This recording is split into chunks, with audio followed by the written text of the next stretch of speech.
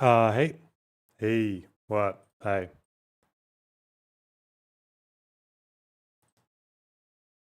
How's everyone doing?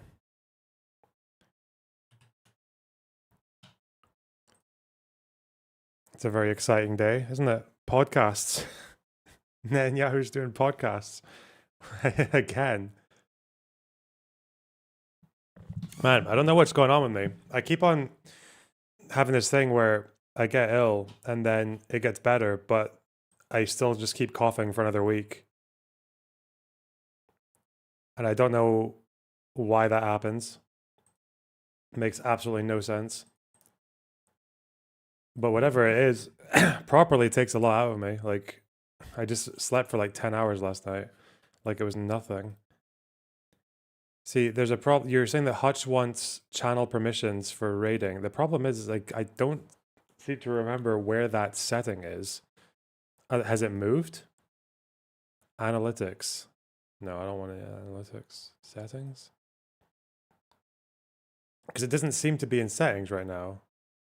Oh, wait. It's here, isn't it? Permissions. Is it community moderation? Here it is. User management. Okay. Live redirect permissions. Yeah, Hutch has it. Hutch has permissions to redirect. He can raid whenever he wants. Yeah.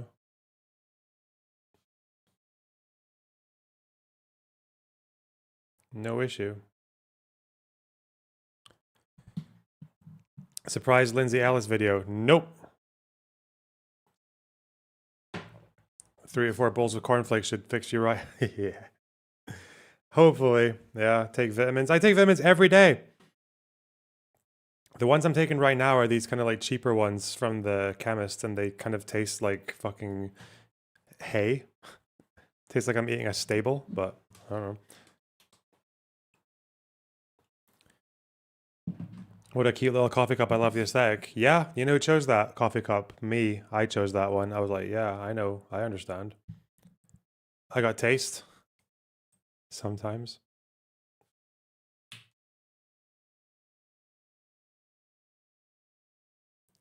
Right. I need to.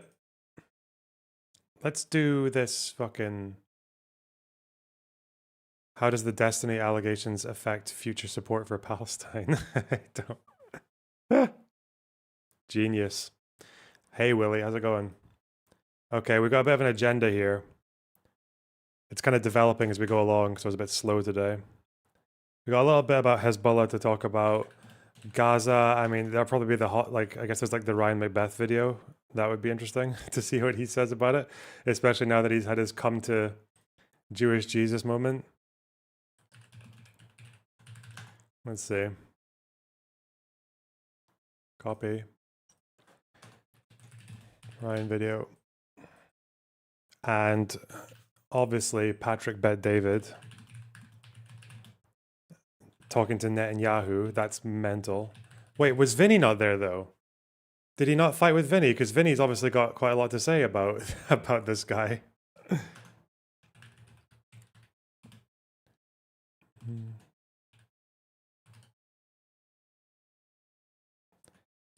Is it gonna have Vinny interjecting with his red, steaming face, talking about fucking USS Liberty, or does he just do that afterwards?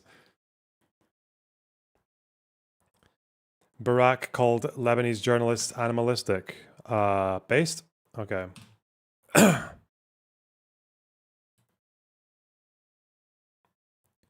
H3 is making non-podcast vids right now. Are you working with him? Nope. No plans. Oh yeah, H3.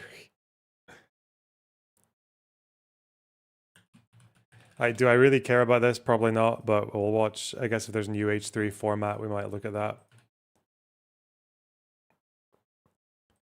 There's a funny change now though, is that at least now when Ethan bitches about someone, when Ethan bitches about someone, the crew joins in this time. That's cute. That's good.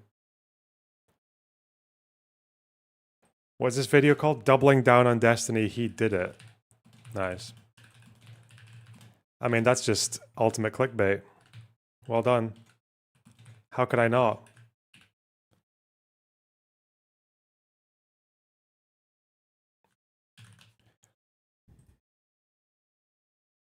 That's good warm up. Good warm up content. Did you see that Big Joel debated PF Young? I didn't. Fuck, that sounds really good. Yeah, I wanted to see that. That's on my stream suggestions. Why do you guys keep sending me these fucking videos? It's just like, this is just LeftTube fucking video essay number 4 billion that's just copy pasting the Ilan Pape book about myths about Palestine. Like, fuck off. Look, why is this a myth? Do you condemn Hamas? Where is it? Israel has a right to exist. Apparently that's a myth. Okay, nice. Sure, dude. Okay. Stop sending me that shit. Boring.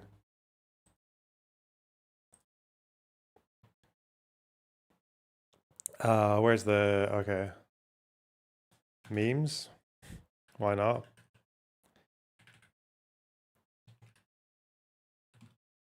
Big Joel...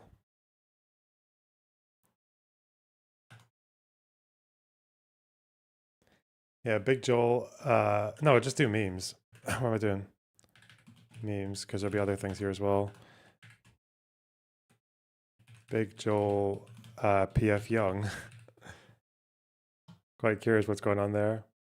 Everything wrong about what they said about Fuentes. What the fuck? I didn't know Big Joel still spoke to the little guy. You think I could get a talk with him?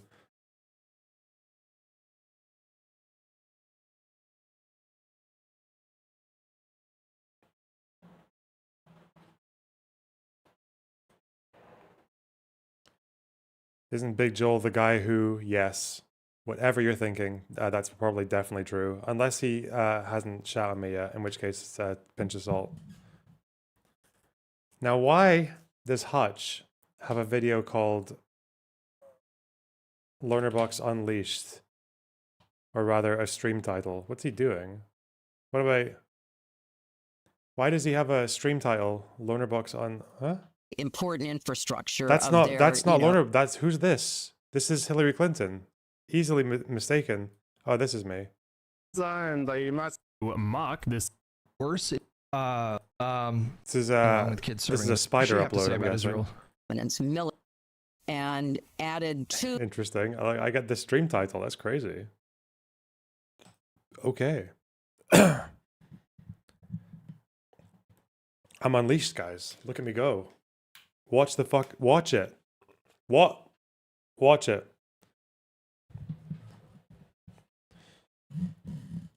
I don't think you look like Hillary Clinton. I don't care what everyone else says. Yeah, well, people be yapping.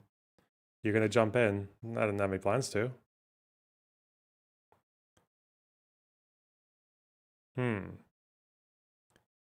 I'm clickbait.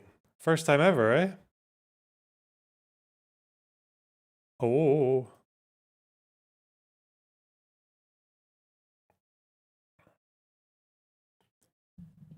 Food shops fighting with Willie Mack on Twitter.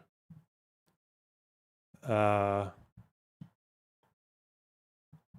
shit. Has Food shops become like, yeah, she's become like the big Destiny defender now. She does,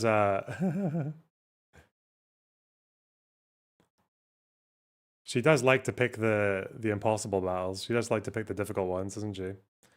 Because before that, it was defending Lolly, right? Or rather, defending her own enjoyment of Lolly. What a fucking champ. To be fair, that was actually one of my favorite arcs ever, was watching her on, it was on Wick, just taking caller after caller and debating them on her love for Lolly and just mogging the shit out of all of them. That was brilliant.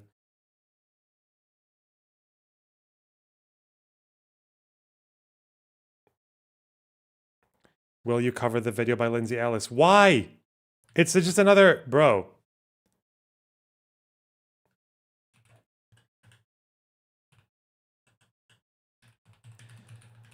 I mean, I guess it's a big deal. The unforgivable sin of Miss Rachel. Okay. I mean, it's got like 500,000 views. Huh. Don't be deleting my comments, you're done, blood. Why? There's this really annoying phenomenon where people get auto-modded and they think their comments are getting deleted, and then they come to me and be like, "Oh, are you scared of criticism?" Like, You're getting auto-modded. Like, learn the fucking internet. Jesus. You're not that special. Also, your negative Nancy behavior is terrifying to me.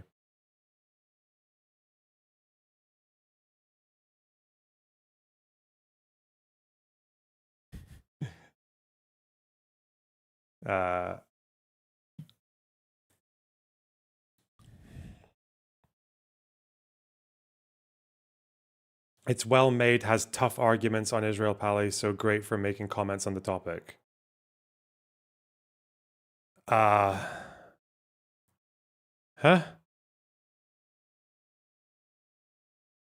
What? Okay. I don't know what that sentence means.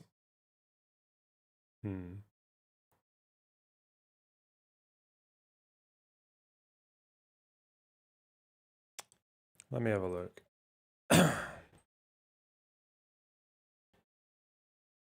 I'm kind of curious about the title, to be honest. Ms. Rachel. But I feel like it's going to be a lot of the same fucking talking points that we've just heard a billion times. Like,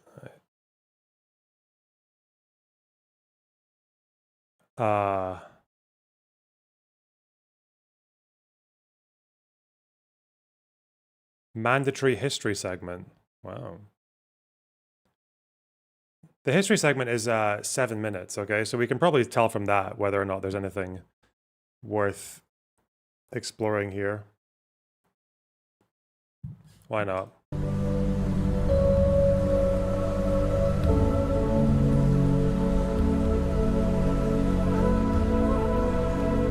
Okay, so now we're all relaxed, got our heat treatment, got our pores opened, and we'll try to make this whole history portion short and sweet. Here we go. So King Solomon the Wise. Don't look at me like that. I could have started way earlier. I could have started with Moses. We could have started with the fall of man. King Solomon the Wise is said to have constructed the first temple in Jerusalem. This is likely legendary rather than historical, but that puts its construction around here-ish. Judaism was originally a temple-based religion. I mean, it still is, but now it's more about like study than doing rituals at a physical place. Back in the day, the temple was a much bigger deal. It was the center of worship, it was where they housed the Ark of the Covenant, those plates with the 15, These 15! Wait. 10 commandments! It's where they sacrificed the lambs. It was a big deal. And then, oh no, it's Babylon. They invade Judea, destroy the first temple, and this leaves the political and religious leaders to either being dispersed, killed, or enslaved. And this is called the Babylonian exile, and it lasts a few decades. But then, here comes the Achaemenid Persian Empire, founded by King Cyrus the Great. Oh boy, they defeat the Babylonians and let the Judean ruling class go home. Hooray! Around this time is when the people of the region start calling themselves Jews. So the Achaemenid Empire allows the Jewish higher-ups to rebuild Judea, and they get to rebuild a temple. A new temple. A better temple. A new and sexy better temple. The best temple. Foreshadowing is never alliteration. seen. After Alexander the Great comes in and conquers the Achaemenids with like 50 guys. You conquered the Achaemenids. What, like it's hard? The Greeks rule for a couple hundred years, there were a few regime changes, they even had like 30 years of Jewish control, and then the Romans take over. And that's not great. And around this time is when that Jesus boy showed up. I want to party with you, Jesus. Rock me, sexy Jesus, he died for our sins. Anyway, Jesus does his ministry for a little while, gathers a following, does a little temple sermon, and he gets crucified. And this is believed to have happened around the year 30 CE. So things were already pretty tense between the Jews and their evil Roman conquerors, and everything came to a head in... Isn't it like, this is all your stupid fucking ancient history where you have estimates like the Roman siege on Jerusalem that might have killed anything between 2,000 and 2 million people. Yeah, it's just, it's so dumb. A lot of people died, okay? When the Romans besieged Jerusalem, they killed a lot of people. They starved a lot of people, actually, yeah. and then executed a bunch afterwards. It was a bad day for the Jews. Right? 70 CE with the Roman-Jewish War and the sacking of Jerusalem. The Romans besieged the city for months. According to Jewish historian Josephus in his work The Jewish War, written around 75 CE, the Romans, finding the resistance over, spared no one. They were enraged by the rebellion and slaughtered all they met. The streets ran with blood and the whole city was covered with bodies. The number of those who perished during the whole siege was over 1 million, the majority of them Jewish by birth. Modern historians think that Josephus was overstating it, a bit. Deaths were more in the neighborhood of like 20 to 30,000. But the most crucial outcome here is the destruction of that temple and the beginning of the Jewish diaspora. There was another revolt between 132 and 135 CE, and this led to even harsher Roman There are some people who would be very technical about this and say that even before the Roman conquest, I think a majority of Jews already lived outside of the Kingdom of Israel area. Like they were already, but more in the sense they were merchants, not like exiles. But, and Jews are banned from Jerusalem. Of course, not every Jew left the region, but this is the start of the Jewish diaspora in earnest. So where do the Muslims come into all this? Well, they start popping up about 500 years later, and I know I'm being super simplistic, again, trying to keep this short. Prophet Muhammad begins preaching Islam in Mecca around the year 610 CE. In 622, he and his followers go to Medina, where he becomes a political and military leader, as well as a religious one. And over the next decade or so, Muhammad unites the Arabian Peninsula through a combination of diplomacy, alliances, and shrewd military strategy. By the time of his death, around 632 CE, much of the Arabian Peninsula had accepted Islam and was united. Within 10 years, Muhammad's followers conquer Syria, Palestine, Iran, Iraq, and Egypt. They managed to do all of this in part because the Byzantine Empire and the Sassanid Persian Empire had just finished a big war between themselves, and they were tired and they just didn't have the energy, mood. Another thing that made the conquest go quickly was that many of the local populations discontent with Byzantine or Sassanid rule actually welcomed their new Muslim overlords, and many were happy to convert. Those that did not want to convert were usually allowed to maintain their religions. This strategy stands in contrast to conquering hordes like the Mongols, who were not able to keep hold of their conquests because they just ran slipshod through Asia and Europe, killing everybody. It's easy to maintain your conquests if you aren't having to deal with constant uprisings because your conquests despise you. Christians, Jews, and Zoroastrians are in the Quran considered people of the book. Basically, we might have some theological disagreements, but we're cousins. Any reference to Jewish people in the Quran outside of citing religious texts or figures like Abraham and Moses, who are considered prophets in Islam, well, unequal cousins, mind you, but yes. is mostly about this group or another doing a scripture wrong or breaking some covenant or something, but there is nothing that could be reasonably construed as condemnation. The Quran calls for dialogue with Jews and Christians, emphasizing shared belief in one God. Say, O people of the book, come to a common word between us and you, that we worship none but God. So it would be dishonest to imply that in 2,000 years of history, generations upon generations, that there were never periods of oppression when one group of people had dominance over another. It was not always puppies and bagels for the Jews under Muslim rule. In Muslim Spain, for example, although during the initial caliphates between the 8th and 11th century things were generally pretty chill, where the Jews even held high-ranking positions in government, in the Almoravid and Almohad caliphates of the 11th through 13th century, religious tolerance declined. But for the most part, there has been a steady Jewish population under Muslim rule in the Middle East and North Africa for the last 2,000 years. And while there have been periods of oppression, the levels of oppression experienced by these populations were quaint compared to the rest of Europe. We have a mission to convert the Jews. All of this is a very long-winded way of arriving at the point that there is no historic blood feud between... Did Muhammad kick them out of the Arabian Peninsula? Yes, I believe he did. 600 something, 640.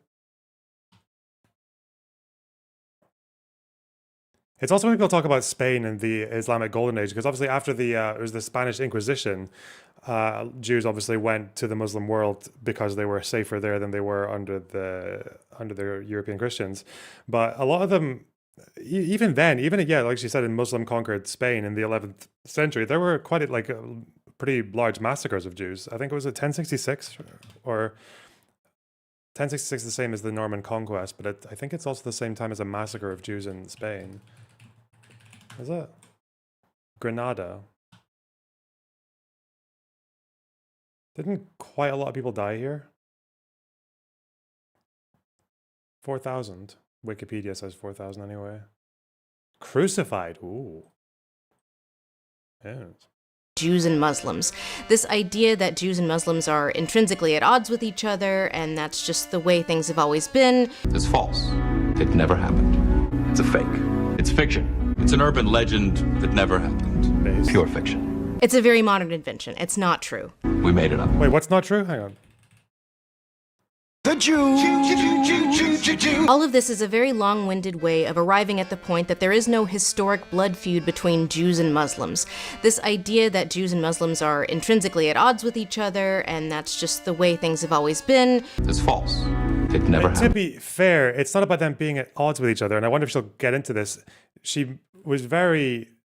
If you read any like honest historian who's talking about how they were believers of the book and therefore they were allowed to live, basically, that's part of it, but that's not actually the full story. The fact that Jews were believers of the book was half of that sentence, and the other half is they were believers of the book, which meant they could live in the Muslim under Muslim rule, but they were second-class citizens. They were dhimmis. They were like Jews were only really allowed to exist under Muslim rule as like wretches, as like pathetic fucking wretches. And when you get to the stage of the Ottoman Empire under Muslim rule, a lot of these Jewish populations, again, it's not too dissimilar to Europe in the sense that they live in ghettos. They can't really pursue justice against Muslims if they're attacked, for example. It only takes like the confession of a couple of Muslims to get them definitely found guilty. Their taxation is far more disproportionate against them. They can't exercise any self-defense. They in some cases, yeah, it's really arbitrary. Like they can't ride horses. It's costume. So in Italy, when they're wearing yellow badges and Muslim rule, sometimes they're having to wear like special hats, or sometimes they couldn't wear shoes especially if they were walking across or past like one of the religious sites. They had to just manufacture these weird straw shoes instead. Yeah, there are lots of, but I guess that's not really being brought up. Or so it's okay to say that yeah, they're not really at odds with each other, on the condition that Jews have no power. And as soon as they do start to accumulate some level of power, that becomes a problem. Like when you reach the 19th century and nationalism is a big threat under the Ottoman Empire, one of those national groups that's causing a big cause for concern is Jews, to the point that before Zionism was even a word, really, I think the word Zionism was coined in 1884, but when the Russian pogroms happened in 81, and it was starting to be evident that quite a few Jews who at this time were called Palestinophiles, believe it or not, before they were Zionists, they were called Palestinophiles. That's a cute fact. Even when they were just debating going to Palestine, and maybe in tiny numbers going there, I think maybe less than 1,000. Definitely less than 1,000. No, it was when that boat on the same day that the Lovers of Zion, Chovevi Zion, they 14 of them set sail for Palestine from I think Odessa, and on the same day, an order goes to the Mutasarrif of Jerusalem, saying Jews who are fleeing the Russian Empire cannot come to Palestine. They can go anywhere else in the Ottoman Empire, provided they become Ottoman subjects, i.e. dhimmi. Or at that point, it would have been technically equal, but still a lot of remainings of dhimmitudes are still there. It was less than like 1,000 European Jews from Russia had actually made Aliyah before the Ottoman Empire and the consul in Odessa put up a sign saying, do not go to Palestine. You cannot go there. You can't settle there. You fuck off. And because they knew that Jews had a particular attraction to that area, and any sizable population of Jews in that region was a threat. It was a threat to the empire's cohesion. It was a threat in the sense that it might bring European powers in there because they were European subjects with European citizenship and European protections, and also because they were starting to talk about national ideals. Even in a tiny minority of them, even amongst the Jews who went to Palestine in the 1800s, barely any of them were talking about nationalism, but enough of them did that it got the empire really concerned, and it got especially Islamic scholars quite concerned as well. So it's a bit weird that you would leave that part out if she does. The fact that, because that's not really, that's like a very, very conditional kind of tolerance, isn't it? Like, Jews who lived in the Ottoman Empire, especially in Jerusalem, before the ones who made Aliyah, their condition, like the Ottoman Jews, the citizens of the Ottoman Empire, they depended on charity. They barely scraped a living together, and the only reason they survived was because of charity from other Jewish philanthropists around the world. Like their existence was wretched. It was absolutely horrible. And even when you talk about different European Jews arriving and seeing the state that Ottoman Jews lived in, like they're appalled by it. And the same with missionaries and people like that. So, wasn't exactly. What books have you read on Jews under Muslim rule? The one I'm reading right now, I'm like mostly more than halfway through it, is called Worlds Collide by Alan Doughty. And the other one is Neville Mandel, Jews in the Ottoman Empire, or Arabs and Jews in the Ottoman Empire before World War One. Yeah, they didn't have a great time. Not to mention the influence of things like blood libel and all that. Now, the one difference that they did have with Europe is that in Europe, Jews were seen as a kind of like a violent threat. Like blood libel was a big accusation. The idea that Jews would kill Christians so that they could harvest their blood for religious ritual. When blood libel appeared in the Middle East, say in Damascus or in Jerusalem in the 1800s, the claims came from Christians and they were supported by Christians, but Muslims generally either believed it or tolerated it. Or they would say something like, well, you know, this is not exactly like the way we understand Jews in the hadiths or whatever, but it's like it's not that far off. Like that was the impression that they had.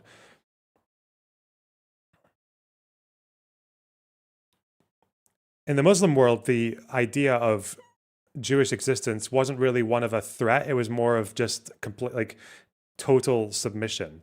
The phrase that was often used for them in the Ottoman Empire was Awlad al-Maut, which means children of death. But they weren't called that in the sense that they were like dangerous. They were called that in the sense that they were like kind of like a dying or like a not really a fully living group. Like they were just kind of subsistence based. They wouldn't really ever defend themselves. They were kind of like a little bit pathetic. Like that was how they were seen.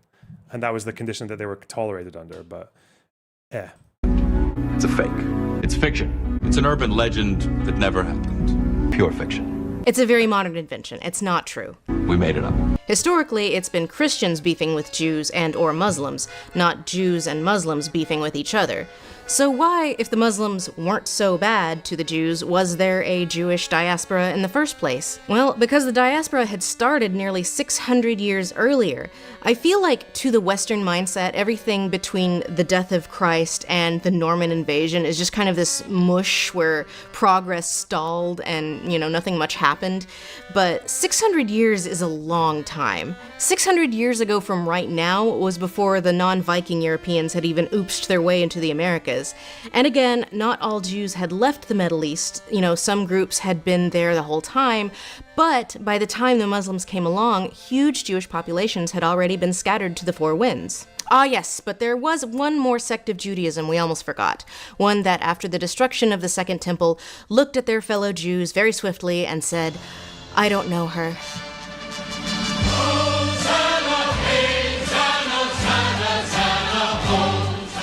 So, when the fall of man happened, I changed my mind. We actually are going back to the fall of man. So fall of Adam, Whoa. Fall of man. And oh no, sin is in the world. We cannot be unsinned because, you know, that is our nature now. But wait, God has a plan. He hatched a plan as Adam and Eve pieced out of the garden. Or she called them Extians. Extians, that's funny.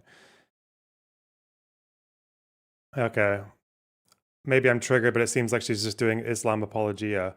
It's just it's just like a downplay. I don't know. There's this problem where people will take something that's true, but then just overextend it to fuck. Like, it's true that it wasn't as bad as it was in Europe. That's obviously true, right?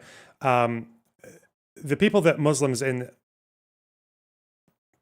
the Middle East or North Africa, the reason that the people they were threatened by were Christians, because Christians were a bigger group. They invited a lot of European influence, say with the French and the Italians, and even the Russians, whether it was because they were Orthodox or Catholic or anything else. Like, that was a big problem to them. But the Jews were only really not a problem because they were dealt with. They were so scattered, they were so disempowered, they were so defenseless that it didn't really matter.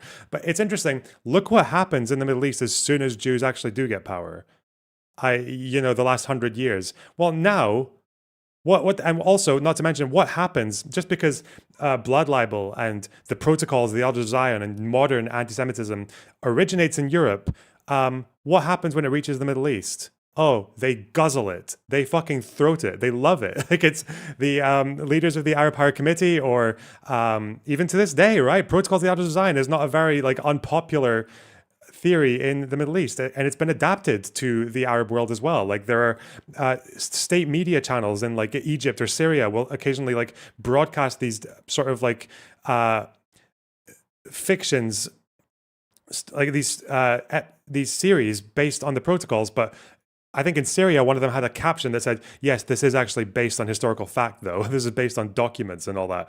Yeah, Mahmoud Abbas and the Holocaust denial. Yeah, so that's never really.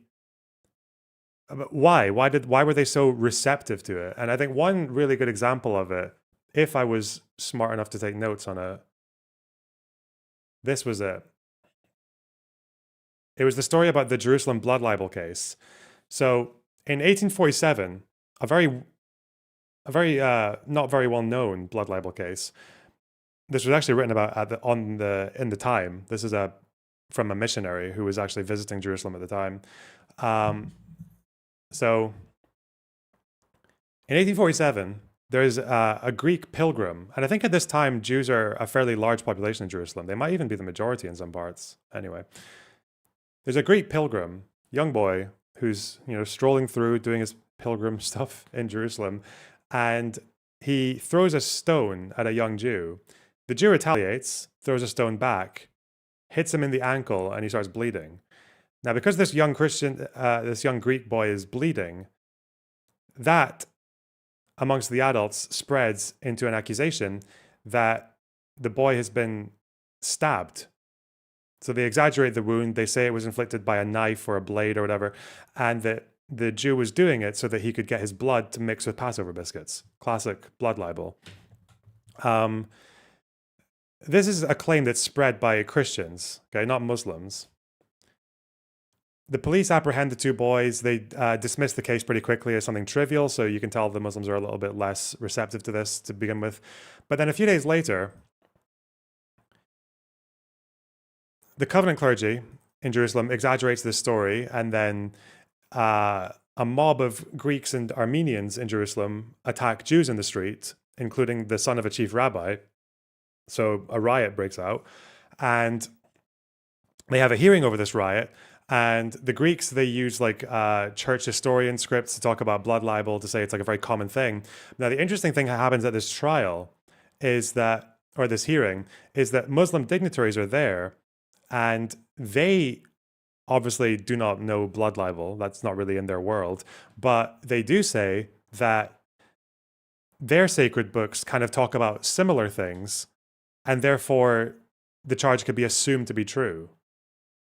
And that's the issue there. The issue there is that because Jews were in such a position in the Middle East that they were not really needed to be dealt with any particular force, but the underlying beliefs that Christianity and Islam have about Jews is enough so that they will lean against the Jew when prompted.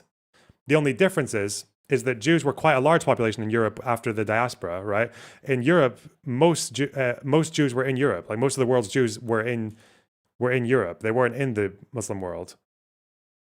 They existed in large numbers, which is why they were seen as more of a threat. They were seen as more of an obvious presence. Whereas in the Muslim world, they were kind of kept out of sight, out of mind.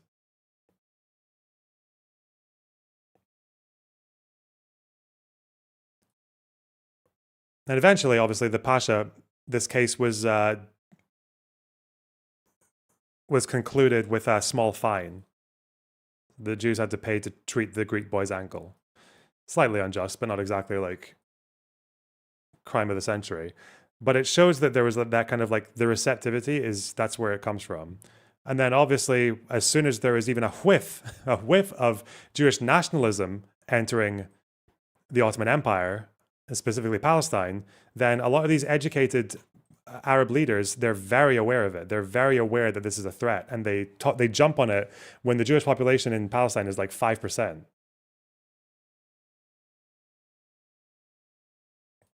One example in particular is this guy, Rashid Rida.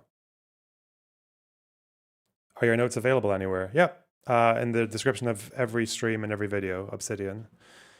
Not all of them are published, but in any case, this is in 1898. The Jewish population in Palestine in 1898 is like a couple of tens of thousands. It's really low. A lot of more like less religiously inclined Arabs or even Christians in the press are not very concerned by it. I think, yeah, this paper here, Al Muqtataf, I don't know how you say that. A lot of these early Arab journalists are not very bothered by Zionism, but in 1898, like very short, not long after Herzl writes the Jewish state, it's only a couple of years, Rashid Rida, to the other Arab journalists at the time, says this, and it's just such an incredible quote.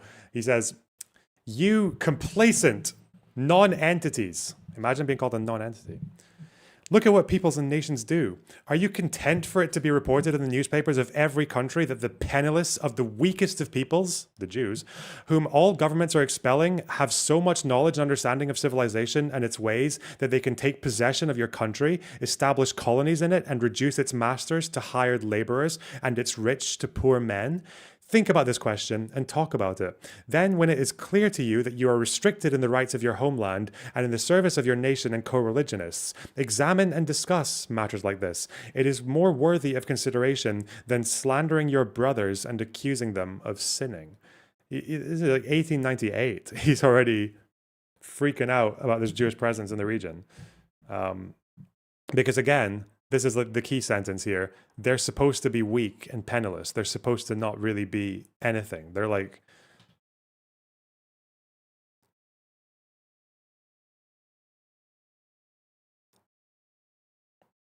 you non-entities. That's you guys. Anyway. Okay. I'm not going to react to this whole thing. Not the worst history segment, kind of strange not to mention Demitude or the general state of Jews in Muslim rule, but okay.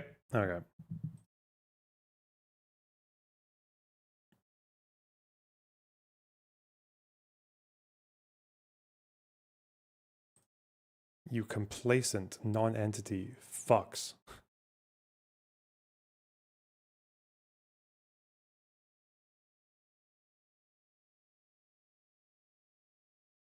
Thanks for covering. I do my best. Complacent non-entity. I'm sorry. I'm fine. Ho. Why am I unleashed? Is Hutch going to talk about why I'm unleashed yet? Jack Lew was one of the people who was who didn't want to even accuse them of having likely committed war crimes. So he was one of the most pro-Israel people in a pro-Israel administration. So I just could there be a diplomatic reason for, even if you thought they were committing war crimes, for not saying that publicly? Well, no, I mean obviously there are, but you have to decide where your moral priorities are. I mean, they were the administration had, and the NSM 20 like. You know, I interviewed a State Department official. She wasn't at the level of Jack Lew, but she was. He's talking to History Speaks. Okay.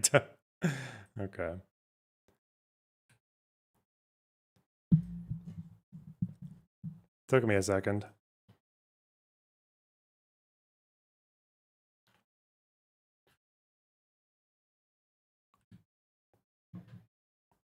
Brackets fat. I'm sorry. What does Ryan Macbeth have to say about Nasser Hospital, eh?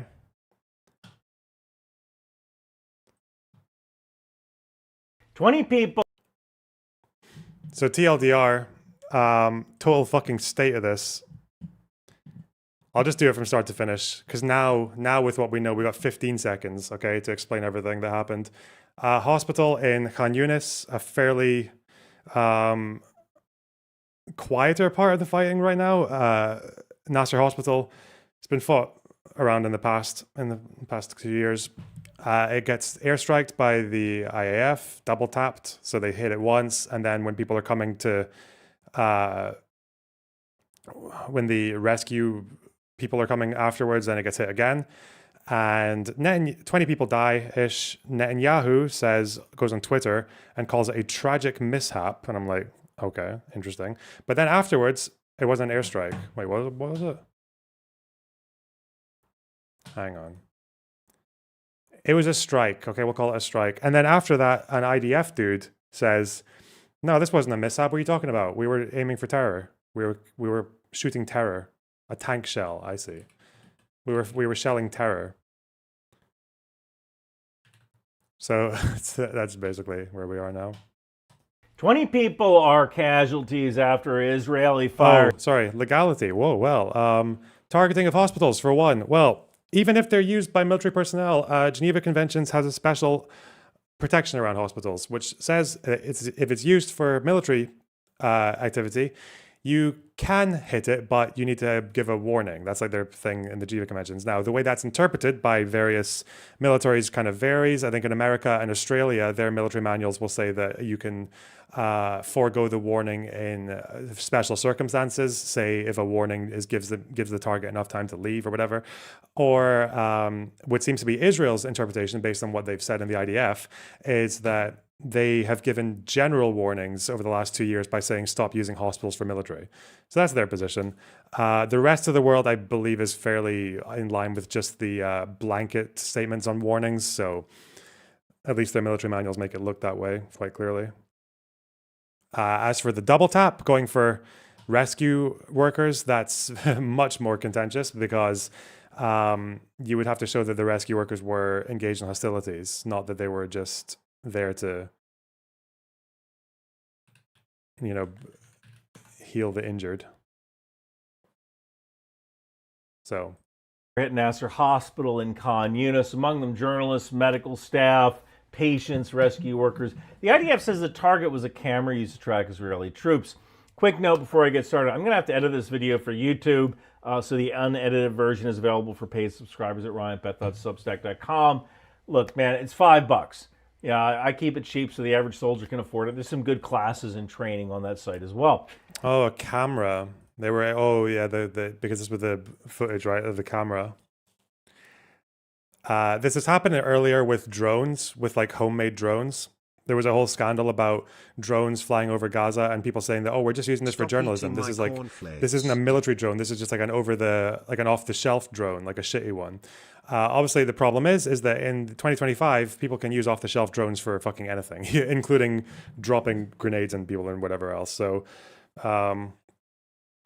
yeah, drones flying over Gaza right now, even if you're doing it for journalistic purposes, is probably not a good idea, because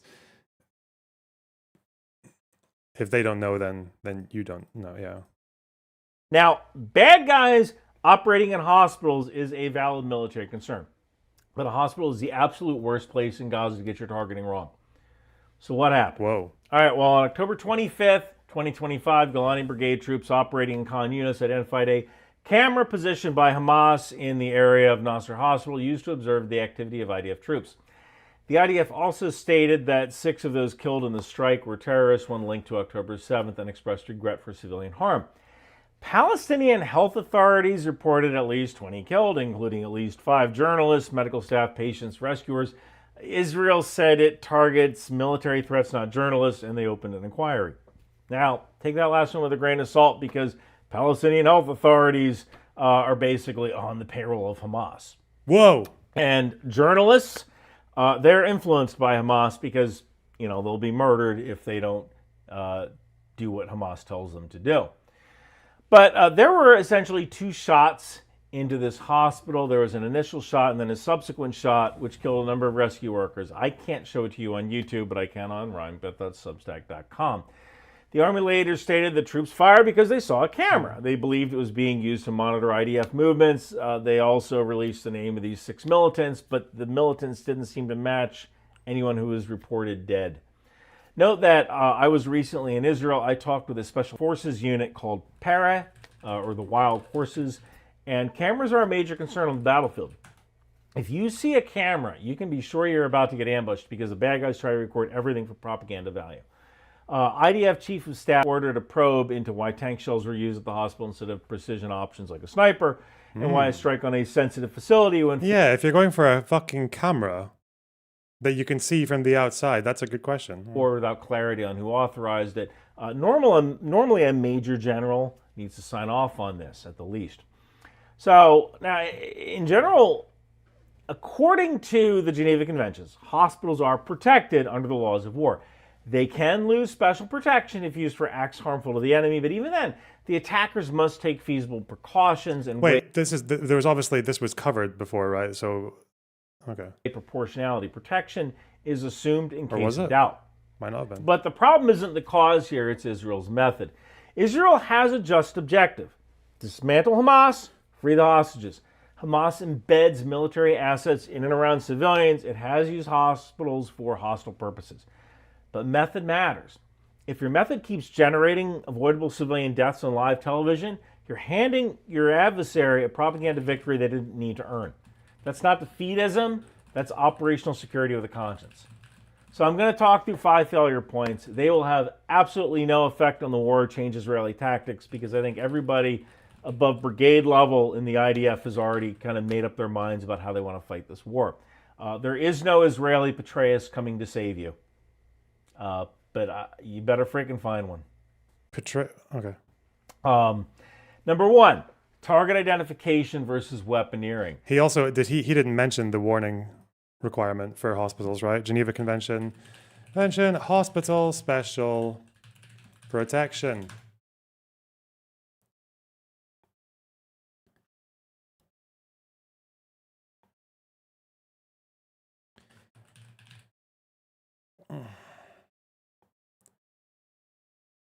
So it's not like there's a special circumstance thing here. They're just saying it's further specified in state practice that prior to an attack against a medical unit which is being used to commit acts harmful to the enemy, a warning has to be issued, setting, whenever appropriate, a reasonable time limit, and then an attack can only take place after such warning has remained unheeded.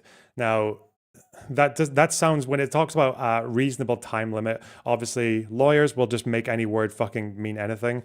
The IDF seems to think that them in general saying you shouldn't use hospitals, Hamas, because we'll get you for the entire 2 years, that all counts as a warning, which some might find less convincing, I would say. Not sure how a judge would take that one. There are some militaries that just kind of say something different to this in their manuals. I don't really know how that works, if they just interpret this differently to make it less of an absolute, because they talk about special circumstances, like Australia Military Manual Hospitals Warning.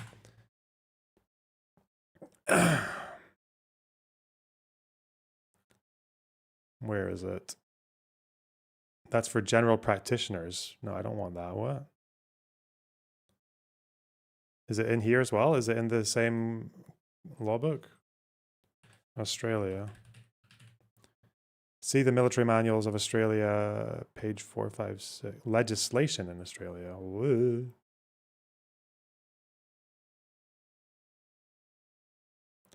Where's the Australia military manual? Wait, that's for health facilities. So Australia military manual. Full PDF.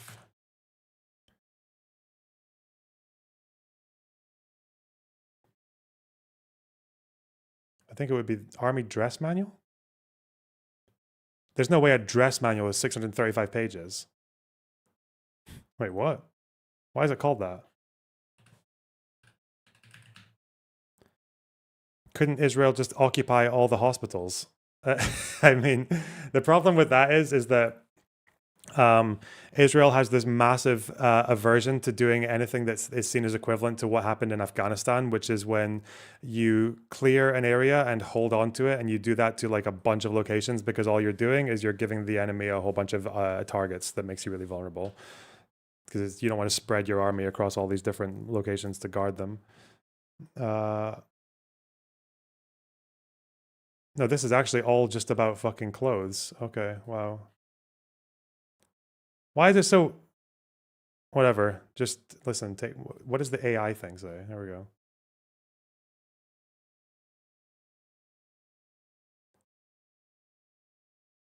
The specific manual of the Australian Defence Forces is not detailed in these results. Yeah. Well, they know.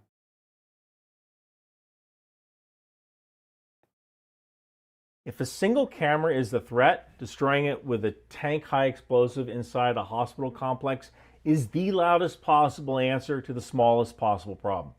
Israeli reporting suggests that the investigation is asking why snipers or precision tools weren't being used. That is the right question to be asking. If you can solve a problem with a screwdriver, maybe you don't use a sledgehammer. Bam. Number 2, chain of command, positive control.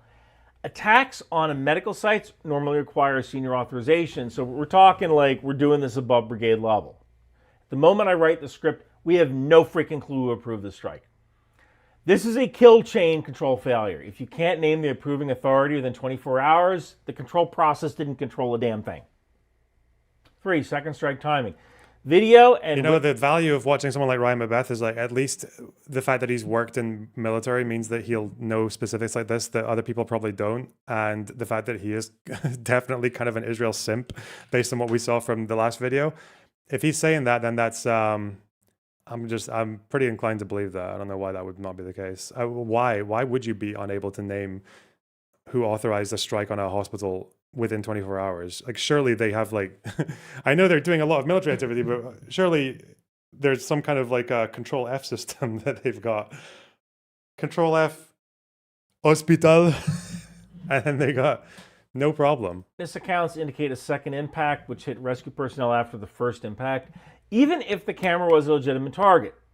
A follow-up shot into a known casualty collection point demonstrates poor tactical patience and broken deconfliction. Whoa. If you must reattack, you push ISR first, clear the staircase, you stand off until you can guarantee you're not killing medics and press. 4 is legal framing and operational practice. International humanitarian law is clear. Hospitals lose special protection only if used to commit harmful acts. Why can't it be as simple as the tank commander just felt twitchy? Bro, if you're in a fucking tank and you're going to fire at a hospital building, right? You don't just be like... You don't do that, right? You're in comms, you got someone who's above you, like, you have to be like...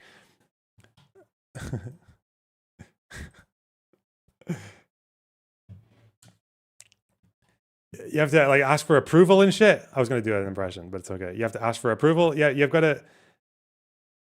You can't just fire with whatever the fuck at any point. Like, especially since this was not like a life-threatening position. Like, fuck.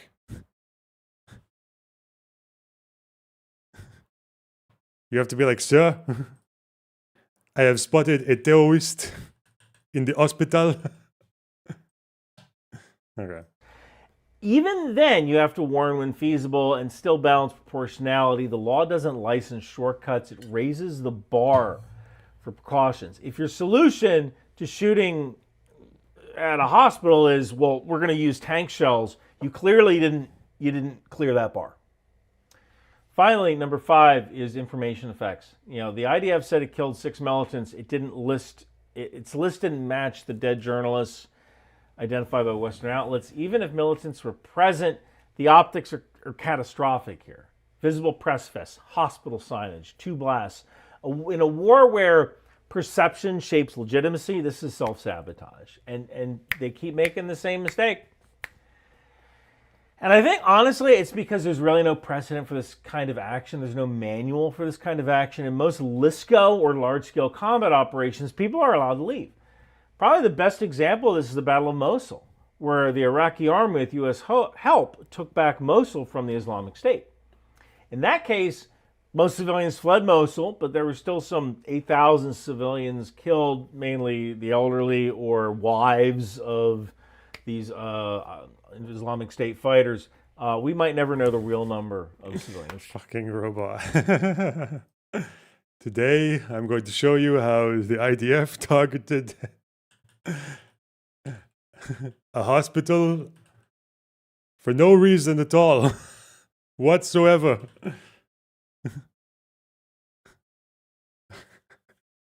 Fuck me.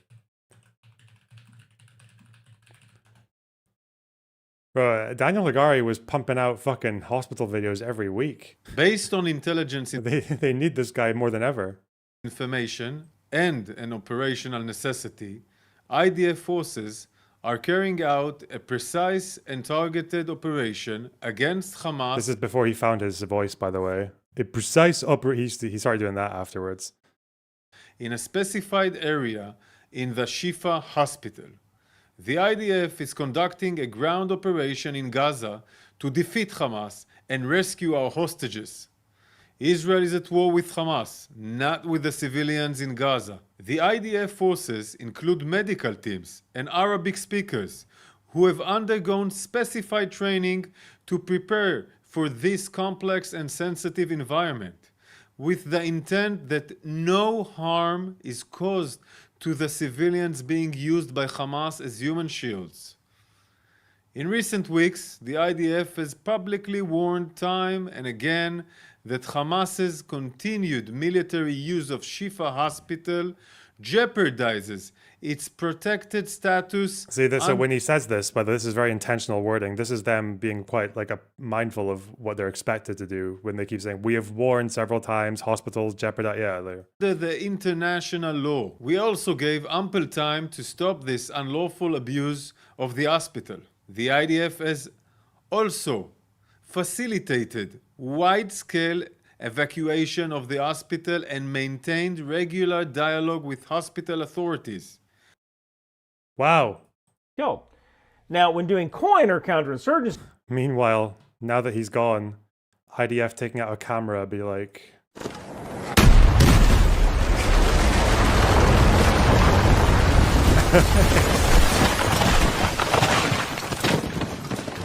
Did we get it? Did we get the camera?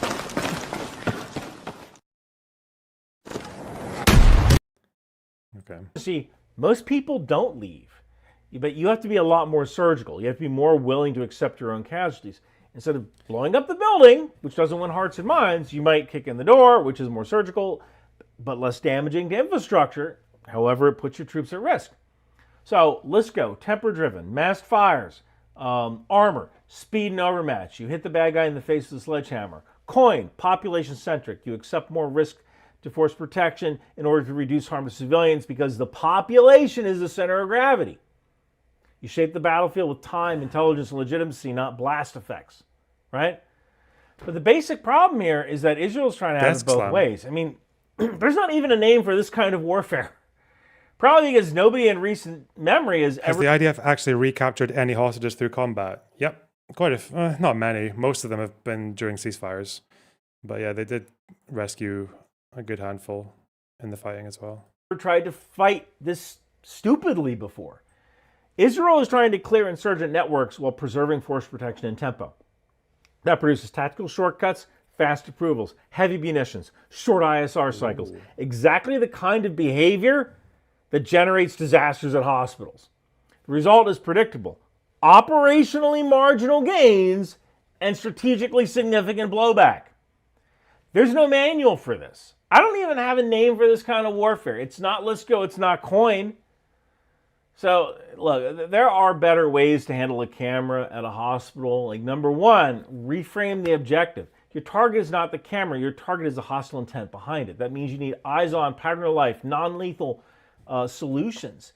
If you can somehow deny the ISR data from that camera, the effects are the same. So maybe go that route first. Number two, weaponeering ladder, light to heavy. Now, I will freely admit that I just find the bad guys. I don't do the weaponeering, but I know a little bit. So, light to heavy. Go for a soft kill first. Smoke. Obscure the camera. Maybe use a jammer or a laser. Now, I know if Israel used smoke, then people would be going, oh my God, Israel's using chemical weapons and white phosphorus. So sometimes you lose either way. But Try don't kill someone. It's also, unfortunately, yeah, like Israel does not give a fuck about what the rest of the world thinks about them. Like, they don't operate in that way. They don't talk in that way. It's kind of amazing that Netanyahu has just now decided to go on podcasts, because even he's gone the last several months now without even having an English-speaking government spokesperson. Like, he's not give a fuck. He's just doing it himself. So yeah, I think the smoke, yeah, maybe that, who's that Twitter user? There's that one Twitter user who just sees white phosphorus in every fucking smoke cloud in the entirety of the Gaza Strip. But besides that, like, I don't think you're not gonna cause the same fuss as killing people. But. Non-lethal method first. Smoke. You don't go straight to the top of the escalation ladder with a hard kill. Maybe you only do this after positive ID that there's no civilians in the beaten zone. Middle of the escalation ladder, maybe you got to send troops into there. Maybe you got to send troops to clear that stairwell. Sorry, it sucks. Use the smallest possible munition and angle. Maybe even do the old habit of roof knocking, where you drop a small explosive to clear people away from the camera, then drop the actual munition. Number 3 here, any strike in or on a hospital should require a named authority record in the fire mission log with munitions locked to that order.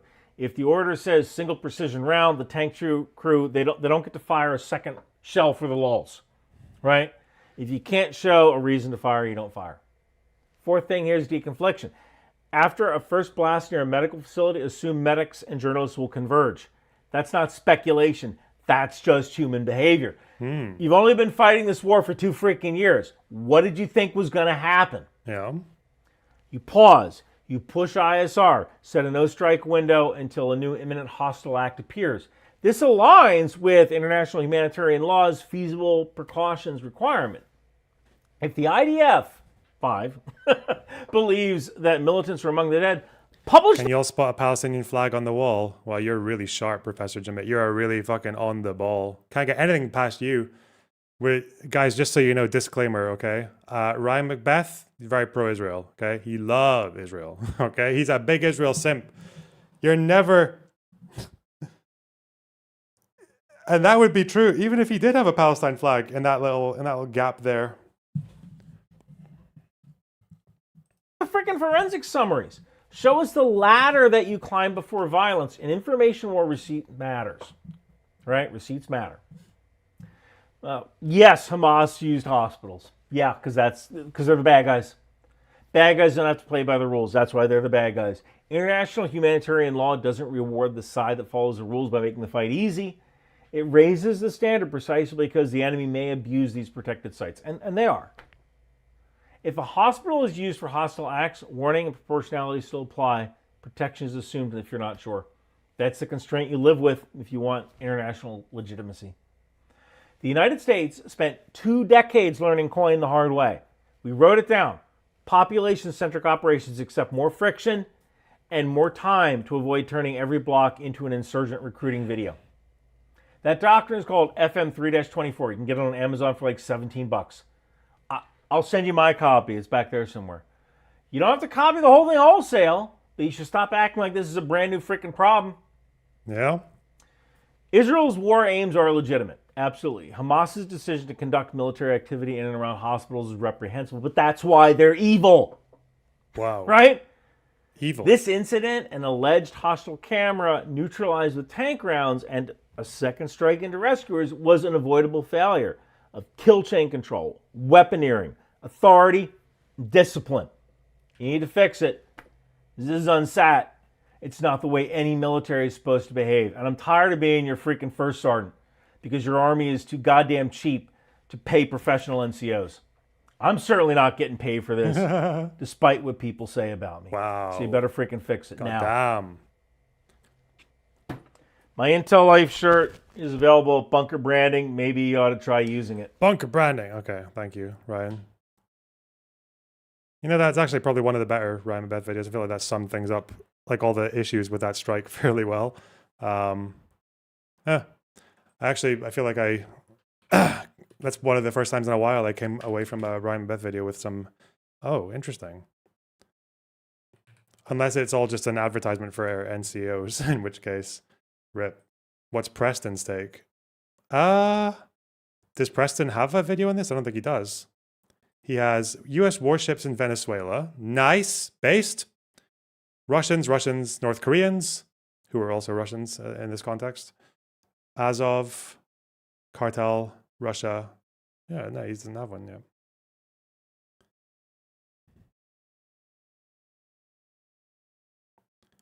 I could use a big fat Albanian flag behind me. Could I? Hutch wants to talk to me. Hang on. About the Palestinian Authority. Ooh.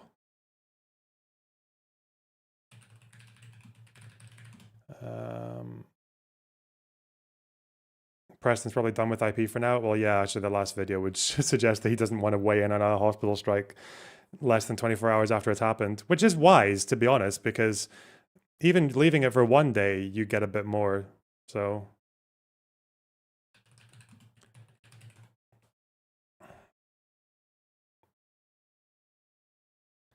okay, what's this? Though, you know, it attracts the tattoos and the gold tooth attract a lot of hate from basically. I need to come up with another word to describe it because I hate to necessarily lump them all together, but I essentially just want to say the incel community. Because there's something about it, incel, that I feel like properly describes a group of people that have not discovered self-expression, and they're like nervous about being like too performative and being like, I don't know, being themselves. He's playing WoW. Let's go. Hit me up to fix your bitrate. I might do that. But those are the ones that seem to be like hella attracted to the idea of like my tattoos being the worst thing ever or my gold tooth being a problem.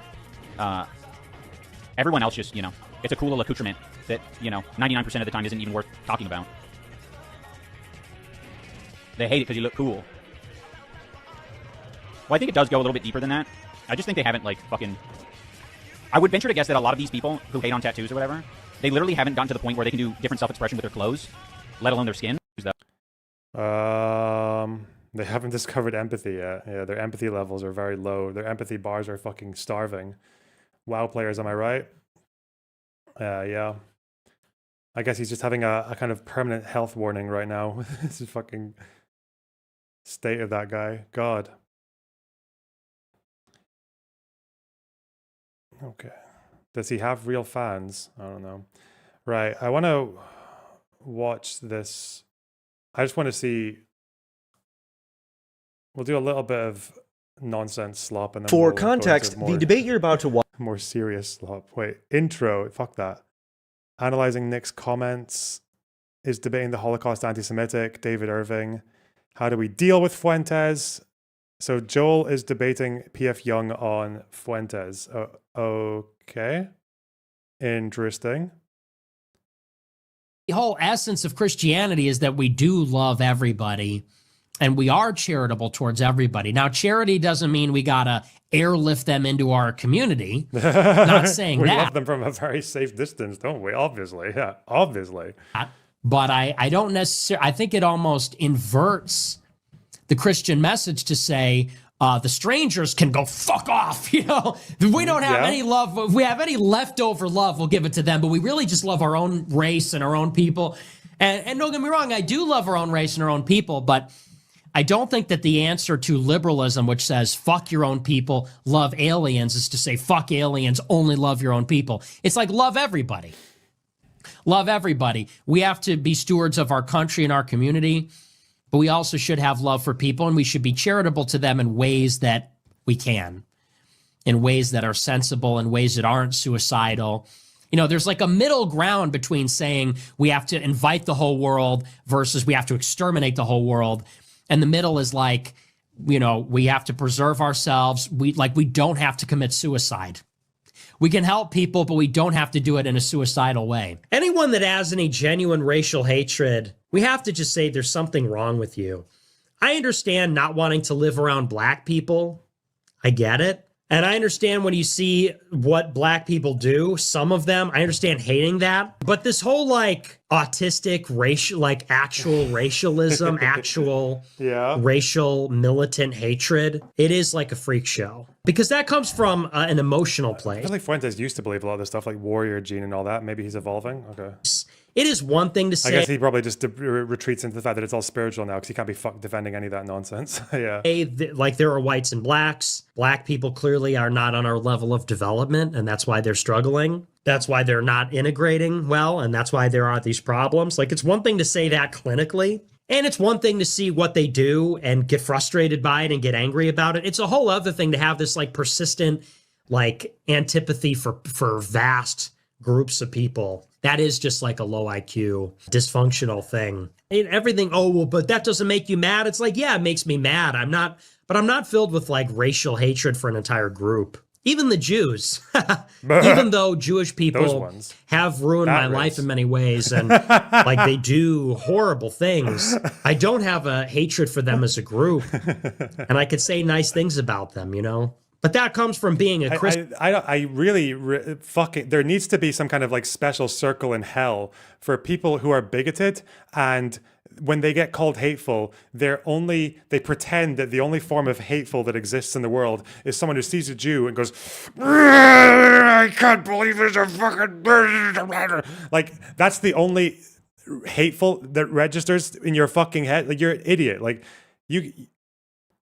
that's not what hateful means. I don't. That's the kind you're blaming them for ruining your fucking life as a collective. You think they're like an evil? That's kind of hateful. Just because you maybe don't feel that much when you say it. God. Of peace, and that's the kind of disposition that you can only have if you love God, if you truly have love in your heart for people. Right. And so I guess like if I'm being devil advocate for Paul's side, Big Joel, I guess the argument would be sort of like, what is wrong with those statements? Like, why are those statements not sort of sufficient against the kind of the case that you're making?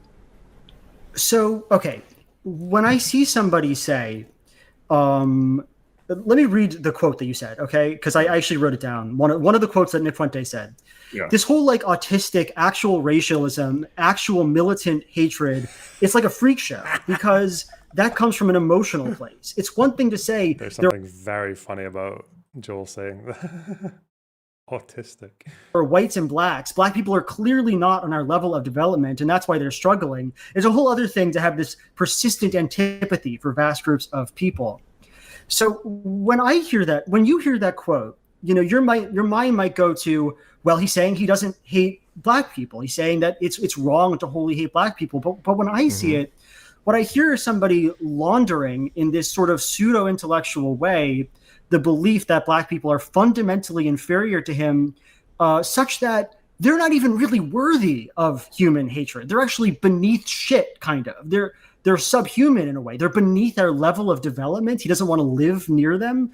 What is that if not racial hatred? How could we call it anything else? What is racial hatred if that doesn't qualify? Because racial hate, what's the quote again, JJ? Well, Big Joel just read it, right? Where he sort of says that actual... Oh, sorry, just a completely side question. Because I read about this once and I didn't remember to write it down because I'm a retard. Why has the Palestinian Authority never, or have they ever? I don't think they have. Why have they never declared independence? I know this was something that they were flirting with doing around the time of the Second Intifada, if they couldn't get a peace deal. But they didn't get a peace deal, so... But there was a good reason why they wouldn't want to do that. Because they've got recognition from about as many countries that Israel does right now. Why don't they declare independence? Like, I don't even know what that would mean, but... Or have they? Because they want Israel. I don't think that's why they would do that, because you can still want Israel and be an independent state. Like, the reason Israel doesn't want to give Palestine a state is because they think that state will just lead to them trying to get more later. Like, it's none of these obvious reasons you guys are getting. It's not that they benefit from the status quo.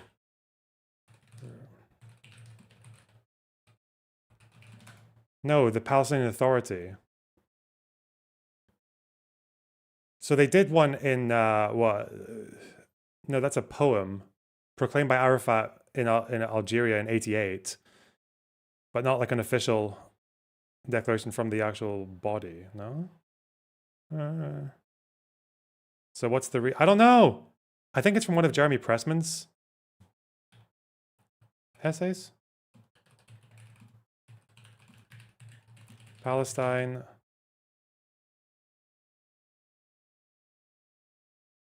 Declare independence. Is it this? What caused the Second Intifada? Independence.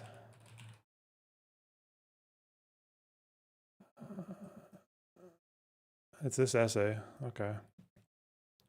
Despite repeatedly threatening to declare independence, the PA consistently backed off from such threats and let sacred dates slide. The PA's unwillingness to pursue a unilateral route to statehood suggests that it was aware that a unilateral declaration was more than likely than not to backfire. It would have given Israel license to act unilaterally as well. Okay, that's a good argument. There you go. No thanks to you guys. Barak and Benjamin Netanyahu before him had stated that he would annex certain coveted areas in response to a unilateral declaration. Damn, Barak as well. Imbalance of power. Yeah, so just the fact that they would fare far less well in a unilateral exchange.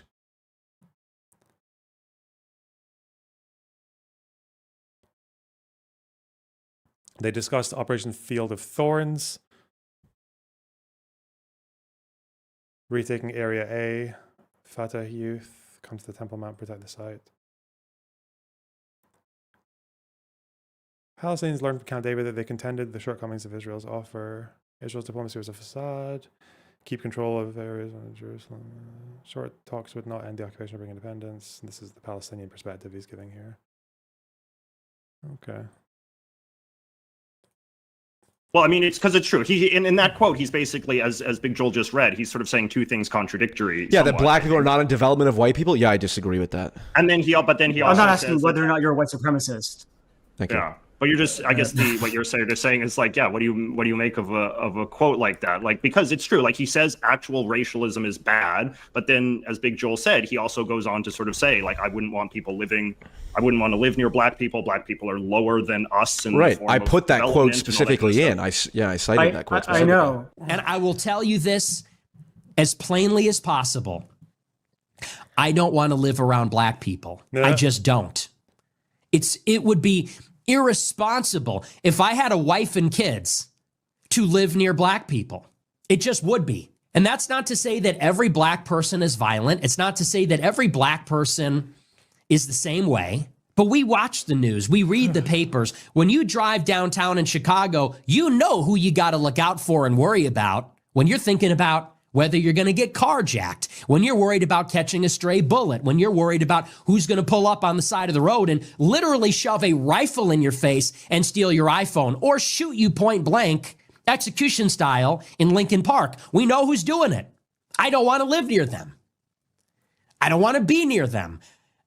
They make me nervous. I appreciated the way that you put in with a quote that seemingly cuts against the whole point of your video, which is that he's against broad-based racial hate. That was not the whole point of my video, as I said, and that's why I rejected it in the first time. One of the claims in your video that he's... one of the claims, which was just as important as the claim that Nick Fuentes has the capacity to wreak utter destruction and mayhem and be exactly the kind of racist demon that people make him out to be. And all of the evidence of all the weird shit he does with his cult is evidence of that, and I cited that specifically. Wow. So it's From not my perspective, Nick Fuentes is a neo-Nazi who is a wholly destructive force in the life of his audience, has never made anybody in the history of time less racist, is a Holocaust denier, hates the Jews, and hates black people because he thinks they're less than he is.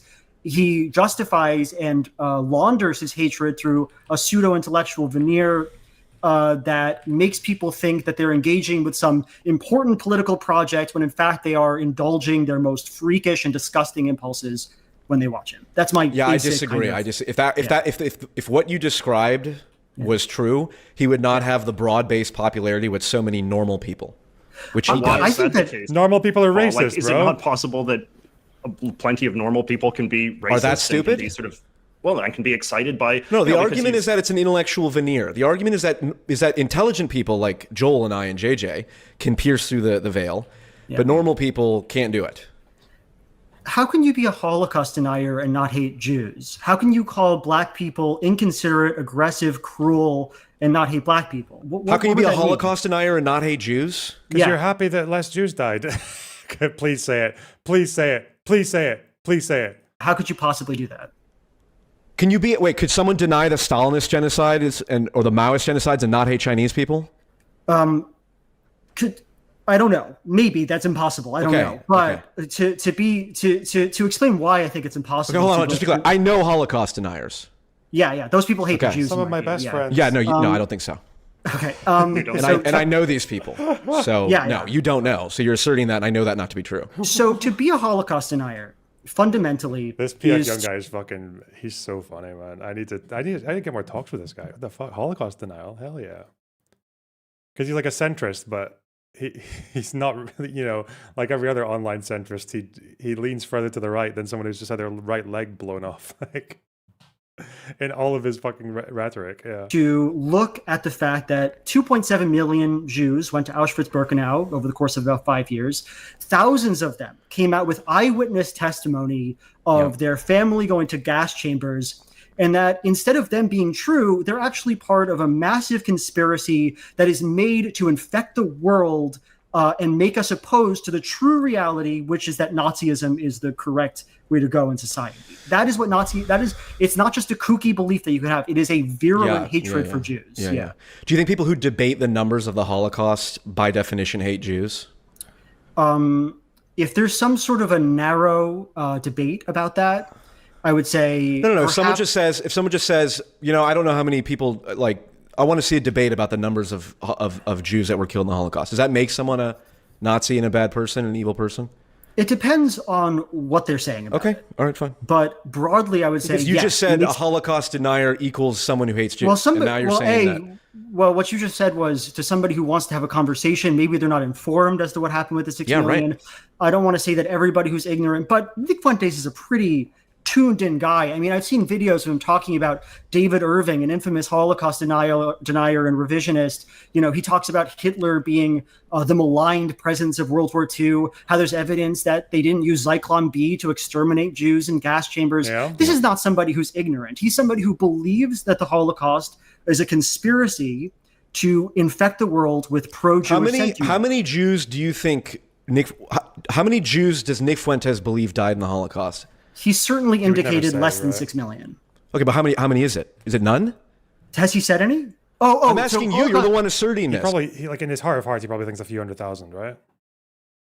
I think that he believes that some amount of Jews did die in the Holocaust, and he believes that those Jews that died in the Holocaust were not killed by Zyklon B in gas chambers, but it was instead some sort of a... There was, I believe, not long after the Holocaust, where there were debates over numbers, but like the debates over numbers were, some estimates said 5 million, others said 7 million, and obviously most said 6. Like that's kind of where the debate is. But Holocaust deniers, or people who get called Holocaust deniers, are nowhere near any of those numbers. They're down. They're lucky if they get to 1 million, right? Yeah. Big fuck up where supply chains were going all wrong, and they died of starvation because they didn't have the food. Whatever. Holocaust denial is not merely the belief that nobody ever died in the Holocaust. It is the full-scale rejection of the narrative of the Holocaust as has been established by historians, credible historians. That's what Holocaust denial is. Okay, yeah, I believe that people can be Holocaust deniers and not hate Jews. That's self-evident and obvious. It's not at all. Hold on. This is separate. What does Nick Fuentes believe? I don't know. As I stated, one of the most important points I made in the video was that he could very well be the evil, demonic, actual, I want to kill all the Jews, and he's just totally lying and all that. That's not the sense I get from him. Nick Fuentes is an apologist for Adolf Hitler. So anyway, that's why I think Hitler's unfairly maligned. Wow. You know, and I'm not in like the fan club or anything, but like this stuff is important because of how it affects American politics. You know, anybody have anything for that? No. Thank you for the history. Thank you for that history. It is important. That was so much. Okay, well then, then define pro-Hitler. Okay, so oh no. Go on. Sorry.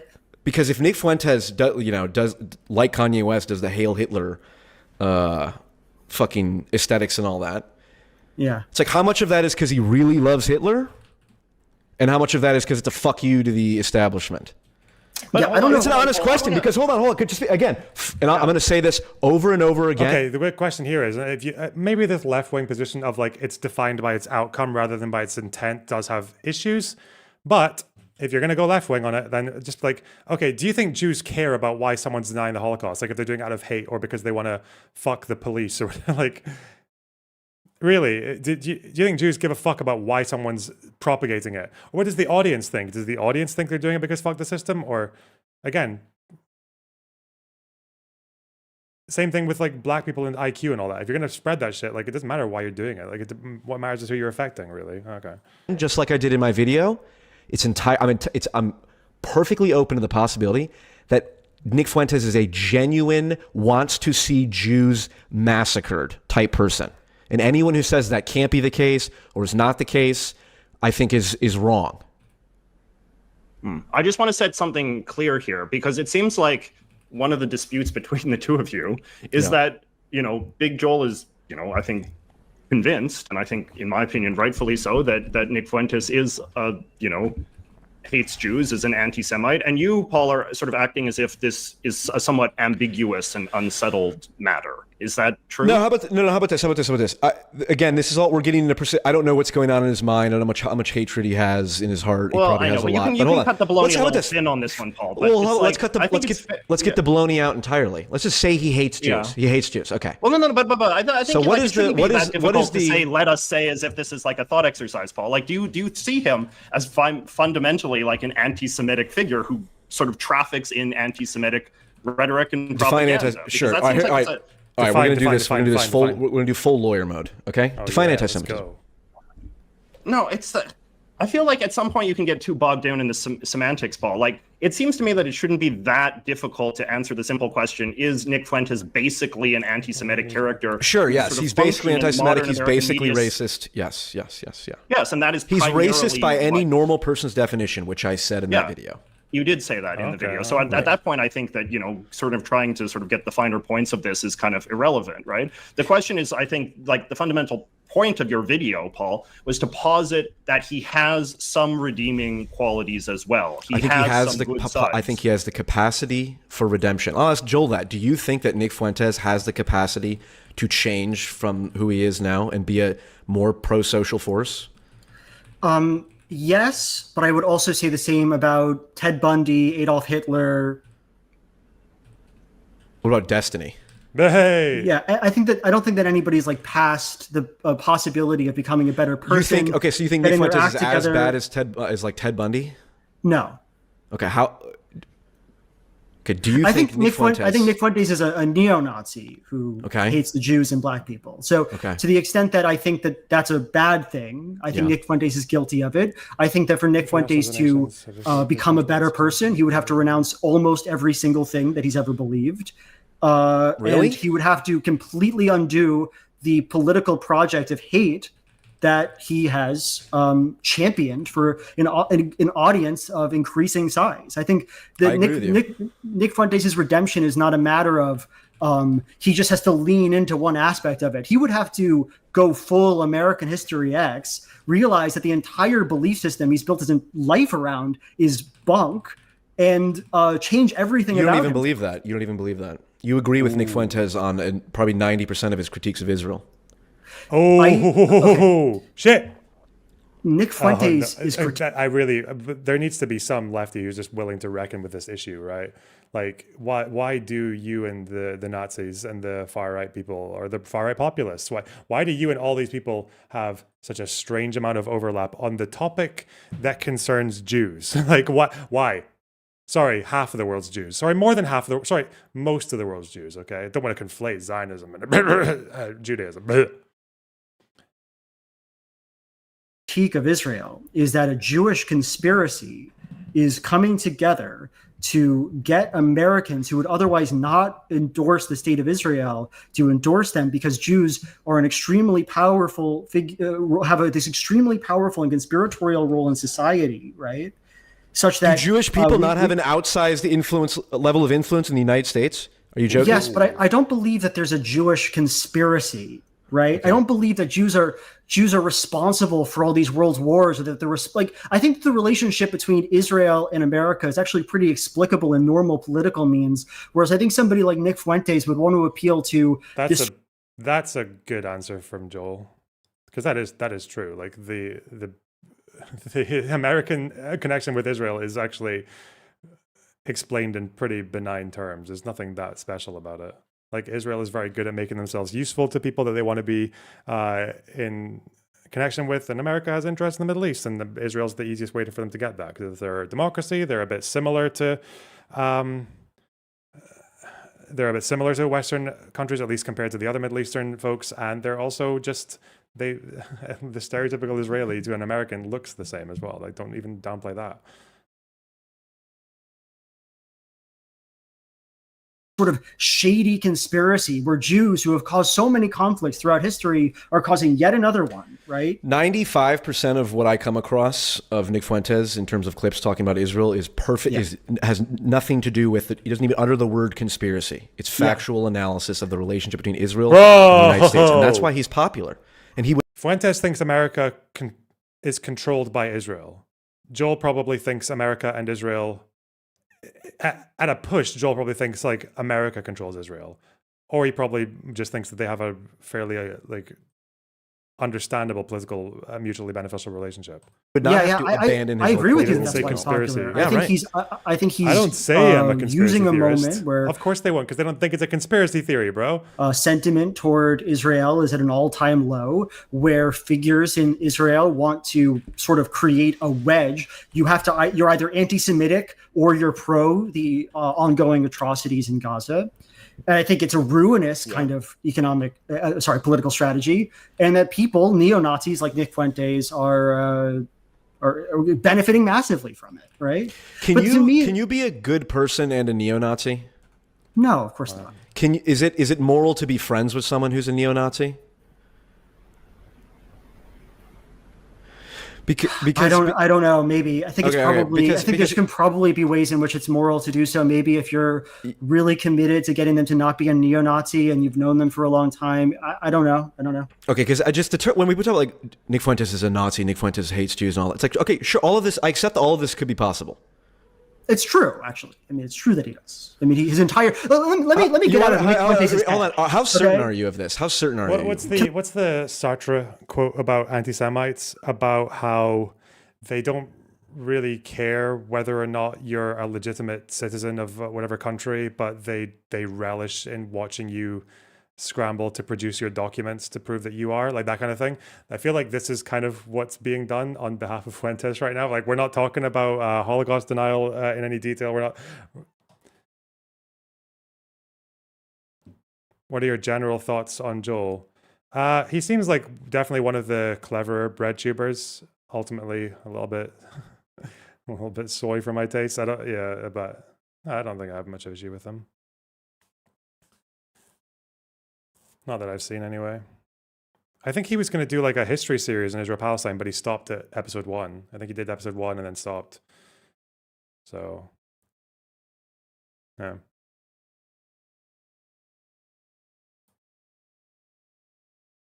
Can I get? I don't try to speculate on people's intentions, and I'll try not to do that here. Okay. I don't know what goes on in Nick Fuentes. He said maybe it's all a prank. Maybe he'll come around and in 10 years he'll say, "Punked, I love Jews." I don't know. Okay, fair enough. Was episode 1 any good? Not really. It's just pretty unexceptional, bog standard. I read the first chapter of Khaledi's book and I know what's what, that kind of thing. But the entire purpose of the political project that is Nick Fuentes is one that leads us to Jewish hatred. That's what I'm saying. Not that Nick Fuentes personally believes anything, that the entire career that he's had on the internet has been devoted to bigotry and hatred of black people and Jews. Nope. If he continues to launder to his audience the idea that it's not Jews and their genetics that's a problem, it's their religion and their belief that's a problem. And if they became Christian, that would be fine. That's the exact opposite of the Nazi position that Jews have in their genetics, fundamental moral flaw. My Jewish neighbor's son converted to Catholicism as a groyper because of you. All right. Hey, love to hear it. Hey, well. Look, I like Jews. I really do. I just don't trust them, and I need them to be Christian. I have a lot of Jewish friends, and almost all of them are Christian, actually. They're ethnically Jewish, but they're Catholic. I have a couple Jewish friends that are not Catholic, but I only tell the truth. You know how I feel about Jews, but they are really funny. They are pretty intelligent and crafty. Oh, they got the highest IQ, don't they, Nick? Not anti-Semitic at all. So they're, look, I'm not going to lie. They're fun to be around. As long as they're not trying to kill you, as long as they don't hate your race. And I don't necessarily trust them. I don't fully trust them. And I think some of them are going to hell. But, but they're pretty, got to give the devil their due, even if they're the literal devil or the figurative devil. I appreciate it. We love them. We love all people. Do you believe that Nick Fuentes, which do you believe is a closer belief for Nick Fuentes? His Catholic identity or his hate Jews identity? I don't think I don't think they have to be at cross purposes, but I would certainly say the hate Jew identity is a bigger part of his life. Yeah. To respond to the bigger, you could be true, or you could be right. Question here. Nick Fuentes isn't an essentialist about Jews. He doesn't believe they're biologically fucked. He believes that instead they're sort of politically fucked. What do you think? Why do you think that in that case, Nick Fuentes does do apology for Hitler? Why do you think that he does endorse Holocaust denialism? I think a big chunk of it is the same reason that Kanye makes a song like Hail Hitler. I would love to watch a clip with you of Nick Fuentes talking with such articulation and such specificity and so little comedy, where he's going over the work of David Irving, talking about how Hitler was the aggrieved party in World War II, how England was wrong to declare war on them because Hitler was just taking the Sudetenlands. All of these are fact of the matter questions. So I don't care. So that it's irrelevant to me if someone believes that. And you find that one of the preeminent World War II historians in the history of the world, his name's David Irving. He speaks all the languages, French, German, reads all the source documents in the original language. He's regarded as the #1 historian, makes millions. What was one of David Irving's famous court case blunders was again he does know these languages, just that he lies about them, unless he's actually sincere in that. I think one of the things that he read was a note from Hitler ordering the turning back of one train of Jews, obviously going to the death camps, and because the word was Judentransport, he assumed that he meant all of them. That fucking dude. Bit gupped, absolutely gooned. Sells books, widely esteemed by the whole community. The whole community? What community, bro? Oh, he's such a fucking worm, Fuentes. He's so lucky. He's kind of funny. Jesus Christ. He goes in and says, well, there were attributes about the Holocaust which may not be true. Like, for example, a lot of the Jews that died in these camps, they weren't death camps. He says the people that died there, they died because there was disease spreading in the camps. They died because they were running out of food. As Germany lost the war, they were running out of the means to feed the prisoners. Is that why even when Germany was winning, the caloric intake in the Warsaw Ghetto was way down to less than 100 calories a day for each person? Is that why? Really? Even when they were winning, they were Also, it's so funny that it's things that are not actually in dispute are put as fact. The idea that, they didn't all die in the camp, some of them died of disease. Yeah, do you know who else says that? Everyone. That doesn't invalidate the Holocaust. Holocaust Museum Library, how many died in the camps? They have a breakdown. I think it's this, Holocaust Encyclopedia. About 2.7 million killed in the killing centers, the gas chambers. 2 million in shootings, the Einsatzgruppen. 800,000 to 1 million in ghettos. Others murdered. Where do they mention the starvations? Or is that lumped into the... Where is it? Hunger.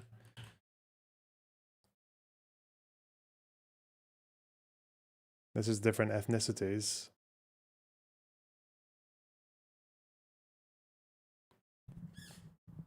Oh, the breakdown by killing center, mass shootings. Oh. Yeah, deliberate privation, disease, brutal treatment. So that comes into the 800,000 to 1 million. Carbon monoxide. Yes, monoxide was initially used before they went to Zyklon. Yes. The Allies were bombing the railways that provided the food to the camps. And so when you see these pictures of people being shoveled in and the mass graves and things like that, maybe it's not gas chambers. Maybe it's not an extermination. Maybe these were people who still unfairly and in a discriminatory way were locked up for being Jewish. But maybe these technological horrors are exaggerated. Maybe the numbers are exaggerated. The idea that, oh, if someone has an insane belief, like the Holocaust didn't happen, or the Earth is 6,000 years old, or evolution isn't true, or the Maoist genocides didn't happen, I go, you know what? Deranged. I'm sorry about that, but that alone is. I'm not. What's the solution? What do we do? Do we Paul, silence them and call them hateful solely? You judge the opinion in the context of their greater body of work, right? It's not like Nick Fuentes is just sort of discreetly making Holocaust denial arguments. He is making them in the context of a body of work in which he generally traffics in anti-Semitic rhetoric and stereotypes and so forth. But the point is that one thing that I'm kind of confused about the direction that this conversation has gone in, Paul, is that I thought that your argument was basically that Nick Fuentes has a lot of very odious qualities, including anti-Semitism, but he also has some redeeming qualities. But instead, it seems like you're now kind of arguing that even his negative qualities are somehow ambiguous and uncertain and undetermined. And then that, which makes it seem kind of, Paul, I hate to say it, like you're making the argument that Nick Fuentes is like on the whole, like. Well, kind no, of like I have the same ambiguous to opinion that good. Joel does in terms of we don't know what's going on inside of his head if we're evaluating his intentions. Well, you can judge his body of work, and right, and then your argument is basically that his body of work. I mean, I thought in your original video, you're basically making the argument that his body of work is, kind of, he's got some bad stuff, he's got some good stuff. Let's hope the good stuff outweighs the bad stuff. But instead, it kind of seems like you're making the argument that even his bad stuff is kind of wildly misunderstood, and he's actually quite moderate on questions of Jews and black people. Well, again, when I show the clips of him condemning calling the racial hatred low IQ, broad-based behavior.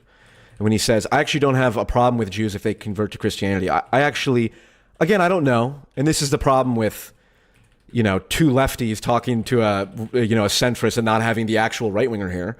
I could believe that that's a true belief he has. Yeah. But you're sorry, go on. No, go ahead. I'm sorry. No, I was just going to say, though, that it's like, it gets to the question of like the degree to which you sort of see these things as ambiguous, sort of unsettled questions, right? Like the degree to which I do see them as ambiguous, unsettled questions. Yeah, which I just think is something that, I mean, I certainly don't see it as particularly ambiguous, and I think that Big Joel doesn't see it as particularly ambiguous either. Okay.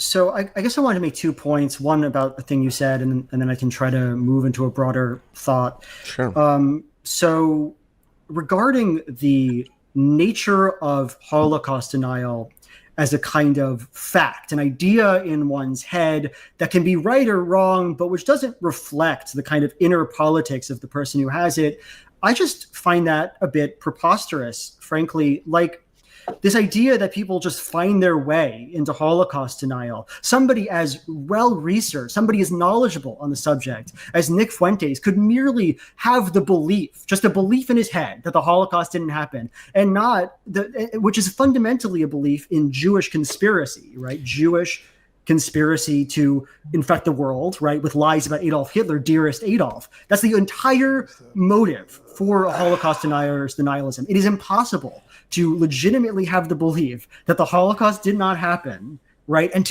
not just to have it as some sort of a passive thing going through my life. Oh, maybe the Holocaust didn't happen. No, Nick Fuentes devotes a life to the issues concerning the Holocaust and the international Jewry. And for him to say then Jewry, wow, I'm a Holocaust denier, and then for you to look at him and go, well, that's just a statement of fact. Are we talking about Nick Fuentes? Fuentes? Okay, as I've said for the 100th time, he could very well believe all this stuff and be an truly evil person.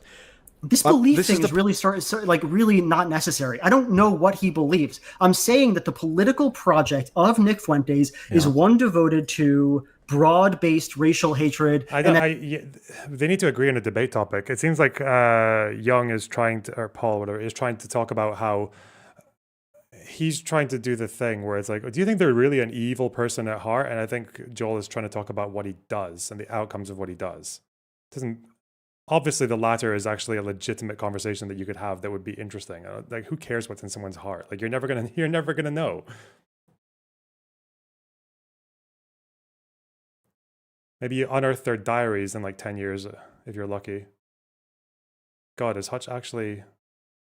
We're still on the Loner Box stream. Been a fan since Camp Hutch and Respawn days. Glad to see your own Look at him tangent go. on The YouTube fuck? didn't each video. Israeli dude is trying to take the attention. Oh yeah, anyway, sorry. I'm probably going to go and talk to Hutch now because fuck this conversation. Ugh. Okay.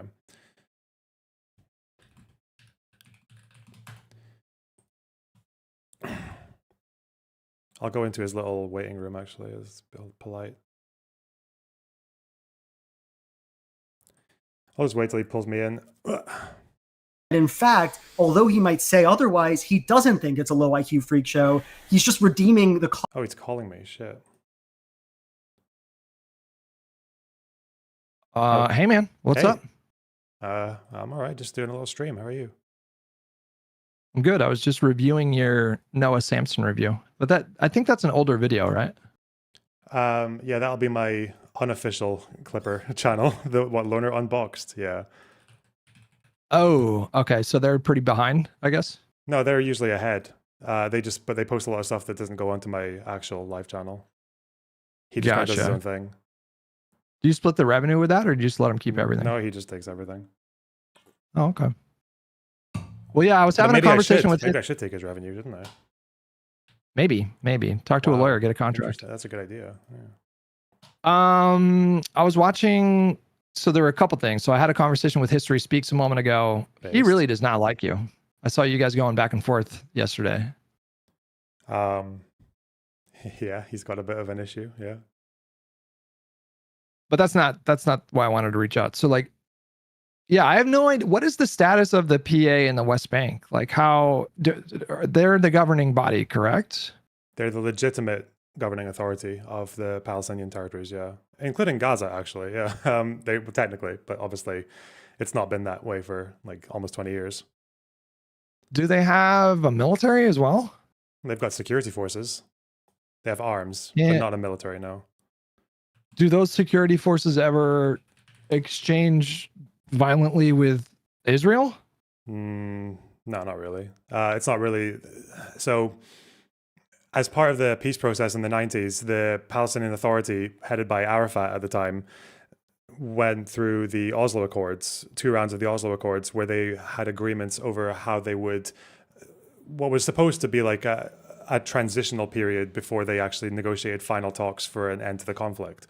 Obviously, that second part never happened, but they did agree on things like the how finances would work for the Palestinian Authority, who would control which parts of the West Bank and to what degree, and also who would administer security over, say, the settlements or in particular areas, whether it was like the dense cities in the West Bank, like Ramallah or Nablus or anywhere else, versus the settlement areas versus the places in between.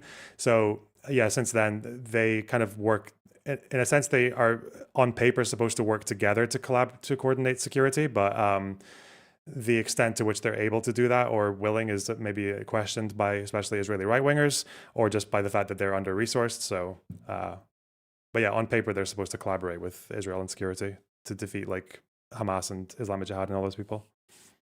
And they're pretty unpopular with Palestinians in the West Bank, right? They're more unpopular in the West Bank than they are in Gaza, yeah. Interesting. And so so there's been recent, I guess, developments in that Netanyahu has been talking, he seems to be talking very seriously about just kicking Palestinians out. Are they, so I've heard they've talked about sending them to Sudan, or is it about a conversation about Jordan and Egypt? Like what's going on with that right now? Like what's the current status? Chances of Jordan and Egypt ever saying yes to that are next to nothing. They're never going to accept that for their own reasons, not just political, but also because security. Like Jordanians obviously have a history with Palestinians existing as newly formed refugees in their country, where they are seen as kind of like unruly or hostile or like difficult to convert into like law-abiding citizens. Egypt feels roughly the same way. Like both of these regimes are kind of hostile to the thought of more Palestinians coming in and demographics and everything else. And also the political message that would be, which would be that it would illustrate them as collaborating with Israeli displacements of Palestinians, which they don't want to do either. When it comes to, but this is to do with Gaza, right? The Netanyahu thing, not West Bank, right? Yeah, I mean, like what? Yeah, with Gaza for sure. Yeah, so like what's? Yeah, Netanyahu. Honestly, I think what he says about his intent for that is easy enough to take at face value. It seems to be that he wants to do a quote unquote voluntary movement from people to whatever willing country would take them, which I think now is Libya is the one that said they might. How many Palestinians you're going to convince to go to Libya is probably insanely low.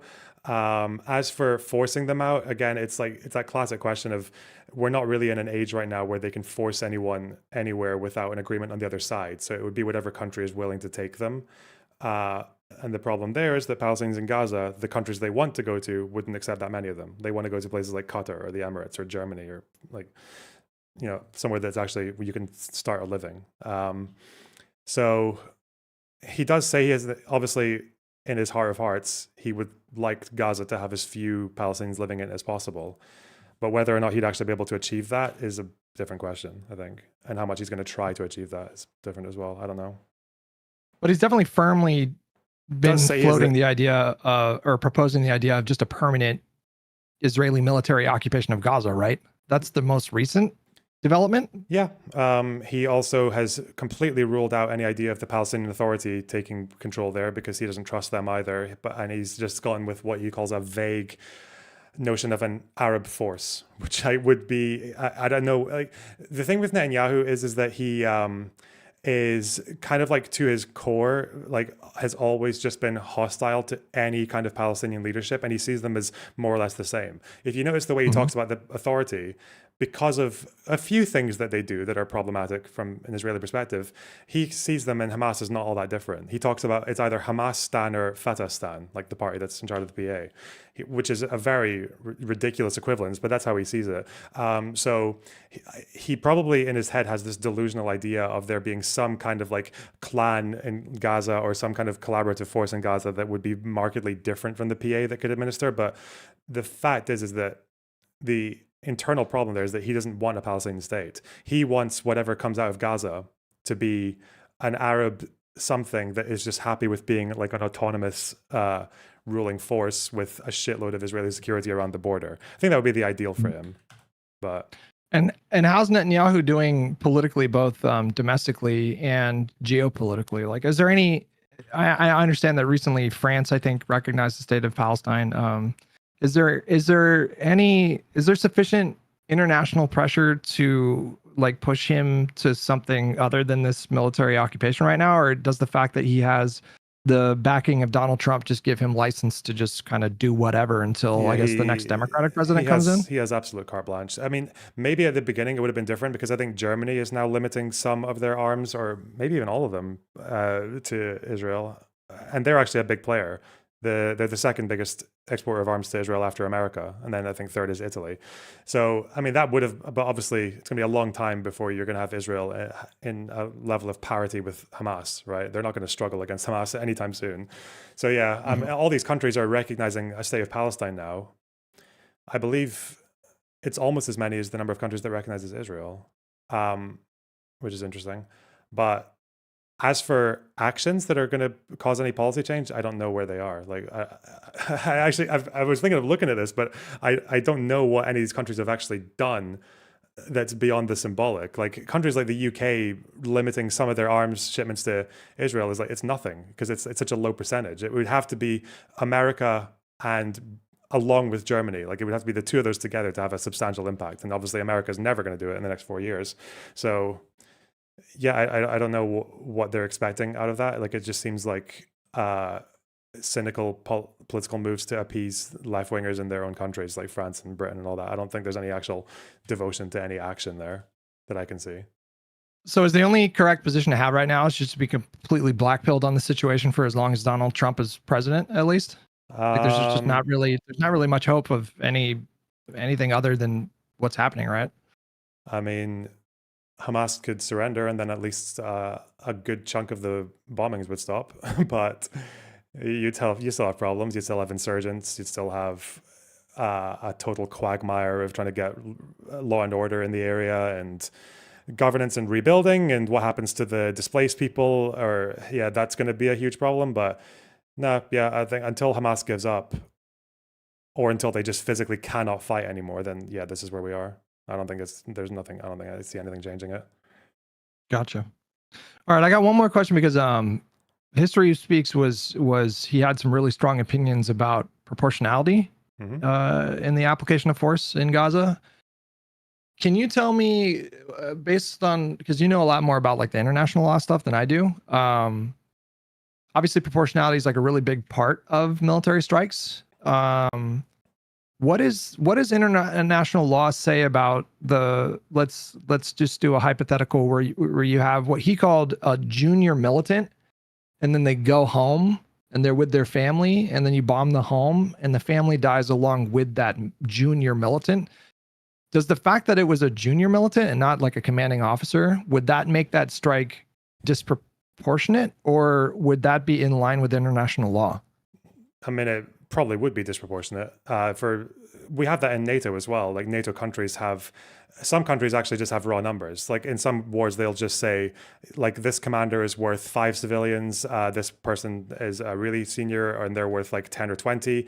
Or it's a person plus infrastructure, like weapon stockpiles, like that makes it like worth more civilians. Or I think for a lot of NATO forces, junior militants would just be nothing. It would just be like, if there's any civilian next to them, you can't do that.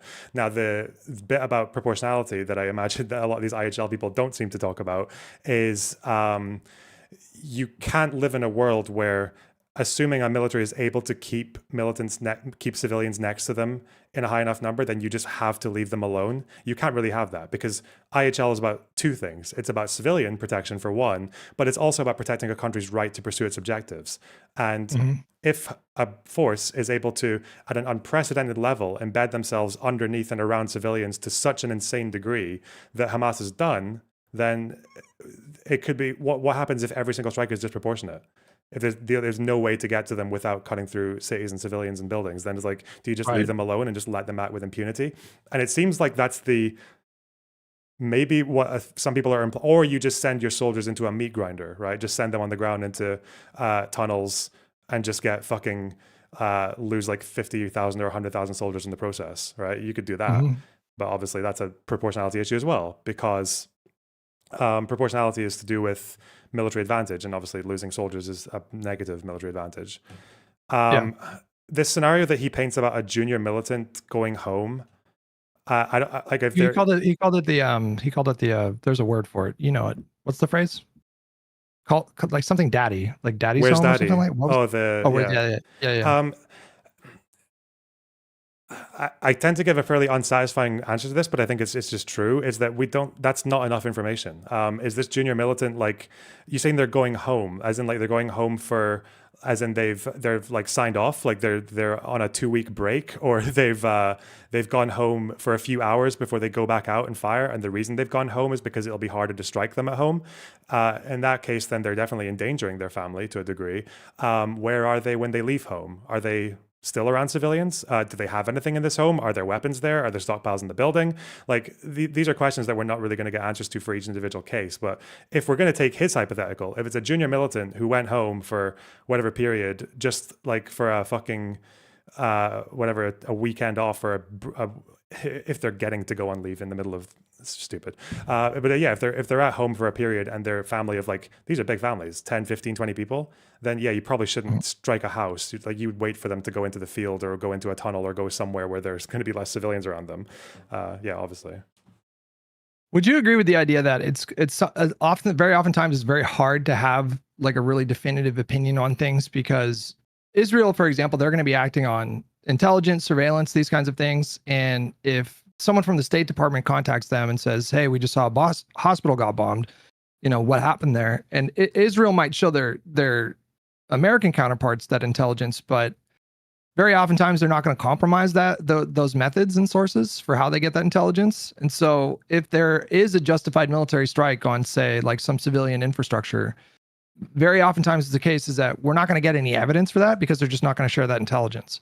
And so it's, you know, I find it very, you know, nobody likes to see a hospital get bombed or kids be killed or anything like that, but it complicates the discussion. And I think it amplifies bad actors on like both sides of this conflict, or both sides of the discourse, who will use every single one of these incidents as some kind of like political like weapon, some kind of messaging tool online. Do you know what I'm talking about? Does that make sense? Yeah, of course. So the problem, and this actually does cut both ways. You should blame Israel for this as well, because the problem is that Israel doesn't give a fuck about the international community. They don't care what they think about them, and they, people like Netanyahu especially, or the Likud, they have this real like ethic of just being like, no, we're done explaining ourselves. The Jews are done explaining themselves. We are strong. Like that's their ethic, right? Because they think, oh, we've been explaining ourselves for 2,000 years, and they killed us anyway. So now we're just like doing our own thing, and they believe that the rest of the world will trash them regardless of what they do. There is a little bit of merit in them thinking of that, because UN reports in the past have been very, very strangely biased against Israel in ways that, like, I can give some examples if you want, but like some of it is just like very, very suspicious, to say the least. But that doesn't mean that you shouldn't do your best you can anyway. It's not like you're a country. You're not like a streamer fighting like in or like a low level politician fighting in like a dirty game. Like you're a military, and you're killing lots and lots of women and children and old people. Like you should explain yourself to someone besides just like American officials behind closed doors. There have been a few examples every now and then where like Australia looked into Israel's actions after the WCK bombing, and they more or less. What was that? WCK, what is that? The World Central Kitchen, the workers who were going down that road, and then they got So they got to review a lot of internal IDF documentation, and I think they concluded something that IDF targeting is more or less similar to what they would do. So like you get things like that every now and then, but like the fact is that Israel has been for a long time just way too fucking stubborn about explaining themselves to the rest of the world. And it's not like, even in the past, when you had like horrible crimes like Sabra Shatila and those kind of things, you had internal investigations from Israel. Like at least you had that, where people could see what happened, and then they had lenient punishments for what happened. But you could see that they were lenient punishments because the IDF's own investigations, or Israel's own investigations, showed what the crimes were. So you could actually criticize them in a very fair way. When it comes to Hamas, on the other end, obviously, they have every incentive to keep their activities opaque. That's why there is no military headquarters of theirs that's marked that you can tell when it got bombed, right? Every piece of civilian infrastructure that you can think of, they will use it, or they'll be underneath it, or they'll be near it, okay? Or they'll just be inside it. We know this. There's not really any denying it in any case anymore. It just depends on like, there were 3 mosques that were hit. Like, were all of them used by militants, or was only one of them? Or like, and that becomes just a question that is not going to get answered until probably years or even decades later. But that's just why you get into this position where, if you want to take a side, it's really easy, right? If you want to take Israel's side, you just say, well, Hamas uses human shields. Their militants are everywhere. They're endangering everyone. So we're just going to assume that Israel's within the law, right? And if you're on the other side, the like anti-Zionist side, then you just do what, you know what? Fuck yeah, you get do what like History Speaks does, and just say, well, we were only able to find this many militants killed through like social media obituaries or whatever in the middle of the war from a very secretive military force. So we're just going to act like this is actually how many of them died. We're going to act like it was actually 90% of them who died were civilians, and just go with that assumption and just treat it like it's fact until further notice, which is kind of dumb, kind of fat, but like it's just. Yeah, it's easy to take a side. Otherwise, when you're trying to report fairly on it, like you kind of just have to say, like, well, Israel struck this thing. There's this many people died according to the health ministry. We know that they struck this kind of building. This is the kind of building that Hamas would use, but we don't know if they used it in this specific case. IDF said this. Health authorities on the ground said that, and then you're stuck. That's it. Unless it's like, you can see internal contradictions, right? So if you see like the hospital strike, the double tap of that hospital, if their target was a guy with a camera, why the fuck did you fire on it twice with a tank? Like, that's insane. And someone would have approved that as well. Like, you can't just be, I'm pretty sure you need someone above to approve a tank striking something. It's not just like they're on the ground like Call of Duty just fucking free firing. Well, one would hope, right? Yeah, one would hope, yeah. Or if they were, that's another thing. But the assumption is that there would have been some kind of approval for it. And the fact that Israel has taken this long to even tell you who was in charge of that unit, or who would have overseen that strike, or who can be accountable for it, or the fact that you've got Netanyahu saying it's a mishap, and then one other guy saying, no, we did target this. We were aiming for a camera terrorist or whatever, like a surveillance guy. Like, but yeah, but we know that because of internal fuck ups from the IDF themselves. That's how we know that. But what if they don't do that? Then we don't know. Yeah. Gotcha. Well, cool, man. Yeah. Thanks for coming in, talking about that stuff. What, how you doing otherwise? I'm good. Took a little bit of a break and then just kind of back on it now. I've kind of, why is your stream title called Lonerbox Unleashed? What did I do? Well, I saw this video popped up in my feed and I thought it was a recent video. It was the one of you reacting to the Noah Samson thing. So, yeah, I guess, yeah, it wasn't that crazy, but I assumed you were going to go off on Noah in this video. Oh, probably not. That was just like that's an old thing. Yeah. Yeah, You well, just used me for clickbait, dishonestly. I did, yeah. Wow. Maximizing.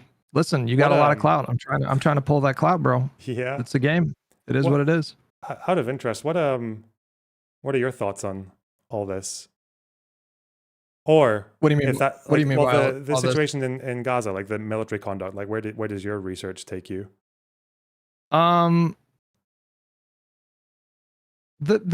The position that I've landed on, it's hard to take Israel. Like I think like everybody agrees, or most people agree, that it just doesn't appear like Israel is taking sufficient steps to prevent civilian casualties. It's like the double tap situation is just like a really egregious example of that.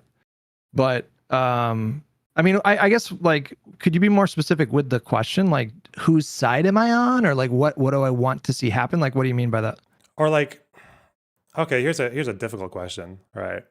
We all know that the Allies committed a bunch of atrocities in World War II, right? You know, Dresden or like the Soviets, whatever.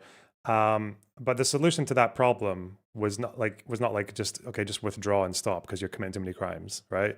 You would, if you could control the situation, you would say commit less crimes, but also keep on chugging on Berlin, right? I see what you're saying. I mean, Okay. So to that angle, I would say that Israel is perfectly justified in setting as a goal the complete obliteration of Hamas. Like I asked my stream just a little while ago, like, if you were Israel, would you allow Hamas to continue to have like a military presence and govern in Gaza? If you had a superior military, would you do that? Obviously not. But I don't like, I don't have a good answer for what the quote unquote right way to do this would be. Because no matter what, I think this is going to be a pretty bloody affair. And no person with like a conscience would say that that's like a good thing to have like so many people die.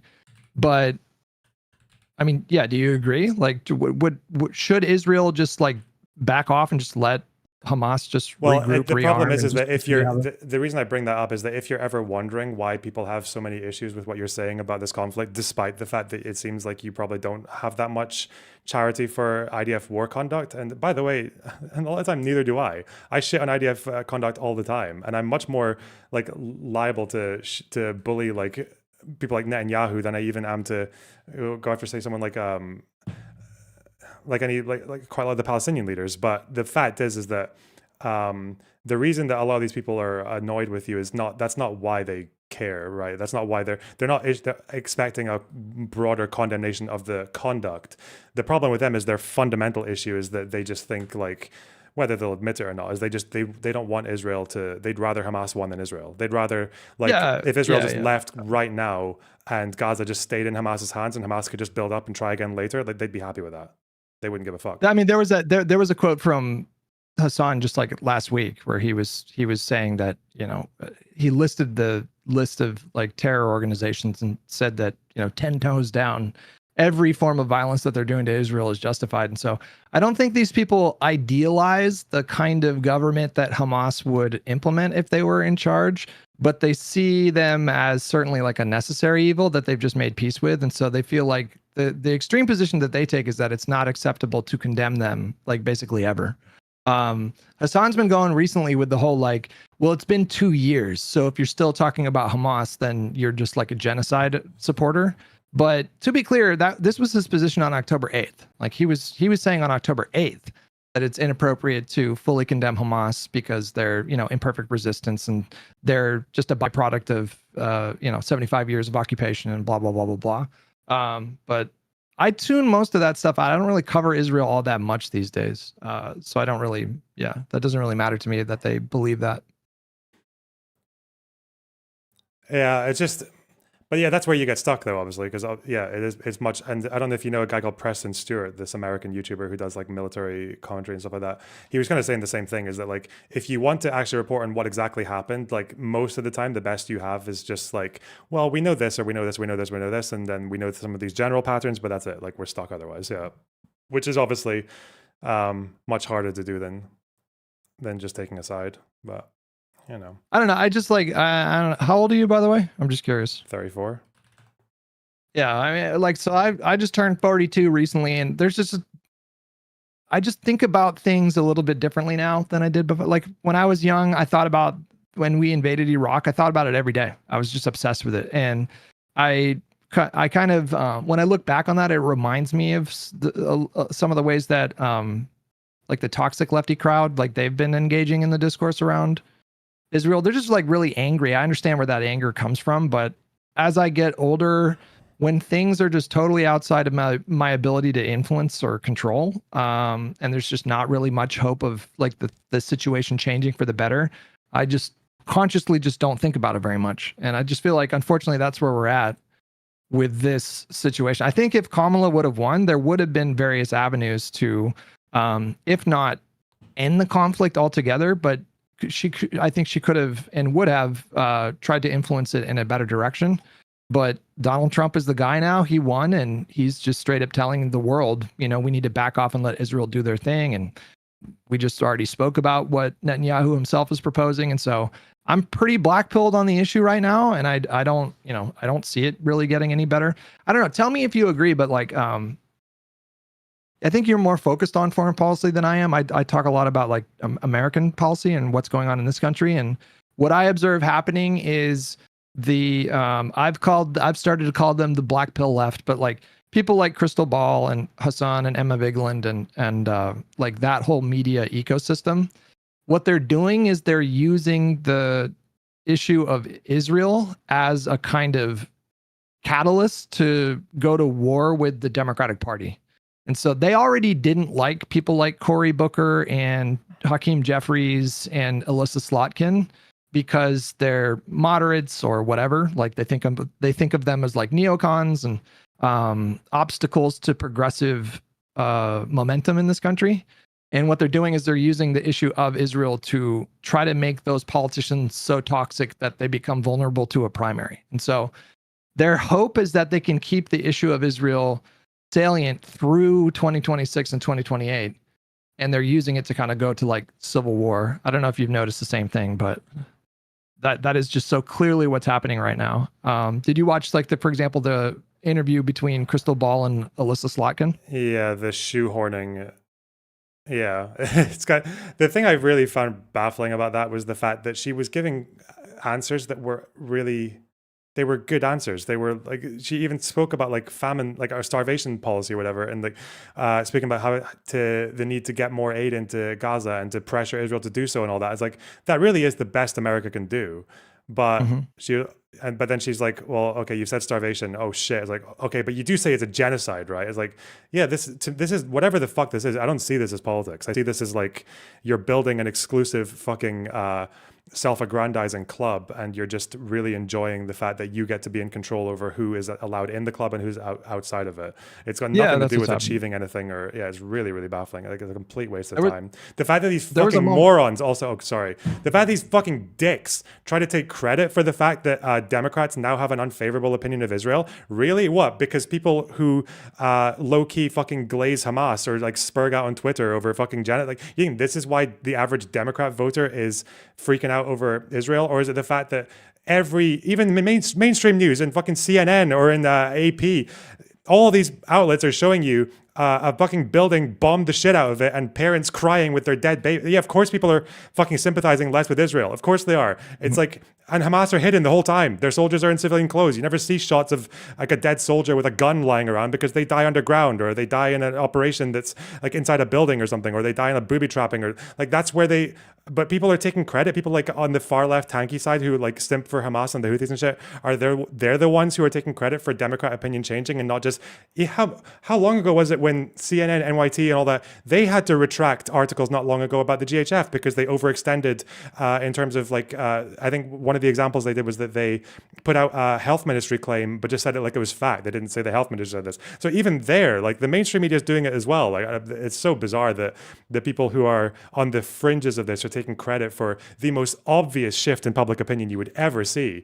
Yeah, I don't know. Like, yeah, that's exactly what's happening right now. And there was I don't know if you saw a clip. There was a clip of Mike from PA where he was just going fully ham against someone in his chat, and he was saying stuff like, "You don't get it. Mamdani won. Look at the fucking approval rating against Israel. We're in charge now. We're going to throw you in a fucking gulag." And he was being, hyperbolic or whatever, but I think it gives you a glimpse into their minds. I think you're absolutely right. Like, so, we've seen a public approval in the United States for Israel just fall off of a cliff, particularly in the last 4 months. But there's been a significant escalation of the risk of famine. There was an 11-week blockade of aid that started in March.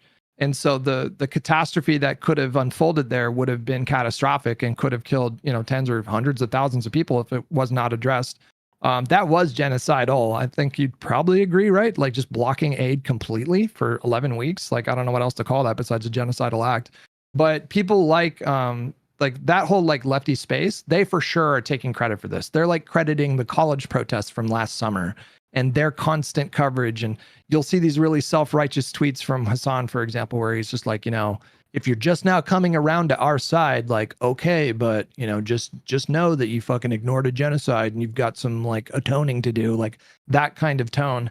And it is bananas. You're right. What people are responding to is just this worsening situation. The crisis got worse in the last 4 or 5 months. And people are having a reaction to that, as they should. But the idea that people are having that reaction and that means that now they've come over to Hassan's side, and I guess now they all support a one-state solution and sanctions or a military invasion of a nuclear power like Israel. I guess he has convinced himself that that's what's going on. It's also the 1-2 punch of the plummeting support for Israel and then Mamdani's win. I don't know how much you follow American politics. Are you familiar with Mamdani? From New York City? Wasn't Mamdani's opponent Cuomo, right? It was Cuomo and Adams. So his opponents were they split the moderate vote between two scandal-plagued, politicians in New York. And I mean, what he did, to be clear, what he did was impressive, and he did run a very savvy campaign. He's continuing to do so now. And I also, do think, as far as I know, didn't speak that much about Israel. Maybe I'm wrong, but I felt like he spoke about Israel because he was asked about Israel. No, I felt he also had economic policies and very left-leaning economic policies about the shopping center, the supermarkets or groceries or whatever. Yeah. Community ownership. He talked about Israel, but I mean, definitely the centerpiece of his campaign was economically populist stuff. And so that was he did do a lot of things he has done a lot of things during this campaign that I think other Democrats across the country could take notes on, but you can't copy paste everything from New York City to, Ohio or Michigan or whatever. But they see the plummeting support for Israel and then Mamdani's win as a sign that the country is moving in their direction. And I think they envision a lefty kind of Tea Party thing happening in 2026 where, all the moderates who are even vaguely pro-Israel are going to be excised from the party. And we're just going to replace everybody with these left-wing populists all over the country.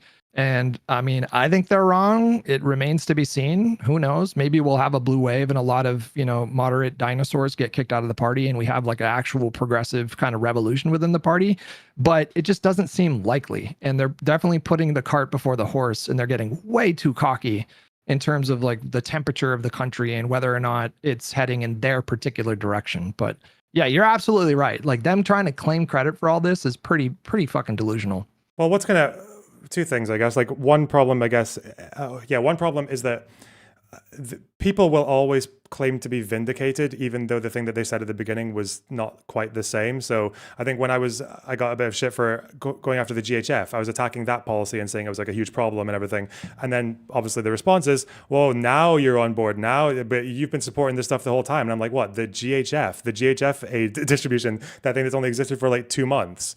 You're going to get a lot of like boy who cried wolf, and then the wolf comes and is chomping on the boy's arm and dragging him away, and the kid's saying, I told you so. I was like, no, you fucking idiot. You didn't actually. You're like, you cried wolf when there wasn't a wolf for fucking ages. And now you're just vindicated because one actually arrived, even though no one believes you anymore. So yeah, that's like, that's going to be a thing. But also, I really wonder what a lot of these people are going to do when the fighting dies down, because it's not going to go on like this forever in Gaza. There will be another phase of the conflict that will, hopefully be less bloody than what we're seeing now. These people have already forgotten about Lebanon. They don't give a fuck about Syria, despite everything that's happened there. Like, ironically, one of the best things that could happen, or one of like the worst things that could happen for them, is that Palestine becomes a sovereign state. Because after that happens, then it just becomes another one of the troubled Levant countries that's going to have its own internal issues and spats and clashes that no one cares about. But yeah, whatever they do after this, I have no idea. I don't really know where the story goes for that kind of wing of left-wing politics in this country. I do know that they're really pissed. They were really pissed after 2016 because they were told that the establishment stole it from Bernie, and they believed it. And most of them still believe it to this day. They believe that 2020 it was robbed from him. They were never got over Super Tuesday.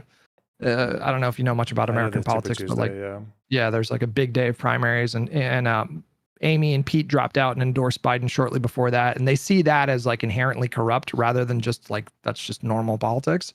They saw, they were really pissed off during the Biden years, which is kind of hilarious because Biden is just by far, like there's nobody even close, by far the most progressive president in my lifetime, like by a clear mile. He was like the first president to get up there and like talk about protecting trans people. He was super pro-union. He passed like the largest investment in climate that any country has ever done, codified gay marriage. So now even if Obergefell, that Supreme Court decision that allowed for gay marriage in that country, even if they overturn that, gay people can still get married in this country because of his law that he signed into law. So anyways, he was just like this unbelievably like progressive president by relative historical standards, and they were nothing but furious the entire time he was president. And so they really feel going into 2028 like it is their turn, and they have a kind of delusional sort of framework for politics because they see it as a situation where the Democratic Party, like the apparatus, the leadership, the whole thing, they should just hand them power. That's what they think. Like they don't see things through the lens of democracy. So they don't see things through the lens of like the primaries are going to come up, and then the voters in each district and state, they're going to decide if they want to elect or nominate a progressive candidate or a moderate candidate. It's not the party that's deciding as like a monolith. Okay, we're all going to be progressive. Like that is up to the voters. But they truly believe that the party should just hand them power and that they can just skip the step of convincing primary voters. And when that doesn't happen and someone like Gavin Newsom becomes the nominee, I feel like it's going to get uglier and nastier and more vitriolic in 2028 than maybe it even was in 2016 or 2020. Which is why I've spent so much time recently focused on them. I'm like focusing a lot on undermining their messaging because I think it's like really destructive. But I think that's the direction that we're headed in. Yeah, hopefully. They are kind of like or hopefully not, whatever outcome you're referring to. Yeah. It's like, unfortunately, people like that will, like that movement or that ideology will always be around. But yeah, it is like, it just functions as a dead weight. But I don't know, personally, I've just kind of found it a little bit better to just not take them that seriously because so much of the analysis and like takes that they provide are just not serious anyway. So yeah, fuck. Who knows? Well, buddy, have a good rest of your week. Do you stream 7 days a week? No, never. Yeah, I mean, last month I streamed barely ever. We'll probably go for like a 4 or 5 day week and see what happens from there. Oh, okay. All All right, man. Well, good luck in everything you do. I like your shit. Yeah, you too. Take care, boss. All right. Take it easy. Bye-bye. Let's go. The haters in Hutch's chat, all three of them trying their best out there. We have an obligatory. This guy is so fucking funny, man. What is wrong with this guy?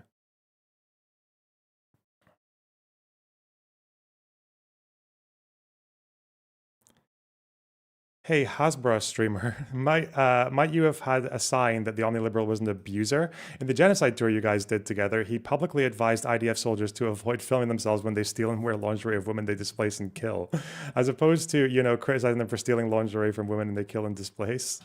Yeah, because that's exactly what that sentence meant. And I wasn't even there when he said that. I was somewhere else. I was collecting my Mossad payments. I was collecting my shekels. I was discussing those plans behind closed doors. Joke's on you, dick. Also, this isn't how human beings work. If someone has edgy takes on a conflict or insensitive takes on a conflict, that's not going to make me be sitting there going, you know what? That's the kind of thing that someone who sexts irresponsibly with 17-year-olds might say. That's not what I fucking... What? That's not how that works. Very... And well done for weaponizing said abuse to get back at a fellow Arab. Wow. Very dishonest. Very, very fat.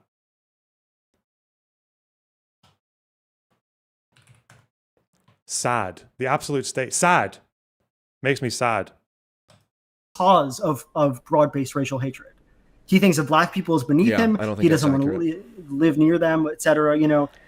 Yeah, I don't think that's accurate. Okay. If that were accurate, then he wouldn't have the influence he has with normal people. That's my point. That is such that is. He made a pro-genocide spiel like a month before October 7th. Yeah, and guess who got him off of that and pushing for a two-state solution? Guess who did that, retard? Me, prick.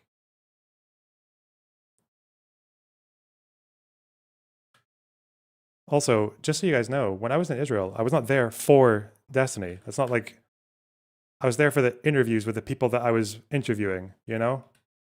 Is that... Why the fuck do you care? Why are you pretending to care who I went there with? Like, why the fuck do you give a shit? You don't care who I went there with. I interviewed people who believed a whole fucking range of different things about that country and that conflict. Some very anti-Israel, some very pro-Israel. That's why I went there. Would do it again. For that one picture with Elon Levy. Hell yeah.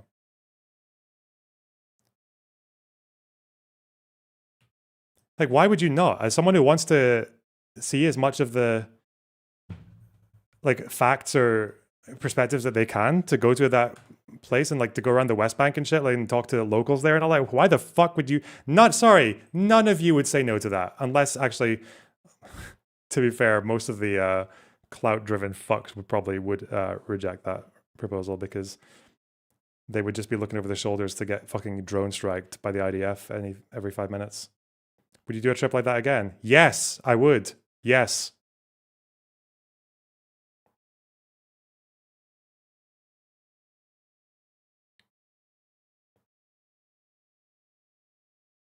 On either side, like, why the fuck wouldn't you? Whether it's like, if you could get an IDF embed in Gaza and go and see stuff like that firsthand, or if you could get a fucking Hezbollah embed in Lebanon, why would someone say no to that? It's so fucking weird. Isn't your point about like doing journalism or doing any kind of creation or political coverage is to get curious and to have opportunities to learn things from perspectives that you're not usually going to get from sitting on your ass behind the fucking computer?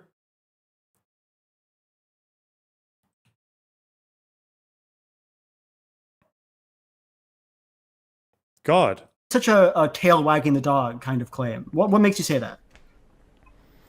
If you said repeat it, his political project is what? Fundamentally what? Is devoted to the encouraging of broad-based racial hatred. You don't think it's devoted to, criticizing Israel? Do I think Nick Fuentes' career is devoted primarily to the cause of anti-Israel? Yeah. if that was true, why would he keep talking about the Jews?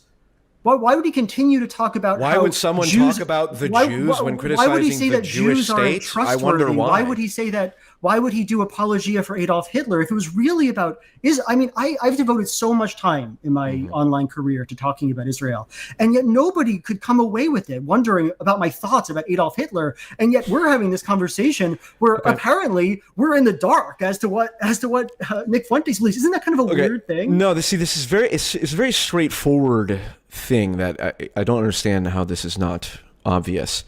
Do you agree that Hassan Piker is as bad as Nick Fuentes with Hassan Piker's communist apologia? No, of course not. No. Okay. So this is my point. We just don't. It shouldn't be really, because they're a bit different. We have a completely fundamental different intuition on this. If someone hangs a hammer and sickle in their background, yeah, I don't see that as fundamentally different as someone hanging a swastika in their background. I think there's a lot of kind of important differences between them. I don't know. I'm sure you do. Fine, but this is okay. We have I'm not trying to say total intuition. I'm very much different. anti-Stalin, if that's the question. Yeah. I'm not in favor of that. And by the way, I'm anti-Hitler in case that was not made clear either. Whoa. But I do think that Hitler was a very unique case. His regime was so wholly dedicated to the extermination of an entire people. He tried to conquer the world. It was a failed state that died within around 10 years. The story of, if somebody says, I like Adolf Hitler, you really know where they stand on the Jews, don't you? I mean, you really fundamentally know how they feel about the Jews. Where somebody says, if some online annoying tanky says, oh, Stalin wasn't as bad. Like, are they really making a claim about Ukrainians? Okay, are they really saying we're having that the Holodomor or whatever? Yeah, it just we're seems having so two. different to me. Okay, see, because if they say it about Stalin particularly, that most likely does mean that they downplay the Holodomor, or they'll joke about it, or they'll say the Soviets didn't kill enough people, or they actually like it that they murdered so many of their opponents, or they do excuses for the Tatars. Like, actually, the way that they talk about the Holodomor is similar to how Nazis talk about the Holocaust in a way, right? Because they'll just try to downplay what happened, or they'll try to fuck about with numbers, like the proper ones. Like, some of them will just be like, oh, well, technically not a genocide, therefore, but even that's a problem, right? Because it still doesn't take, it takes quite a lot away from the severity of what happened. We're having two different debates. So this is either about Nick Fuentes, or this is either about people who make like pro-Hitler memes and stuff. Because you absolutely can make pro-Hitler jokes and pro-Hitler memes. I think if you were Big Joel, what you would say here, that's probably a better and quicker answer, is that with the Soviets and the hammer and sickle, despite everything that went wrong, like at the core, the thing that they were pursuing was not inherently a bad thing. They were pursuing a classless, stateless society. Like at least that's what the hammer and sickle represents. The working class taking control over their own destinies, basically. Whereas the swastika is all about victory and dominance over Europe and fuck the Jews. Like, at their core, they are. One of them was pursuing a bad thing, and the other one was pursuing something that, like, on paper could have been a good thing, right? That's probably the easier answer. But. Terrible racist things and not actually be a horrible person at the end of the day. Paul, I want you to go back to... That's separate from Nick Fuentes. So we can talk about Nick Fuentes, and really this whole conversation should be, what do we do about Nick? Rather than how terrible exactly is he, and what does he truly believe in, all that. Well, okay, I want to get back to something that Big Joel brought up and that you also engage with, because I think it's a relevant point to emphasize, right? Yep. So I just want to clarify something, Paul. So are you saying that because... Guys, Lichess puzzles are fucking banging as well, just so you know. I like the ones that you can do that are themed to particular openings, so they're positions that you might find yourself in. That's really good. That's banging. Endgame, you can go so much more detailed, I think. Look at this. Wow. What's a good puzzle theme? Opening, middle game, probably middle game? Or can you choose a particular kind of opening? Oh, yeah, you can. Wow. Let's do... Which ones do I... Scandinavian is what I do. Yeah, okay, hell yeah. Because we've used the phrase political project, right? I think that's a useful way to think about it, right? Everybody kind of, especially political pundits, they get into this line of work because they have certain things to say. They have a certain political project that they want to see fulfilled. They want to see, certain parties get elected, certain causes be elevated. Paul, you made what seemed to be the argument that Nick Fuentes does what he does because he's primarily concerned with Israel and, like, Israeli war crimes and things? Is that basically your argument? That's no, why I think that's Nick a central Fuentes element does- of his political project is What decoupling else is Israel a from the United central States. aspect? What else is a central aspect of his political project? Yeah. What about this? I don't know. You tell That me. doesn't really. No, I want to hear enough you because Nick I want to Fuentes hear know. your. I mean, Well, he's a Christian nationalist, as far as I know. What does that mean? He wants a Christian state and National state. autarky. Yeah, not only is he in favor of Which is a Christian terrible autarky, idea. but he thinks that Jews have actually forced capitalist liberalism on the rest of us. That's a thing he's said, certainly not ironically. Okay. So we're going to agree that Nick Fuentes believes and has done horrible things, and we could even say maybe as the direction he's on is a net negative for society. Let's say that's the case. I don't like that framing, but yeah. No, it's yeah. okay. I don't think he's on a direction. I think he is a neo-Nazi. Okay, all right, yes. I think- Currently, every day that Nick Fuentes operates, it's overall net negative. Okay, let's say that's true. Yeah. Okay, how do we deal with Nick Fuentes then? Can we put the answer in chat? I- maybe yeah, just be the stacking the rooks because there's pressure here. So I don't want to be. There's something more obvious than that. Would my answer? I have no idea. I'm not somebody who is like particularly sage in resolving online neo-Nazism and trying to quell the ripening hatred of our era. That I don't feel like I have the answer to that particular question. Would that satisfy or? It would be interesting if that was your answer, because I, mean, don't see. Indeed, that is my answer. Okay, well, because you're criticizing me for what I believe to be the best way to deal with someone like Nick Fuentes is to try and bring out the best. And if there is a possibility for redemption, bring it out of him and give him credit when he does say things like it's a low IQ freak show to do broad-based racial hatred and hating the Jews for their genetics is whatever autistic bullshit. The more that he does that, the better. It's a very simple formula. And so my video was in part to point that out and to give credit when credit is due. Yeah. While also holding him accountable for all the insane shit that we have gone over here. So unless you have a better solution.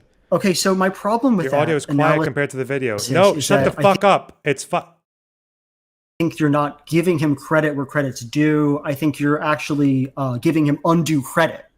Right? That's the main issue here.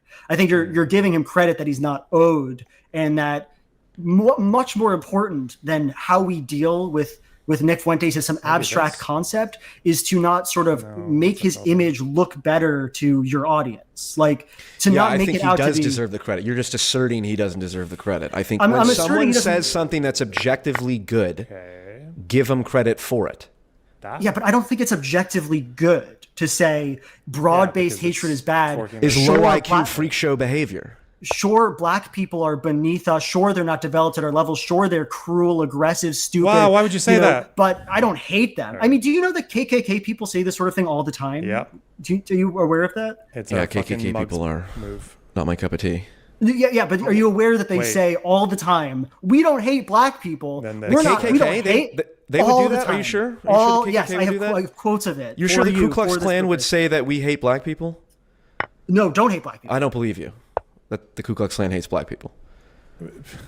I'm confused. You've flustered me. What? You've won I me. know. You said the Ku Klux Klan hates black people, and that just seems like a wild idea. How could that possibly be true? Trying to say they say all the time that they don't hate black people. Sorry if I misspoke.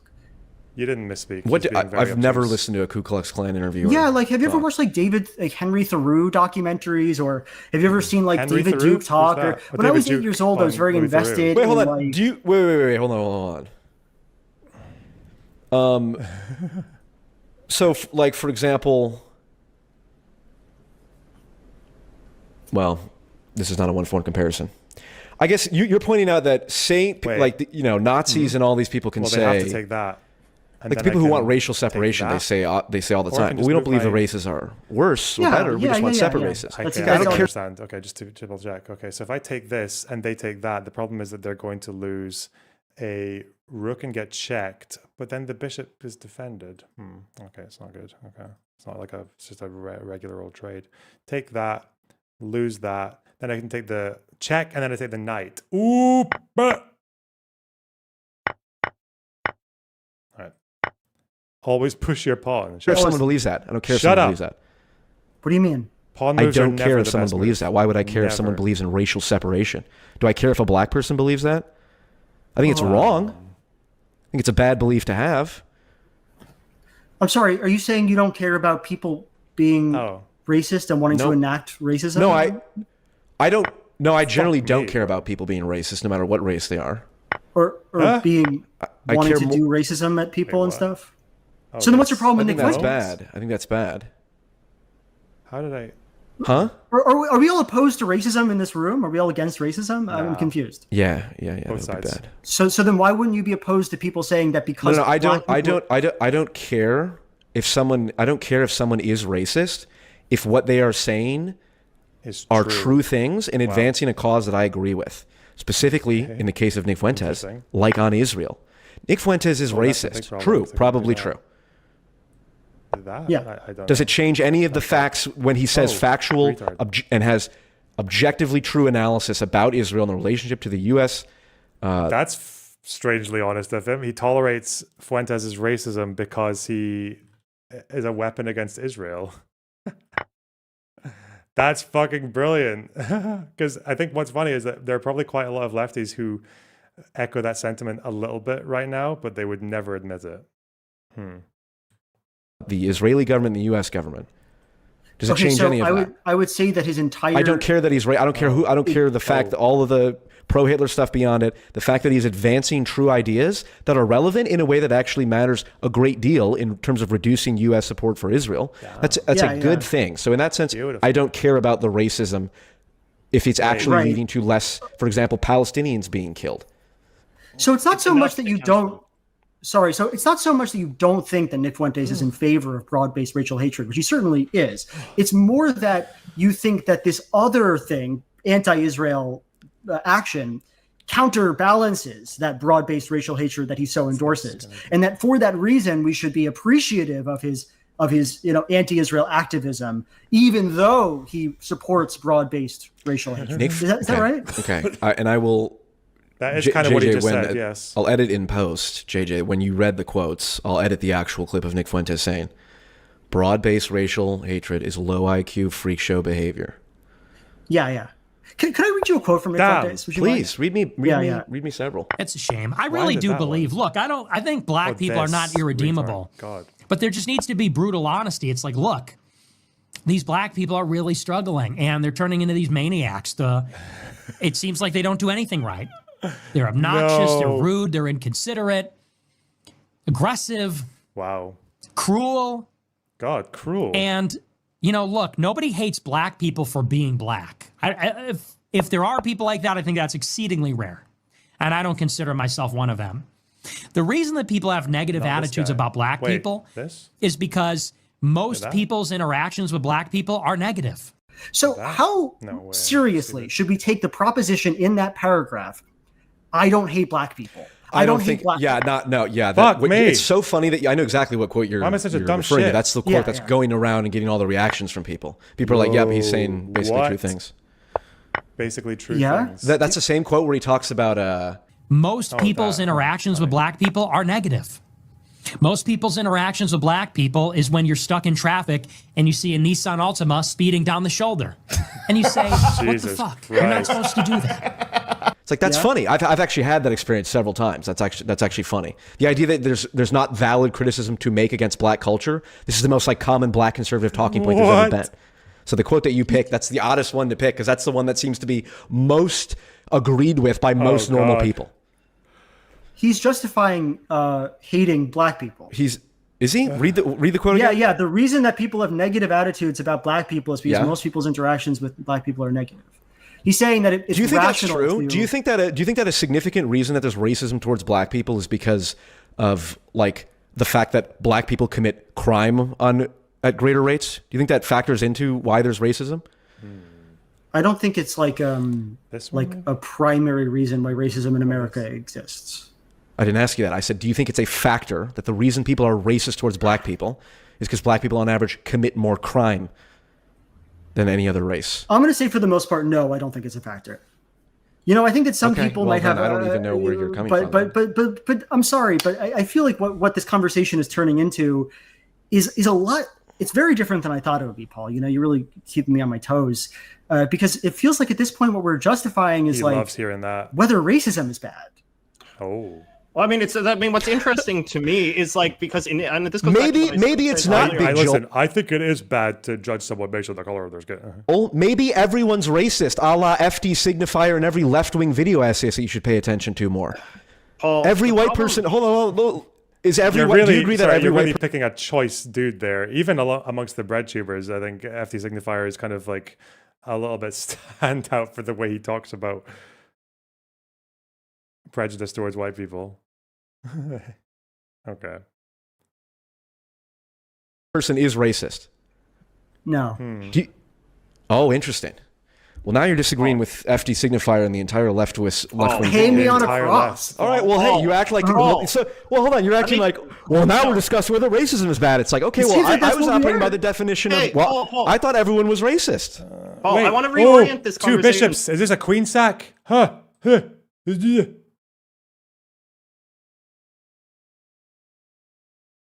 They can't go there because of the rook. There. Oh, it's a queen sack. Fuck yeah. All right. Nice. Back to what I thought it was supposed to be about, right? All right. Because I agree, it has also gone in directions that I didn't anticipate it would. No one can anticipate where these go. I thought, again, I thought that your central argument of that video was that Nick Fuentes has bad qualities and he has good qualities. And the good qualities, maybe are even with the bad qualities, and that makes him a somewhat ambiguous figure that we should all keep an eye on because he might go this way or he might go that way, and he's not worth sort of throwing entirely. But instead, it seems like increasingly you make the argument that a lot of his bad qualities are actually not so bad, and he's actually making very nuanced and thoughtful and reasonable points when he is going after black people or Jews or what have you, which then makes it seem like, from your perspective, Paul, that Nick Fuentes is basically a net positive. Maybe he's a little edgy, a little controversial, but I think it doesn't seem like you've really sort of. Well, first off, Nick Fuentes, first off, the statement Nick Fuentes could be a net positive is absolutely something I'm willing to entertain. But I'm saying that you're basically making the argument that he's a net positive right now. That's kind of what right now I'm saying Nick Fuentes could be a net positive. No, not just is. It feels like just to shit on Israel from with what political capital, not to mention he's a fucking he's against Trump now. He's not going to bring the MAGA dudes over against Israel. Also, chat, there's a goal here. It's 3 out of 10. We need 7 more super chats for the goal, okay? 7 more. And then we will potentially watch the either Ethan Destiny or Netanyahu Patriot David. Depends on how important I'm feeling as a political commentator. I'm saying he basically is a net positive. He might be a net positive if we agree that him turning U.S. support away from Israel reduces the likelihood that more innocent people are getting slaughtered. I would agree that he could be a net positive. I think Israel is far worse than Nick Fuentes at this point in history. And so Nick Fuentes turning people against Israel is probably a net positive versus him just going away and not, getting people to be on the anti-Israel train. Nick Fuentes has probably done, hold on. Nick Fuentes has, agree or disagree, Nick Fuentes has probably done more than any single commentator to turn the right wing against Israel. Oh, no. Okay. And is that not objectively a good thing in a way that matters far more than, he's racist, which he is, and there's many people like that. Welcome to the why do you think world. he's racist? If there's something wrong with saying that a black because everyone's racist. Everyone's racist. Because I spoke to FD signifier, so everyone's. There's a fucking gradient, bro. There's a gradient. That black people are inconsiderate, aggressive, and cruel.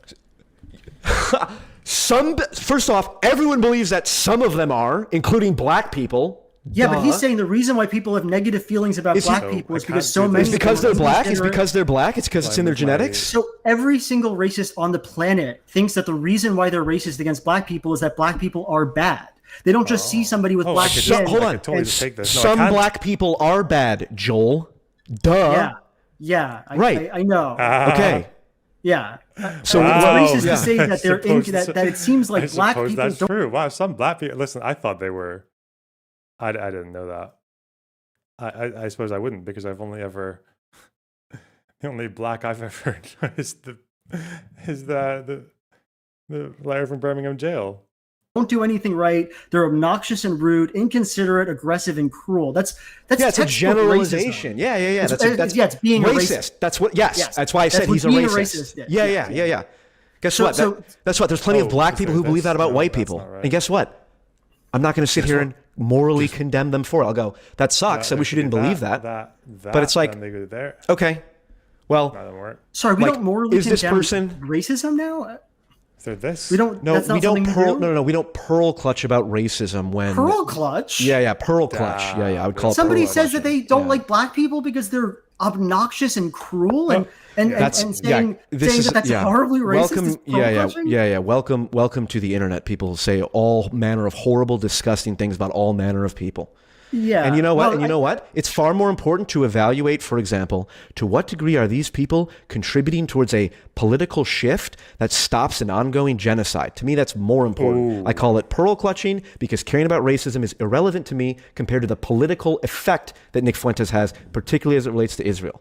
That's my primary point. That's so interesting. That wasn't at all like the thesis that I got from your video. So much more of that video was sort of about this idea that Nick Fuentes isn't a very hateful person and that we should give him credit for not being a broad-based racist. But now it seems like you're kind of saying he is. Well, look, Nick Fuentes is racist, but let's not pearl. Nick Fuentes certainly endorses a project of political racism. Is this a fairly? Is he Zeke Heiling? No way. Hang on. If I do this and they take that and I go here, then am I setting up for a mate here that can't actually be stopped? Yeah, maybe. Boom! And now you have to sack your queen for nothing. Cock. Wait, they could move their knight there. So I actually have to be smarter about this. Wait, if I go here and then I block, then they cannot stop me. No? How? But would they do this though? Oh, wait, I completely... No, wait, they wouldn't even do that. They would do... How do I go back? What do I do about this? Why is this not a move for them? What? Why is this not a thing? Is it just because I'm still up material? Or... Because now I've lost the queen. It's just up material. Boom. But why doesn't my thing work? There will be a reason my one doesn't work, right? So that would be this. Now if I do this, what happens next? What's their best move? Oh, they just fucking mate me. Okay. Nice.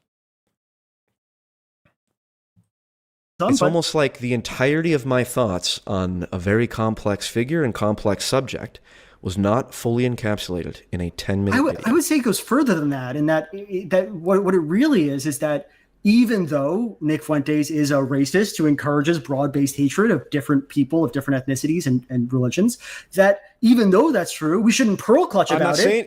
We shouldn't pearl clutch about it because he's good for the people of Gaza. That seems like what your thesis is at this point. Well, first off, I could entirely... What is Fuentes doing for Gaza? Fuentes doesn't give a fuck about Gaza. What? If Fuentes doesn't really hate the Jews, wouldn't it be easier for him, for America, to just take away all their arms from Israel and then they just leave them to it, right? It's just not our problem. I feel like that would be the Fuentes problem. If America just abandoned Israel, but Israel just kept up the fight on their own, or just got weapons from somewhere else, that you wouldn't care. How's that helping anyone? Except that that's possible. If he's turning the right against Israel, which is Israel's biggest support, then the way you described it could very well perfectly be plausible. Yeah. But again, Nick Fuentes is a racist. Okay. Wow. Everyone's racist. Because first off, everyone is racist to various degrees.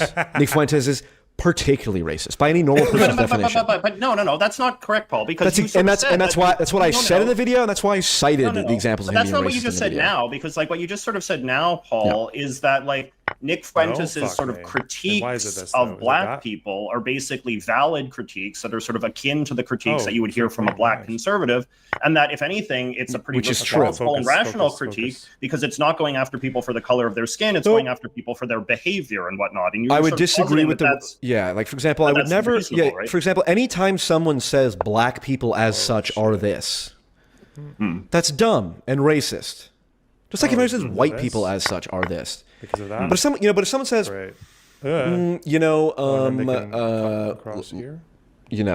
what's an example of, white people run this country. Like, yeah, that's not really true, but I get what you're saying. Okay. And it's like, okay, well, we can do that. Jews run this country. It's like, that's not really true, but I get what you're saying. It's objectively true that Jewish people wield a disproportionate amount of influence in the government. To say otherwise is a lie. Yeah, I don't know if this is like a weaponized autism or he's just being dishonest. I will never figure it out with these people. It doesn't matter. There's obviously a lot of baggage attached to saying Jews run the country. When someone says Jews run the country, they're not saying that they are disproportionately represented in some areas of society. That's not what they're saying. They're saying there's a conspiracy. They're saying there's a cause for concern. They're saying there's too much power. They're saying they're disloyal with that power. Like, no one is just passively observing that there might be more Jews in fucking media or whatever. That's not what's being said. Oh yeah, just a random statement of fact in a vacuum. Nothing to see here, bub. Now, would it be wiser for me to take this just because it's like simplifying the material before well, I would have to because it's defending the fucking bishop. Well done, Gunnar. Yes. And you actually increase the likelihood that people flock to Nick Fuentes the more that you don't acknowledge the true points he makes. Which is on average a good thing. Which is on average what? A good thing for them to flock to Nick Fuentes. Like, it's not actually all that bad. We can... Wait, that? No, not necessarily. No? What's the problem? Just take it. What? What's the problem with people flocking to Nick Fuentes? Yeah, I mean, if it's, yeah. Oh yeah, of course, because they just said that. See, this is, I don't know now because you saw my video and you showed, I cited, we're not even talking about arguably the worst stuff that Nick Fuentes has done and fostered in his audience. Greek. So it's like, why is it bad that people there's many people that I would rather have people listen to Nick Fuentes. Yeah. But Nick Fuentes is gaining mainstream appeal more and more and more. And on balance, that is we're kind of agnostic to what that is. Compared to what? Compared to what? Well, it's like if Nick Fuentes not existing. If the only alternative was Nick Fuentes was not here, objectively net negative, because then America would be overwhelmingly more pro-Israel than it is now. And that's far worse than a racist kid online talking about black culture in a very racist, sloppy, gross way. You're stuck. Nick Fuentes is all around good for the world because he shits on Israel. Because he criticizes Israel. No, because he's the single biggest right-wing figure undermining right-wing support for Israel, a genocidal state, committing a genocide as we speak. And doesn't it sort of send alarm bells for you that that those people who were being converted to Nick Fuentes' side, converted to his beliefs about Israel and Palestine, that they're having their eyes open to the Jewish question, and that their entire introduction to critiques of Gaza is an apologist for Adolf Hitler, telling them that the reason why this is all happening is because Jews have been conspiring against us since time immemorial. That doesn't. Yep. I wish. And yet, it's still a positive impact on the world. And neo-Nazism is a good thing for the world because neo-Nazis don't like the Jewish ethnicity. Yeah. So once again, I will say again, this is pearl clutching because everything you just described neo-Nazism. Oh my God! And as we speak, Palestinian He's an apologist for Adolf Hitler. And Palestinian children are getting blown apart. I don't give a fuck about an apologist for Adolf Hitler compared to children getting massacred as we speak. Then, Paul, I just find your video a bit disingenuous in that case. Honestly, I think the whole franchise, the entire idea behind the video doesn't make any sense. If the claim is something like Nick Fuentes isn't as bad as we make him out to be, but really what you're saying is, I don't give a fuck how bad Nick Fuentes is. He is getting people on the side of pro-Palestinian advocacy. So I don't give a shit who he hates, whether or not he hates black people, how racist he is. To me, that's partly, you know what, that's framing. Yeah. Okay, well, I think you are ignorant, and if you think that my issue is that I haven't made it clear that I'm very anti-Israel, and that's one of the prime reasons that I even pay attention to these people, then I don't know. Oh God, if PF Young knew, I feel like the problem is that he's one of those guys who views the left in a very caricatured way, so he wouldn't know. Why don't you just ask Joel? It's like, well, doesn't BreadShoe do this anyway? Why is it okay to do with the Houthis but not with Fuentes? What do you think the Houthis think about the Holocaust? What do you think Nasrallah or Hezbollah would say about the Holocaust? The average fighter. What do you think the average Hamas fighter would say about the Holocaust? What do you think they would say about the protocols? What you're talking about. But the video itself, that's how it ends. Is it? hilarious. It's so oriented singularly around this question of whether or not Nick Fuentes is as hateful as people like to make out, when in truth, you don't give a shit. Joel, oh my God, it's almost like a 10-minute video doesn't encapsulate my entire thoughts. It fundamentally lies about what you believe is the problem. Oh, really? It Does it? It lies. So you think because your entire problem with your belief in the goodness of Nick Fuentes has nothing to do with whether or not he's a racist or anti-Semite. Whether or not he supports or condemns broad-based racism. Say it again. My what? Say your beliefs about whether or not Nick Fuentes is a net positive, whether or not we aren't giving enough credit, have nothing to do with whether or not he supports broad-based racial hatred. It's just all about Israel and Palestine. There's nothing. There's no way. The only reason. Okay, I don't know how this was not. Sorry if this was not stated up front. Yeah. In case it was not obvious, but the only reason I care about Nick Fuentes at all is because he is a force against Israel. Okay. Otherwise, he would truly be a completely useless, frothing at the mouth dog that has no value. I feel like you're telling me, I'm sorry for talking so much, but what I feel like you're telling me is there is absolutely no amount of anti-Semite that Nick Fuentes could be, no amount of racist he could be. There's no amount of apology for Hitler that he could do that would make you waver one bit for or against Nick Fuentes. Because your enjoyment of Nick Fuentes has nothing to do with... Wrong. If he said that Jews have a problem in their genetics, which is the fundamental Nazi talking point. The fundamental Nazi talking point really is that the Jews it's in their genes. It's in their. They're unsalvageable. They have to be expelled really and executed. Quite the motivation. Nazis. That's the worst one. That's the worst. Nazis believe very strongly that Jews conspired to start the World War I, and that they were running both international Bolshevism and international capitalism to destroy the common working Germans of the time. Okay, I don't know anything about this, and to say, well, okay, it's not, that's a conspiracy. It's not true. It's like, you know who else was told that it's an anti-Semitic conspiracy when they put forth these ideas? Jordan Peterson, for talking about cultural Bolshevism. That's a Nazi conspiracy, isn't it, Joel? Well, it rings like so. Is Jordan Peterson is trafficking in its derivative? Hold on, is cultural Bolshevism a Nazi conspiracy? Yes, or no? I think that probably the way Jordan Peterson was talking about it, he didn't really mean it as a Nazi conspiracy. But of course, interesting. But of course, Nazis were talking about it as a conservative, as a fascist. And then Nick Fuentes, when he makes apology for Adolf Hitler and does rhetoric similar to that of Joseph Goebbels, etc. Of course, we would say Israelis are doing apology a la Joseph Goebbels as we speak. Again, this is what I'm calling the pearl clutching. You're zeroing in. You said Nick Fuentes is a. It's again. I don't know who disputes that Nick Fuentes is a fucking racist by any normal definition of the word. Well, he's not. He's in support of broad-based racial hatred. Yeah, that's not what racist means.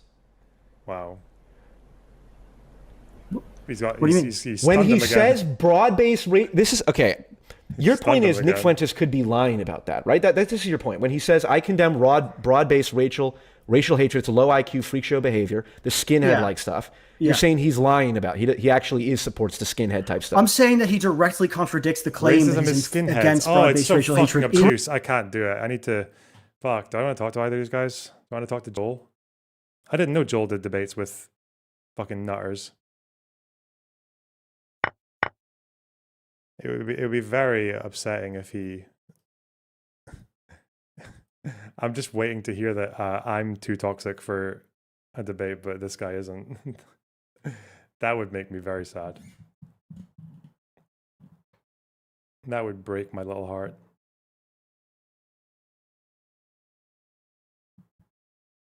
Oh, Ethan said he's going to debate Destiny, or he wants to. It's true, I'm terrified to debate Destiny. My hands are trembling as I type this. Destiny, if you watch my latest video, doubling down on Destiny, live on your stream, then you can come on my show and explain everything I got wrong. This is the same stipulation I gave Hassan. Ooh. Ooh. Foot. Okay. Base.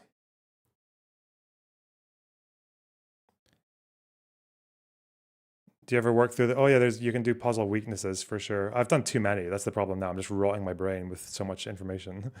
Now wait, what's the value in this and this? Pawn? Or, oh no, pawn to get the knight, because the knight's fucked then, right? Is that what we're saying? Or did I just do it now? If I get the pawn up to the bishop, but it's better to simplify and then do it, right? No, fuck you. Okay. Why wouldn't I do it? Okay, whatever. So which one? So which one is more true? The one where he pursues the political project that he spends his life working on. The one where he. Why do you think he does that? Do you think because he's a white ethno-nationalist who doesn't believe that women should have birth control and that gay people should be thrown in the closet and that this stuff. You know, I love it how it's like the reverse soy. Like that Joel can say, yeah, he believes these things about women, about society, about black people, about Jews, but then like he's the guy being like, oh God, yeah, you're soying out again. Yeah, all this. But no, it's true, Dick. It's fucking true. What are you talking about? You think it's true. Why are you getting like acting like it's a tired fucking point? It's like the reverse soying out. Nazi stuff, right? All that sort of the anti-democracy, right? All that stuff. Oh, yeah, that's the part that's true. How much of Nick Fuentes' motivation for him being the way who he is because he believes that his life was destroyed when he was 19 and he had to basically become I think that came after the person that he is today. Do you believe him when he says that? I don't know. Doesn't matter really. Okay. So I don't really take much else you say seriously then on the, well, this is fundamentally his belief. He's fundamentally this or that. Like, Again, people are very complex. Beliefs, though, Paul. I'm talking about the thing that he spends all of his time advocating. It's the fundamental of his belief system, not that he's like, it's in his DNA. When he advocates against Israel, he's talking about the Jews, and he's talking about the way that the Jews have conspired to do this and that, and he's concocting all these. I'm too agree with that person. See, I should be I'd be a terrible lawyer because every time you say, well, he spends all of his time talking about hating the Jews. It's like, no, that's objectively not true. You're just wrong. All of his time. Yeah, right. Exactly. It's mostly Israel, which I'm actually perfectly fine with. I hate Israel at this point in history. Let me reorient this, Paul, because you said something earlier that I think is interesting and is worth examining, right? You sort of said that Nick Fuentes' fundamental sort of usefulness in the world is that he agitates against Israel and he makes Republicans more anti-Israel and so on and so forth. Correct. If he was not doing that, then he would be a useless dog. Wow. But it sort of seems like, well, I mean, I would dispute that based on what some of your previous things you've said about some of his other points. But let's just say, if he was spouting that Jews are just wicked people because they're genetically, wrongly wired or whatever, and I hate black people because I don't like looking at black skin and whatever, if he was saying these sorts of things, but was also agitating as virulently against Israel, on what basis would you have any grounds to condemn him at that point? Like, this is because we'd be in a much worse situation. We'd be in a much worse situation. But I mean, wouldn't you still kind of have to support him? Because like, if the cause of the Palestinian people is the greatest cause in the world, right? Then genocide is worse than genocide is worse than any racial. Okay, if all your politics centers around fucking genocide, bro, you realize that right wingers using power to shit on Israel also means that the same right wingers, the Republicans, also want to defund USAID, which supervises the overwhelming majority of emergency kitchens in Sudan where there's a famine. So really, you only care about the Jewish genocide, not the one that's happening in other parts of the world where actually Republican and right-wing policy, which Fuentes would support, by the way, he wouldn't care for USAID, would actually exacerbate. It's not genocide. It's like, it's one genocide that you care about. And it just happens to be being committed by them. Those guys. No matter how disgusting the belief is, the act of genocide is worse. So in that point, it really doesn't matter if he's racist or not. No, it does matter. It does matter. Why does it matter? Why does it matter? Because he's still a net positive force in the world because he's agitating against the state of Israel. Yeah, but not... Okay, you can be a better and worse critic of Israel. So you're saying if Nick were a worse critic of Israel, why would he be worse? Well, because he'd be also doing all this other nonsense bullshit, all beyond what he's doing already, and all the disgusting stuff he does already. So it's basically just kind of a tactical problem, right? Are dropping arms equivalent to not dropping food seems a defunct argument. No, it doesn't. Not if you claim to, like Mr. Young does, care about the people. Because if USA doesn't drop food, that's 80+% of the emergency kitchens in Sudan are gone. That's people starving to death. People die. If you give arms to Israel, people die in Gaza. So the outcome's the same. I don't know why you would care more about one or the other if you claim to only care about the people and the bad things happening. Some of the things that he's engaging in are just sort of unproductive to I don't the know. cause. I don't know. That You know how many? One of the reasons that there's a hesitance in me to agree to just say Nick Fuentes is a frothing at the mouth, virulent, racial hatred supporter. Well, there's two things. I'll save the second one. For what? There's several. After do the first one. There's several black people who are Nick Fuentes fans who I've talked to and call me a Again, white if the U.S. wasn't supplying bombs to Israel, there might be a point in overfocus. You're delusional. You're so desperate for a fucking post hoc explanation to your this particular obsession. But again, I'm talking about P.F. Young saying that he supports the right wingers coming in through Fuentes because that would turn America against Israel. But that also means that the same right wingers, say for example, not the Democrats, they stay in power.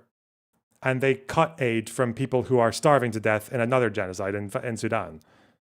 The fact that he only cares about one but not the other at all, not even proportionality in this calculation.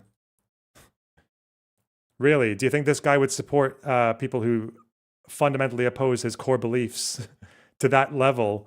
Would he support a Stalinist coming into office in America if that Stalinist would restart the food kitchens in Sudan? Probably not.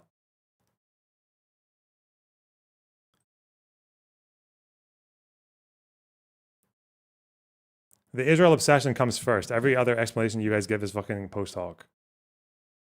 It's just an interesting conflict, or people are anti-Semitic. Because I say Nick's a racist and I don't really know what I'm talking about. Yeah. And these people aren't. Some of them are truly caricatures. I can tell you that. Oh. Clayton Bigsby, Dave Chappelle skit is unfortunately much truer than people would think. It was not as much of a joke as it seems to be.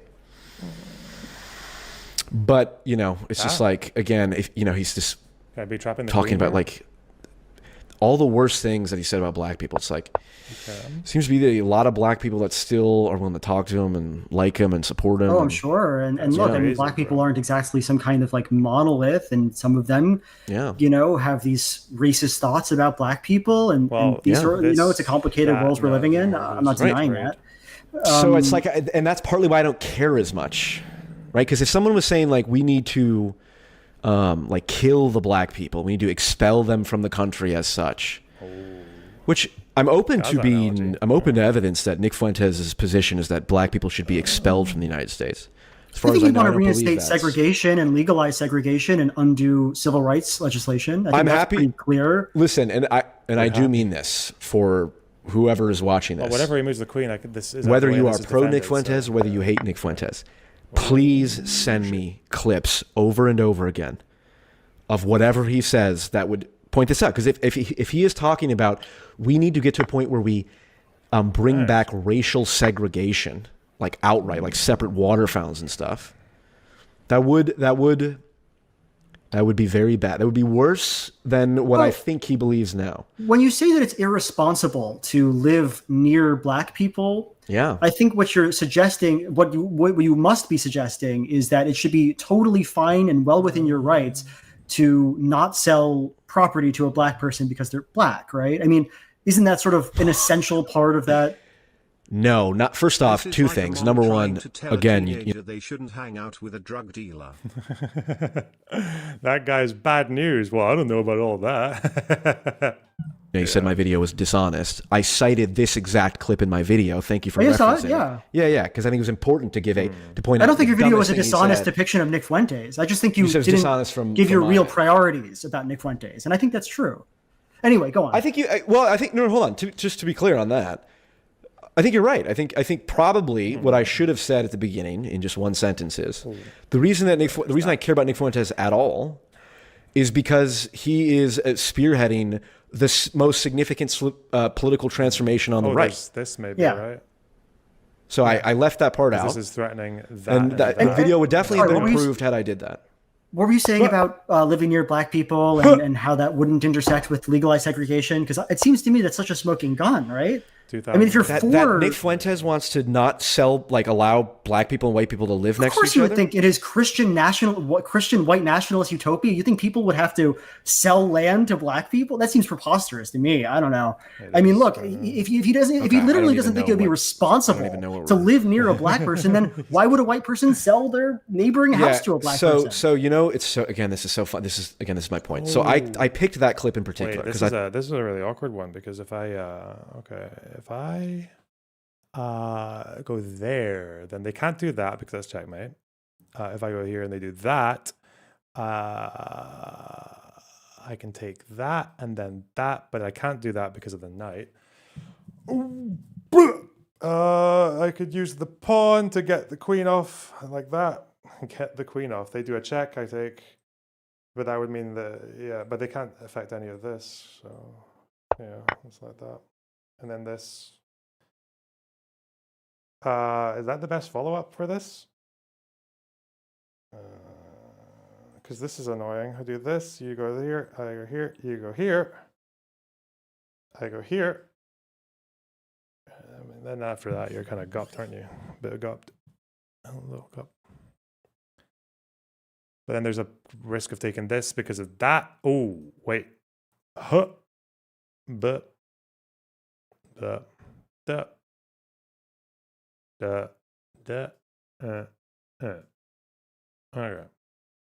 It's just a good trade. Yeah, okay. I didn't have to follow up. Nice.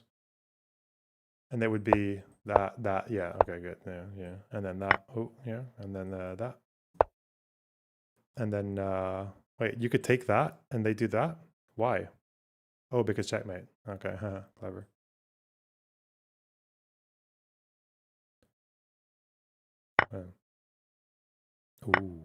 Ooh, shit. And then they would do that, and then I would do that. Yeah, and then they're kind of fuck. Okay, all right. Be right back. Bathroom, and then I'm gonna maybe switch because this is fucking brain rot. Okay.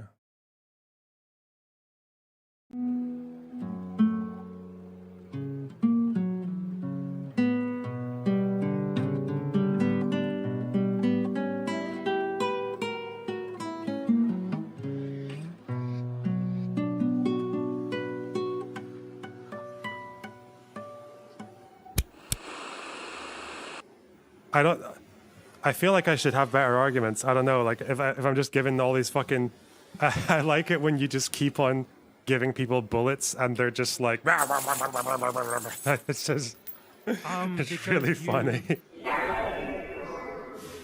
Right, it's still fine, but with South American stuff or like Bach and all that, it's all just so like random. You know, there's no logic to any of these chords. They're just like, you can tell they were just vibing it, and that's how. Like there is a key signature, but even then they deviate from it so much. Like there's lots of chromatic stuff, and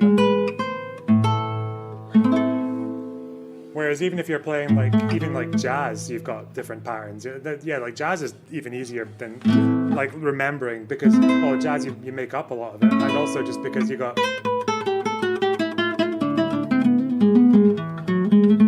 Like there's still a few like scales and patterns that you remember.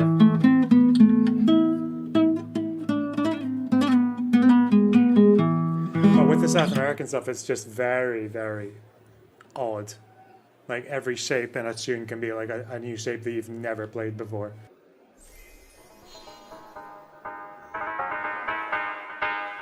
אבי, תעמוד רגיל כאזרח רגיל, לא כמאבטח.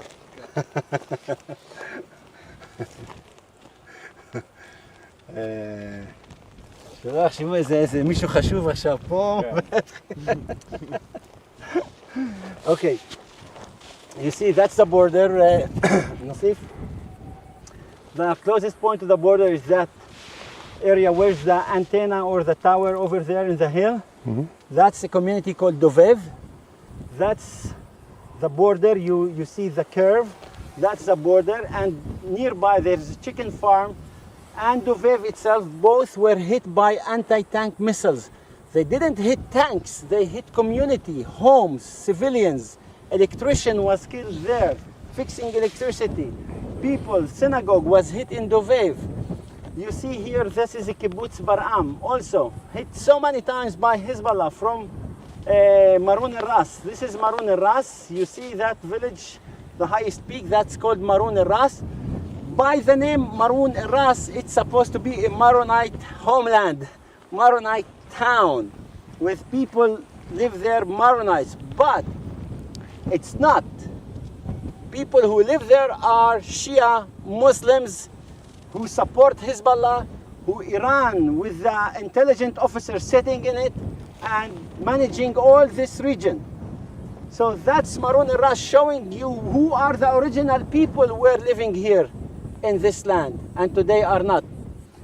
Below it you have Yaron, it's another town, and you have Yaroun and Binjbel back after. That's Binjbel. Binjbel is there. That's what they call the terror town, right? Yes. Yeah. You see Maroun al-Ras and Binjbel, you continue a little bit with the slopes. Furthermore, you see Binjbel. You see that tower far away, there's like tower. Mm-hmm. Yeah. That's a Maronite town called Anibel. And nearby. Thought it was the most egregious example. Someone with no wife and kids says, it would be irresponsible for me to have a wife and kids and live around black people. I'm like, that's the dumbest fucking shit. It's and it's the kind of thing of like, that's why I picked that clip. Yeah. And you know what the black gripers told me? They said, Paul, you know what he means. He doesn't mean any black people. He means like the south side of Chicago. And maybe he does mean that. The sweeping generalization is bullshit, and maybe I can account that to imprecision in speech, and he's a provocative comedian, and that's why he says that, and he does a Mott and Bailey. Yeah. And so, like, I probably do kind of believe that that's what he means. Like, he doesn't mean, no, obviously, if you had a black Christian, like, that would be fine. If someone wasn't committing crime and all that, that would be fine. So I think that probably Nick Fuentes believes something like, there are certainly some good black people. I can be friends with black people, whatever. But push comes to shove, I think he's a race scientist. I think he believes pretty strongly that there's a genetic component in why black people are less advanced than white people. I think he thinks they're less intelligent genetically. I think he's indicated that very much, very obviously over time. And okay, well, we can. This is like, your point about someone who denies the Holocaust must be a Jew hater. Someone who talks about race and IQ must be a Jew, must be a racist. So when I was talking about Jewish people, Paul, you said that the Nazi must believe. Thank you for calling me by my first name. I appreciate it. The Jew is genetically inferior, okay? And then I say that Nick Fuentes believes that black people are genetically inferior, and it's like, are we done clutching our pearls, or is it time now to clutch those pearls, baby? Like when does the pearl clutching begin? I don't know what point. Sorry, I'm trying to say it doesn't seem like the genetic component of racism is actually that important, when that doesn't make you racist to suspect that black people are genetically inferior to white people and intellectually deficient. Okay, no, hold on. No, all right, let's. Do you accept that the gap in IQ between black and white people has potentially a genetic component? I'm not asking you how much. I'm asking you, is it a logical possibility that there is a genetic component to the gap in IQ between white and black people? Is it a logical possibility? Like, is it theoretically possible? Yeah. Do you accept this? I don't think it's true. Do you study the race and IQ literature? I mean, I watched that very good Sean video. I've seen many. Oh, you don't think that's a good video? You're pro bell curve. No. Do you think Charles Murray's a racist? Seems that way, yeah. Mm-hmm. So, again, more reasons why it's hard to take some of the assertions seriously. You think that it's just like beyond positive? You don't think Charles Murray's racist at all? Well, to the same degree you are, but do you think Charles Murray's racist because because of his ideas in the bell curve, because he points out the data in the bell curve? It seems like the current consensus academically is that the bell curve is not a valid text, and that most of what it gets, wrong. I'd say that's wrong, just completely wrong. Why? Why is that wrong? Because the claim, first off, unless you think like people like John McWhorter or Glenn Lowry are, racists, in of themselves. They don't dispute at all the fact that if the only thing you do is you take white people and black people, or people who self-identify, that's how you do. Like, do you self-identify as white, black? You have them take IQ tests. That at a population level there is a gap. Oh, there is a no gap. one disputes That's that. true. Right. No one disputes that. Right, No, right. That's true. Right. So then the question is, well, how much of that is genetic and how much of that is cultural? And Yeah. Charles Murray himself, in his interview with Coleman Hughes, said the cultural component is big, i.e. it can be changed. Yeah. So why is Charles Murray a racist, and why is the consensus against him, even though it's not? It would be because he thinks that black people are intellectually inferior to. Because he said that it's not actually like, first of all, the idea of trying to divide it into how much of it is genetic versus how much of it is environmental is still kind of like pretty very difficult to do and quite dubious when people try to say that. But the other issue is that he would say that it was heritable, that it had high heritability, but then he acts as if that means genetic, but it doesn't. Heritability does not mean the same as genetic. Like, I think that's kind of the issue, but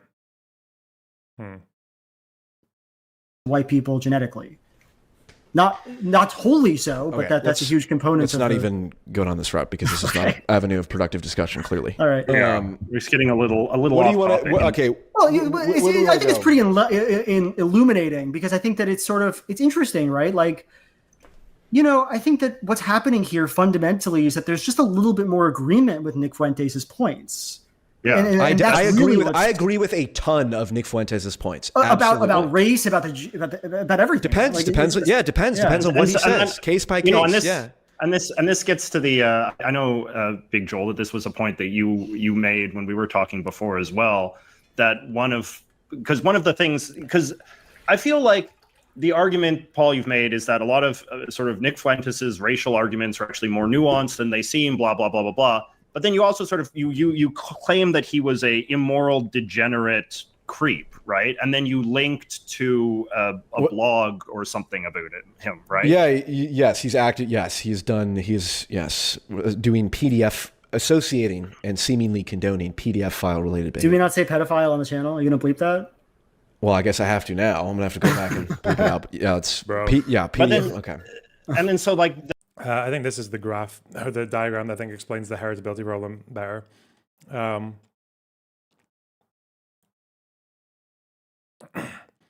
If you give two groups of plants different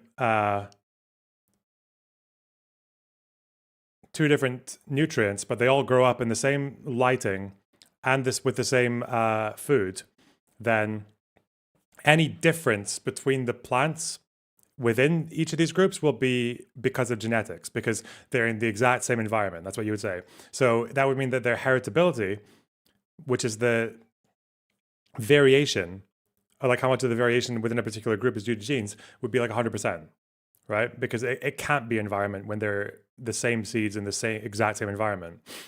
So both of these groups have 100% heritability, but that does not mean that the reason these plants are growing better than these ones is because of genetics. It's 100% environmental, but also 100% heritable.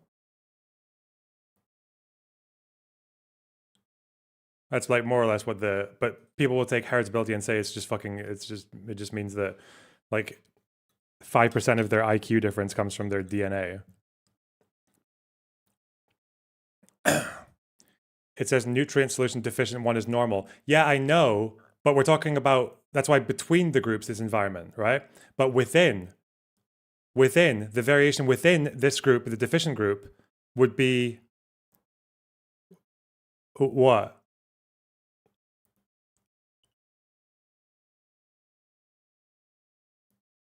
So exclude this group and then just look at this one. Why is there variation within this one? Is that environmental or genetic? I'm not following at all. Holy shit. Now I'm nervous because a fucking science person is trying to correct me, but I don't think they understand what I said, because you're not disagreeing with what I was mentioning. We're talking about variation within a group. Yeah, within the group is genetic. Yeah, which is why when you say that something is heritable, like say, because like IQ is to a degree heritable, that does not mean that if something is 30% heritable, that does not mean that it is 30% genetic. That doesn't mean the same thing. it would mean within, but when we start comparing different groups. So if we say that, like, say black and white people, you say two human groups and raise them in different environments, then let's say there's a broad white environment, there's a broad black environment. You might say that the IQ differences are like largely heritable because they're in similar education systems and everything else. So it must be genetic. That's where the difference is. But then if you compare the two separate groups together, then high levels of heritability does not necessarily, within each group, doesn't necessarily mean high levels of genetic variation between the two groups.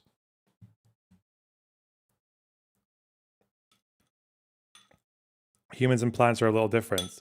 Scarlett, if someone says IQ is heritable, is that exact? Does that mean the same thing as IQ is genetic? So if someone says that like your IQ difference is like the IQ is 40% heritable, does that mean that black and white people, their differences in IQ are 40% due to genes?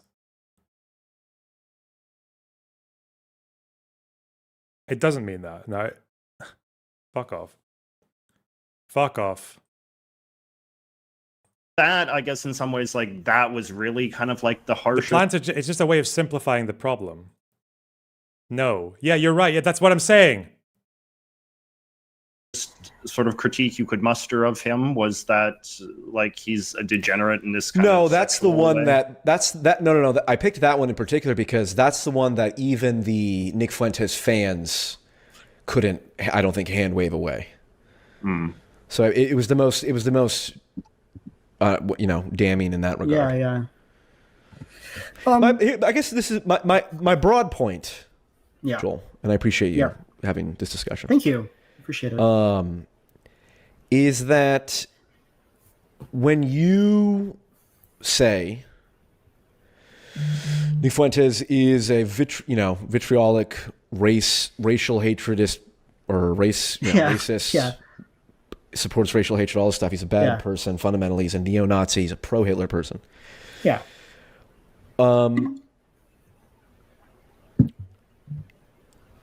Even if that's true, let's say all of that's true, and I probably could, if we were sitting down and having beers and I would go, yeah, I agree with a lot of that framing. Like is Nick Fuentes pro-Hitler? Duh. Right? Like, obviously. Then it's like, well, okay, yes, well, is Hitler, or is Nick Fuentes, like, does he view Hitler like he views, like, the Pope? Well, no. I don't think he does. No. Yeah. No. Okay. So there's nuance to his. I think he thinks Hitler's like a nuanced leader who had a lot of good ideas and did a lot of good things. Didn't commit the Holocaust. That's a big part. Didn't try to gas Jews. That's a big part of it. And ultimately was quite maligned by history. That's what I believe about it. I don't think he is a full scale, like. Okay, I'll put it this way. I think if Hitler was around today, Nick Fuentes would vote for him. I don't think that if Nick Fuentes knew what would come for the German people, unfortunately, I think a lot of people would vote for Hitler. Yeah, a lot of people would. And I think he would champion. God, we're so profound, aren't we? Yeah, God. I think he would champion the Hitler of tomorrow. I think that if somebody had the moral worth of Hitler, he would be their greatest fan. And I think that's a huge reason why this is also just not true. Like, depends what you mean by a lot, but there's idea that like left wingers are like, so sometimes people from the Communist Party would go in and out from the Communist Party towards the Nazis. Some Social Democrats did as well, but by and large, the people who moved to the Nazis were people who were already on the right. That's it. Like, most of their support that they grabbed from other parties came from like center right parties or center parties or Catholic right wing parties. That's where their votes came from when those parties shrunk. Social Democrat defectors to the Nazis were like a smaller proportion. Same with communists. I feel these things. Sorry, go on. That's fine. Again, I view the pro-Hitler stuff like someone's pro-Stalinist stuff and pro-Mao stuff. Yeah. It's gross. Like, someone says, like, has like Maoist, like, unironically talks about Mao in a positive manner stuff. It's like that's a sign of a sick soul, and I think the pro-Hitler stuff's similar. Again, Nick Fuentes is deeply irony poisoned, as am I in many ways. So it is. I'm sure you would at least agree it is difficult to know, like, exactly where, what his beliefs are. Well, you've already admitted that a bunch of yes. So fair enough. My point is all the things you're saying about him being racist and all that. Yeah. It doesn't it doesn't lead to a solution on how to deal with him that I think is productive, or I don't see how there's a better alternative than the way that I am going about it, which is validate the true things he says when he says them. And anytime I make a video about him, make sure to pull up that Chris Burnett article where he does he shows all the weird shit that he does with his cult, Nick Fuentes' cult. But other than that, like that's why I call it pearl clutching. Because didn't monarchists help the Nazis too? Oh yeah, people who wanted the Kaiser back. Fuck yeah. Because again, they loved it. And you are correct that I should have been much more clear up front and said this explicitly, which I have. Well, I've definitely. This is the problem with YouTube. How much can I assume of my audience as they see my stuff versus how much do I need to re-articulate each time? But the primary reason that I even care about Nick Fuentes at all is because of the electoral and political significance he has as it relates to the U.S. relationship with Israel. That's why I care. So, just to give my general philosophy of video creating, right? Yeah. I'm not a very, I don't feel like I have people's answers in life. I don't feel like I have the solution to American politics. I don't think of myself as an authority on where we should go or what we should do. And I don't make videos in line with people desperately trying to enforce whatever solution I think will work. It's just not something that I feel I have the authority to do. But I do think that ultimately all I really care about is just trying as best I can to tell the truth, right? And for me, it's not the truth about Nick Fuentes that he's opposed to broad-based racial hatred, and that's like a huge part of why I'm here. Just I don't think he's opposed to broad-based racial hatred. I think his entire political project runs against it. I don't think it's possible to have the beliefs that he has and not be in favor of broad-based racial hatred. That's why I'm here. I'm not saying that I have all the answers. I'm not saying that I'm a political oracle. I'm not. And everybody would say that. I'm not. Okay. Well, look, again, I accept the possibility that Nick could be lying about his beliefs when he says I'm against. It's an inversion of the Christian message to hate the alien and not Well, people have been coming up with ways of hating people through Christianity since time immemorial. I mean, true. It's not difficult. It's not difficult at all. Yeah. As I said, the KKK did it. Goebbels did it. Yeah, right. Yeah. I'm wondering, Paul, if say Nick Fuentes became say as popular as Joe Rogan, if he became the biggest media star in America, if he became a household name, how do you think America would be different? It'd be worse. In what way? I think people would be a lot more degenerate on average if that was the case, because Nick Fuentes is himself a degenerate. Nice. Degenerate. But he's a net positive. But I'm sorry, he's a net positive. But you wouldn't want him to be as successful as Joe Rogan. Yeah. That's interesting. I don't. Is there so the people that he's reaching? It's good that he reaches them, but you wouldn't want him to reach more people. That's a problem. Listen, it's all pearl clutching to talk about racism and anti-Semitism and Holocaust denial, right? But we will draw a line at some degenerate behavior. Okay. Would you stop a genocide for degenerate behavior? Well, I have to stop and think about that one. When he reaches. It's better that he reaches people who otherwise wouldn't be against Israel than not.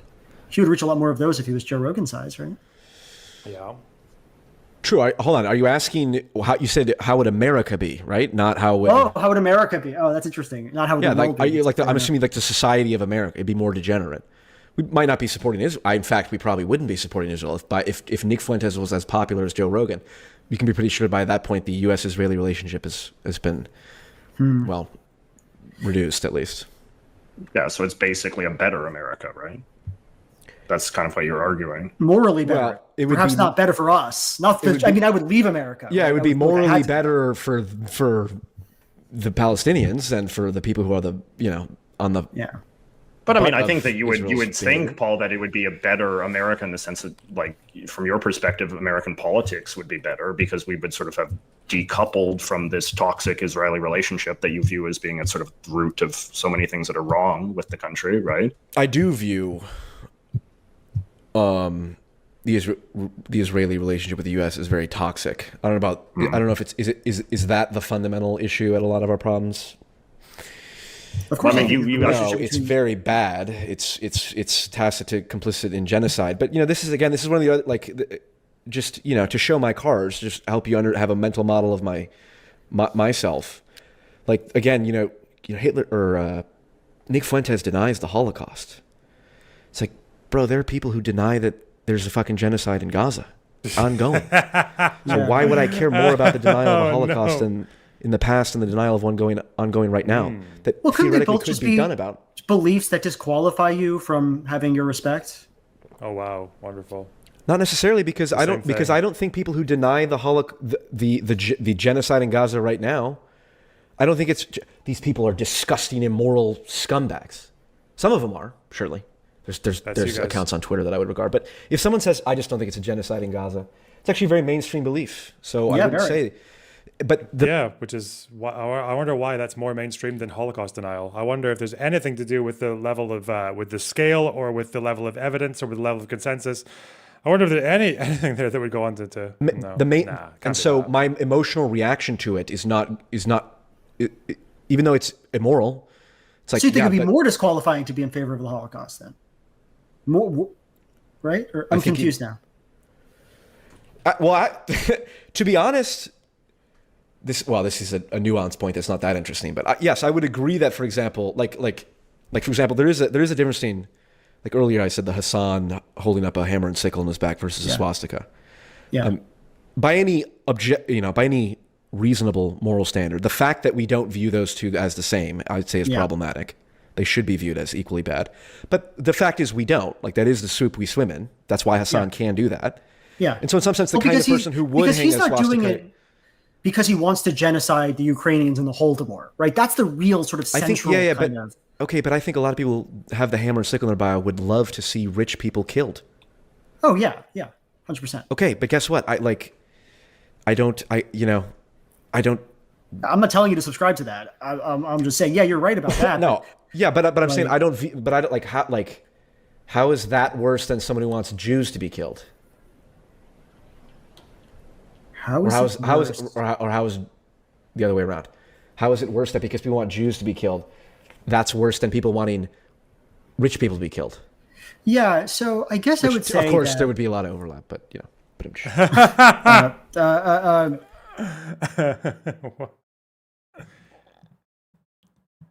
Again, you can not like either of them, but one of them is obviously a slightly more inherent quality than the other. Okay. Why is it worse to sort of say eat the rich than it is to say Heil Hitler? That's what you're asking. Like, you think those are like morally kind of equivalent things? No. Eat the rich is worse. No, because Heil Hitler doesn't necessarily mean you're than Heil Hitler. So why is that? Why do you think the difference obtains? Because you can say eat the rich and not mean I want to kill rich people. That's kind of where I'm at. Like, it's kind of a disingenuous online bullshit thing to say. It doesn't really come with I'm much, talking about the people who I'm talking about like the people like guillotines posting guillotine memes all the time. Well, I think there's so many, like, maybe this is to your credit, but like, of course, there's so many leftist LARPers on the internet, you know. But like, and how many and how many? And quite a lot of them make up your audience, buddy. I'm sorry, but I love how he has to go. It's an unfortunate thing about being a bread tuber where you have to be so careful with the fucking crazy tanky people, because a lot of them are just like, they watch your stuff and they support you. Rip, bro. It's that there might be a bit of overlap. Is sending me. Yep. Oh, hey, Olive. How's it going? Good to have you around. How many of the right-wingers are like that? Like, how many of the right-wingers are just resentful, bitter that they don't have girlfriends for a variety of reasons? Most so they deny the Holocaust? It seems a bit crazy. It seems a bit psychotic. Well, what is your explanation for the people posting the guillotine memes then? How is it any different? So I think this is like way leaving behind the subject, and that's totally fine. I guess we're in fertile new territory. Yes, but we're securing Lebensraum, as Hitler would say. I think a huge problem with the internet today is just how many, and JJ would eat this shit up, is just how many, how much emotional truth is kind of valued, right? Like, oh, we say this because, there's sort of an emotional sense in which we want these people to die. Ultimately, it's like, it's so fake and like online poisoned. But whereas when I see Nick Fuentes assembling this coalition and establishing that if we just dealt with the Jewish question, and I saw comments that you had of people saying, now Nick Fuentes opened my eyes up to the Jewish question. If we just resolved the Jewish question, maybe all of our political problems would be solved. Maybe the Gaza genocide wouldn't be happening. And I think there's a real danger to it. I think it's a danger to it because Nick Fuentes had dinner with the president. I think these people are extremely prominent and destructive. And I think that every moment that Nick Fuentes speaks on the internet is really quite damaging to people on the right who could otherwise. Okay, we watched this for way too long, and we need to do the Ethan Destiny Hassan Netanyahu. Fuck. So wait. I think Ethan's double down video or whatever the fuck that's 35 minutes. I think is he starting his response quite soon, right? Or has he done it already? Where are we? Do I want to... Honestly, I do have one reason for covering this is that it'll be easy. It'll be very easy to just sit back and enjoy the disconnect, the ironic detachment. They're not doing it yet. Okay. Okay. Not yet.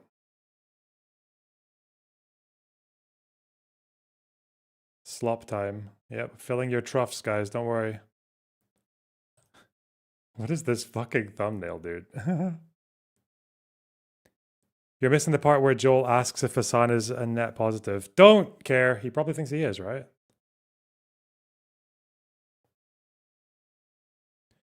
Doubling down on Destiny, he did it with the fucking pedophile. Oh no. Oh God. VOD on demand. Today I'm going to be addressing once again the EHD. Fuck off. Sounds like a fucking disease. R-Man, thanks for the 199. Great lonely box. Please start your goal. Yeah, don't mind if I start a new goal. Okay, why not? Why not?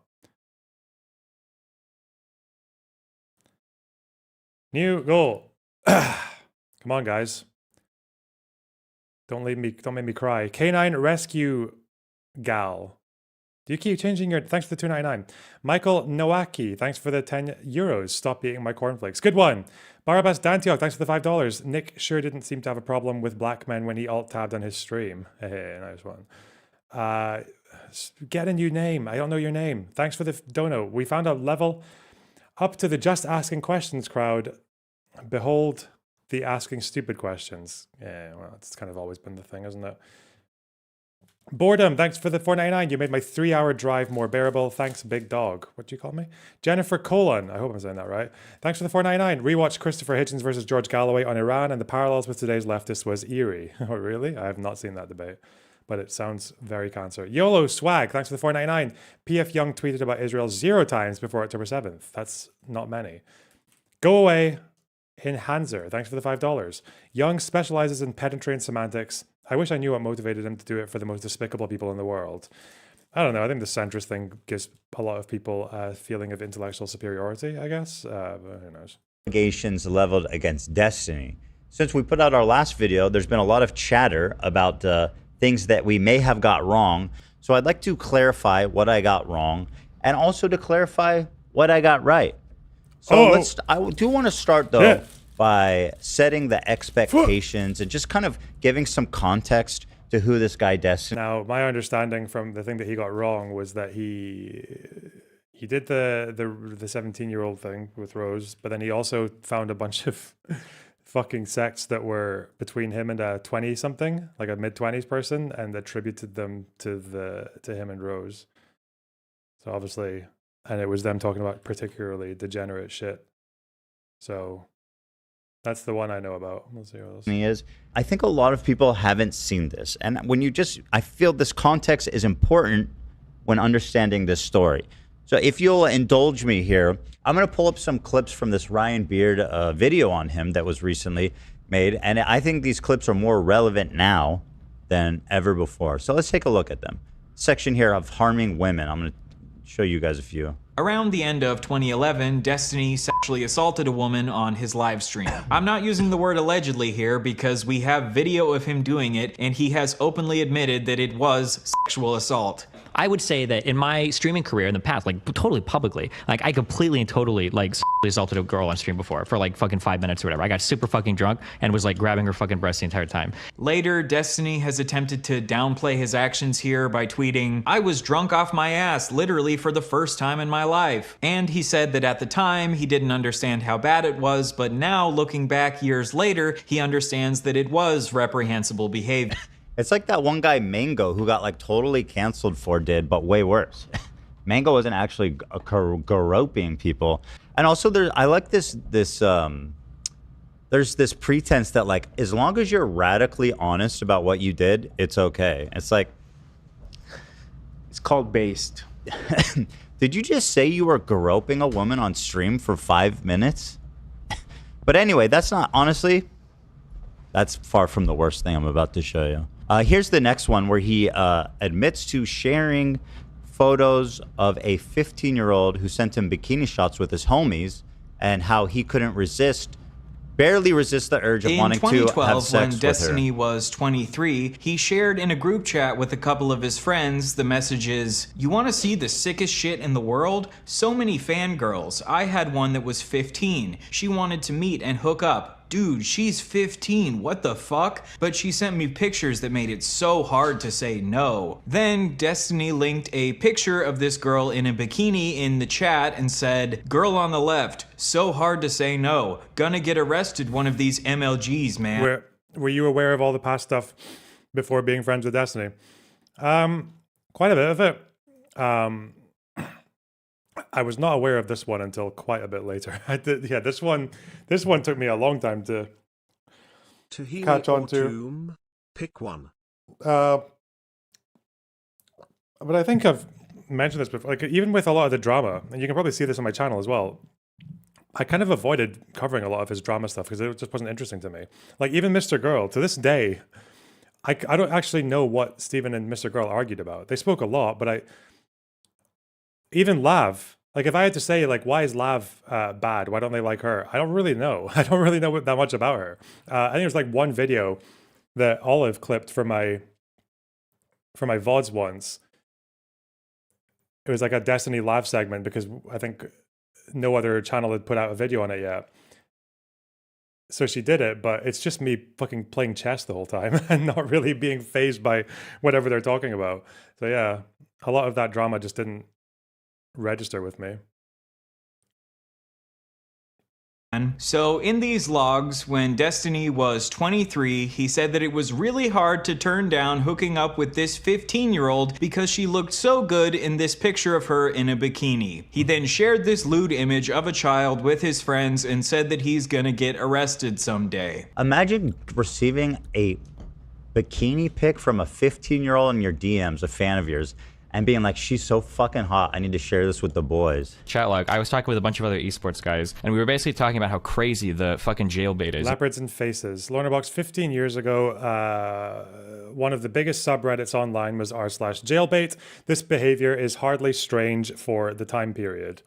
Well, yeah, I know.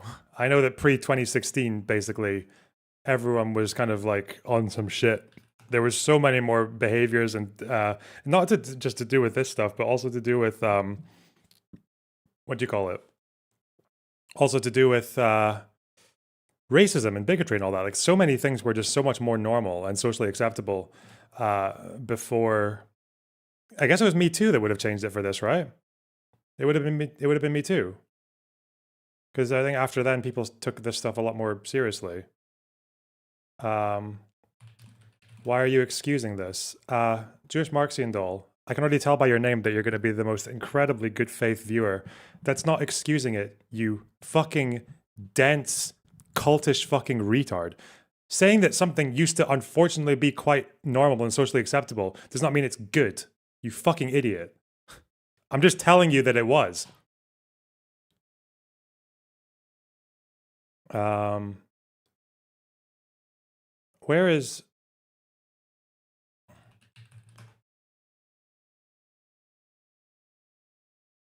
It was how many of these house episodes? Was there like a fucking teenager involved? Like a minor? The stalker. You don't need a $400 handbag. It's kind of hard to check your throat when you're flapping your gums around. But it's for the fall formal. He doesn't care if it's for the presidential inauguration. But I'm using Marissa's old dress. It's free. Yeah, you know what else is free? Roof over your head, the food you eat, your phone, your computer. How long have you been congested? A week. The 15-year-old supermodel episode. Yeah, what the fuck? This isn't even that one. There's like quite a few of these, yeah. Fresno. It's in France, right? See the Parthenon? California. I've got no appetite. I'm aching all over. I'm weak. Is that hard? Oh, yeah. Does his voice always have that unattractive nasal tone? Totally. I'm gonna take that giggle as a no. She's there with her fucking aches, dad. weakness, loss of appetite. Been having any anal sex with IV drug users lately? Of course not. I'm married. You think she might have been having... No. It's probably a rhinovirus. What's that? Cold. Take this 4 times a day. Stay off airplanes, flying cesspools. Oops. I dropped something. The whole part of the story arc is that she's like 17, right? If there's anything else you can think of, please call. Fuck's Yes? sake. He's too old and weak.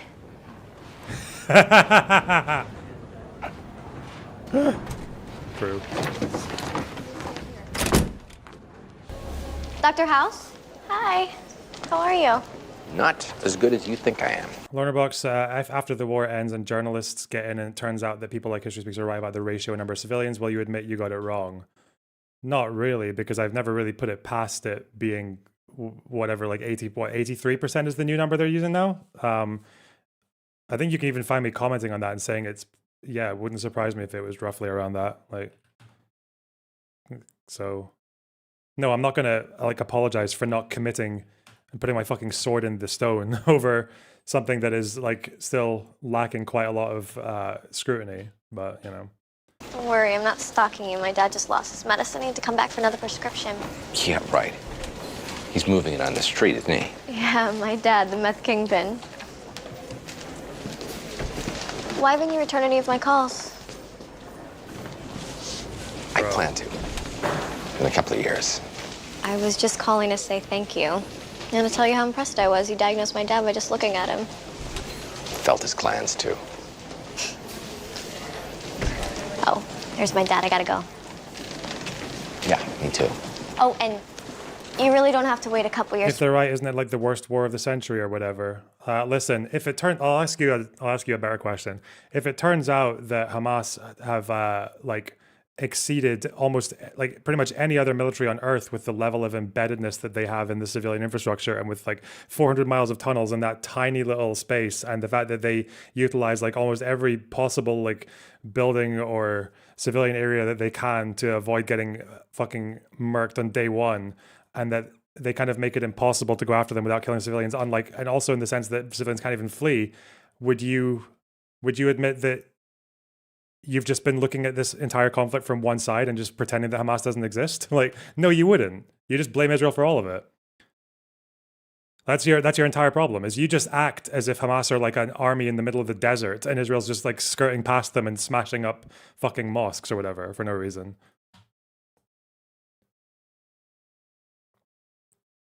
That doesn't force Israel to make disproportionate decisions, but it does contextualize the war in a way that you couldn't really say about places like Syria or anywhere else, really.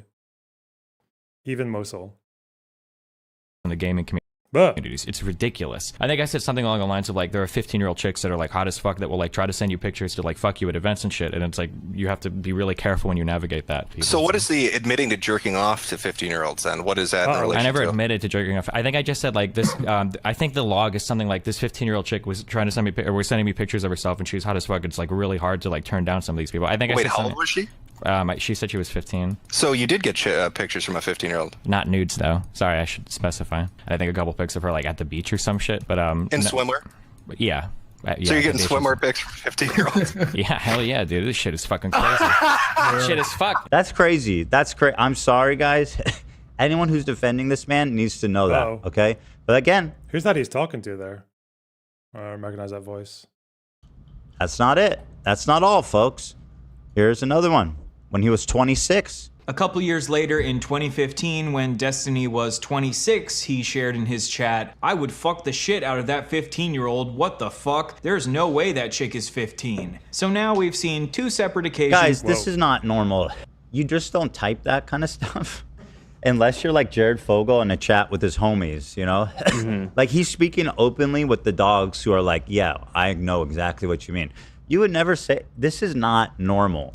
And like, he keeps getting older and older, but the girls stay the same age. But again, that's not all, folks. Pedophile. But the colloquial definition of pedophile is someone who is attracted to children, and Destiny is at least somewhat attracted to children. There are some 15, 16-year-old chicks that like look pretty fucking hot. Like I can't help that. Like some people mature fucking older. Destiny defended another streamer who got exposed for having sex with a 14-year-old by saying, even if he did bang a 14-year-old, no, that's not what pedophile means. Go look it up. Seriously, if you don't understand the difference between being attracted to No, but Matthew McConaughey says that line in Dazed and Confused. He's like, I love these high school girls because I get older, they stay the same age.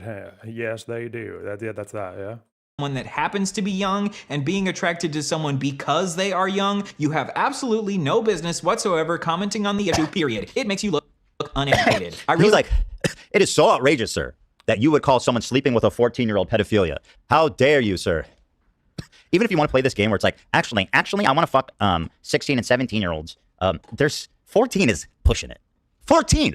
What are we talking about? This man was like, yeah, you can fuck a 14-year-old. That's not the same thing. Guys, are we all hearing the same thing? It's 14. This dude has made it like his personal crusade to normalize fucking children. Like, how many times are you going to go on the record protecting it?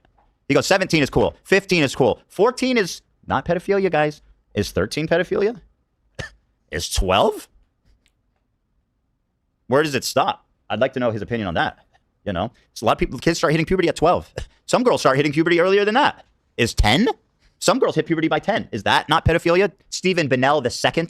By the way, the second is just junior. Okay, you don't get to play the Royal Guard game with just being the second. In fact, that's just junior, which ironically is what you call all the girls you date. Come on over here, Junior. Come sit in Daddy's lap. Holy fuck. Yeah, but guess what, guys? There's more. Incident is when him and his friends, the Bro Squad, watched an 8-year-old boy shake his penis for them on a live stream. I shouldn't tell this because I'm gonna get fucking arrested. For child By the protective services. way, how many times has he said that? Once is enough. Has he said this like 3 times? He's like, I shouldn't tell you guys this because I'm gonna get arrested for child porn. 3? How many times are you gonna tell that joke? I used to be part of this horrible thing called the Bro Squad. Okay. Fucking me, if you remember that fucking Cheeks bitch, and fucking a couple other people that have never been on my stream before. Wait, there's an 8-year-old in it? I don't remember. What the fuck is this one? An 8-year-old. What? Okay. We're part of the Bro Squad, and what we would do is we would go around Justin TV streams, trolling the shit out of these people.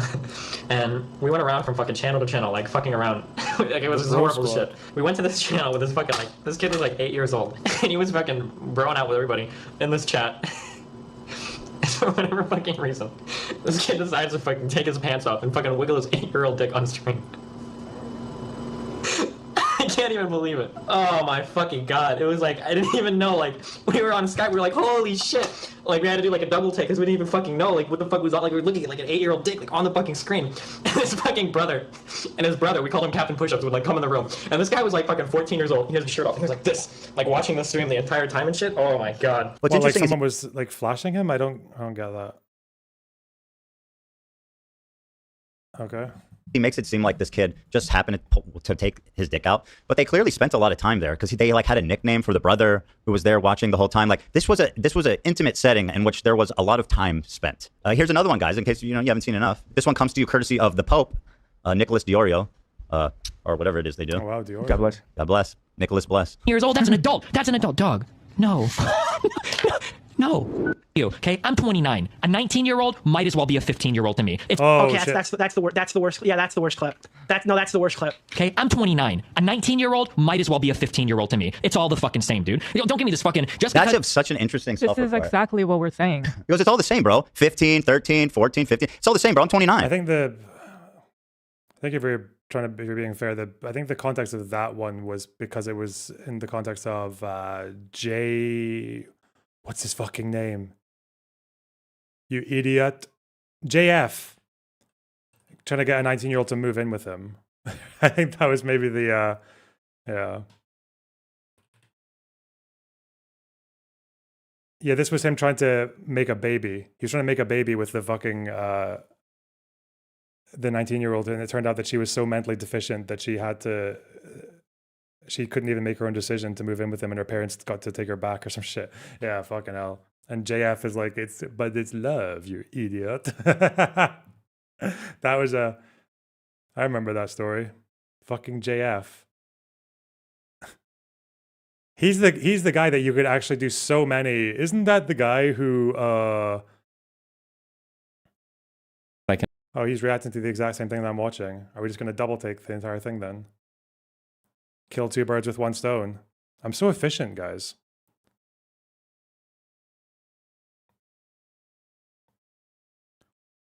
Why not? And address any crossover fans, because why the fuck not? There are a million things that are happening right now in the world, obviously relating to the Trump stuff, relating to insane fucking Hassan stuff, just in politics in general.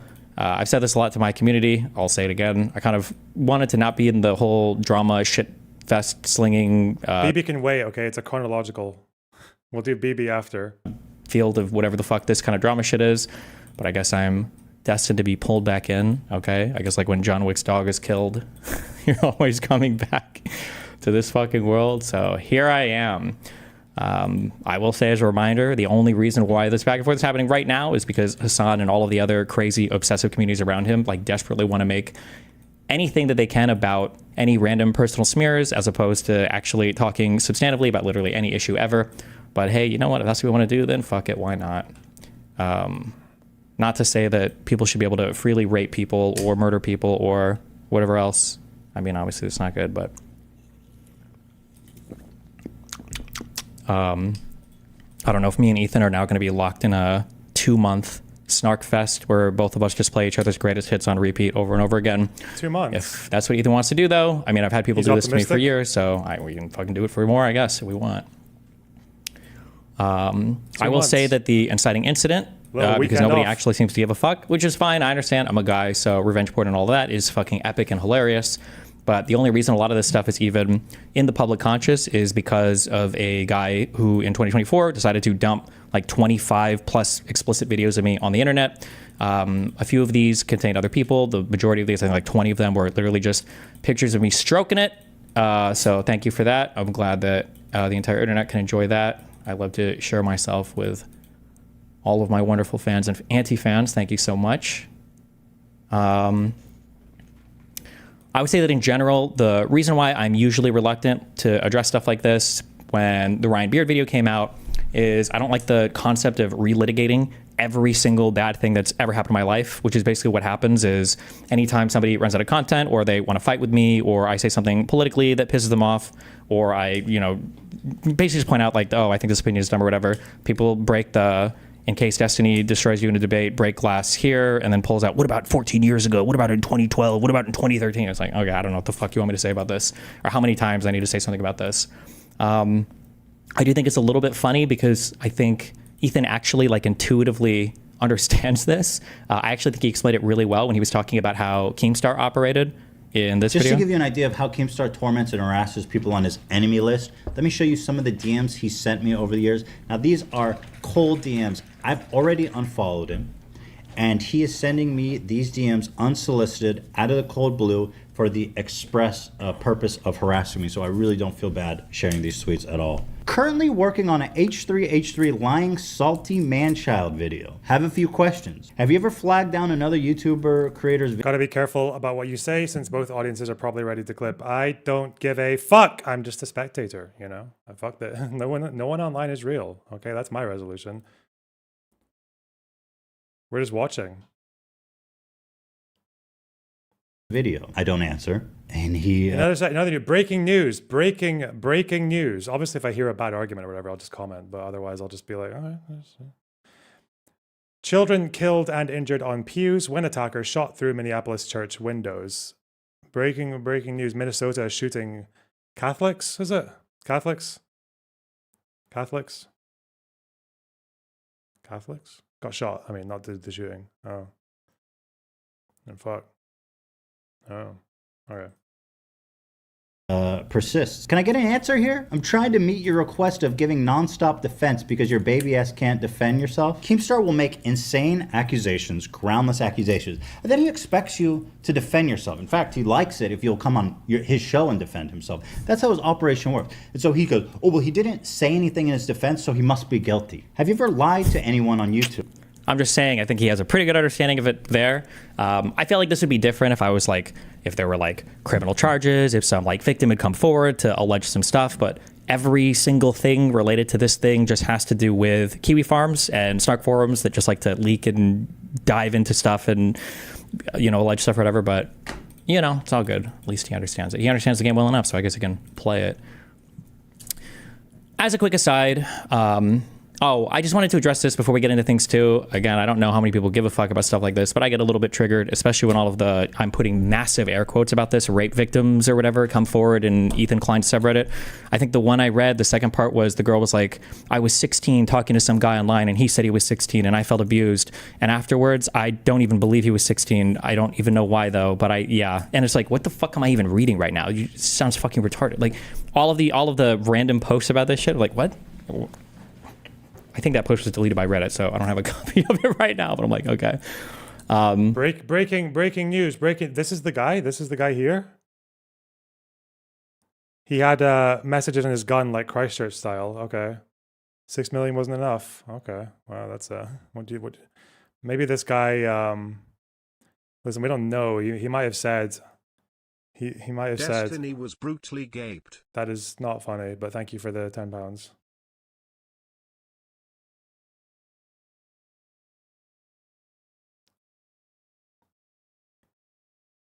This guy, dude.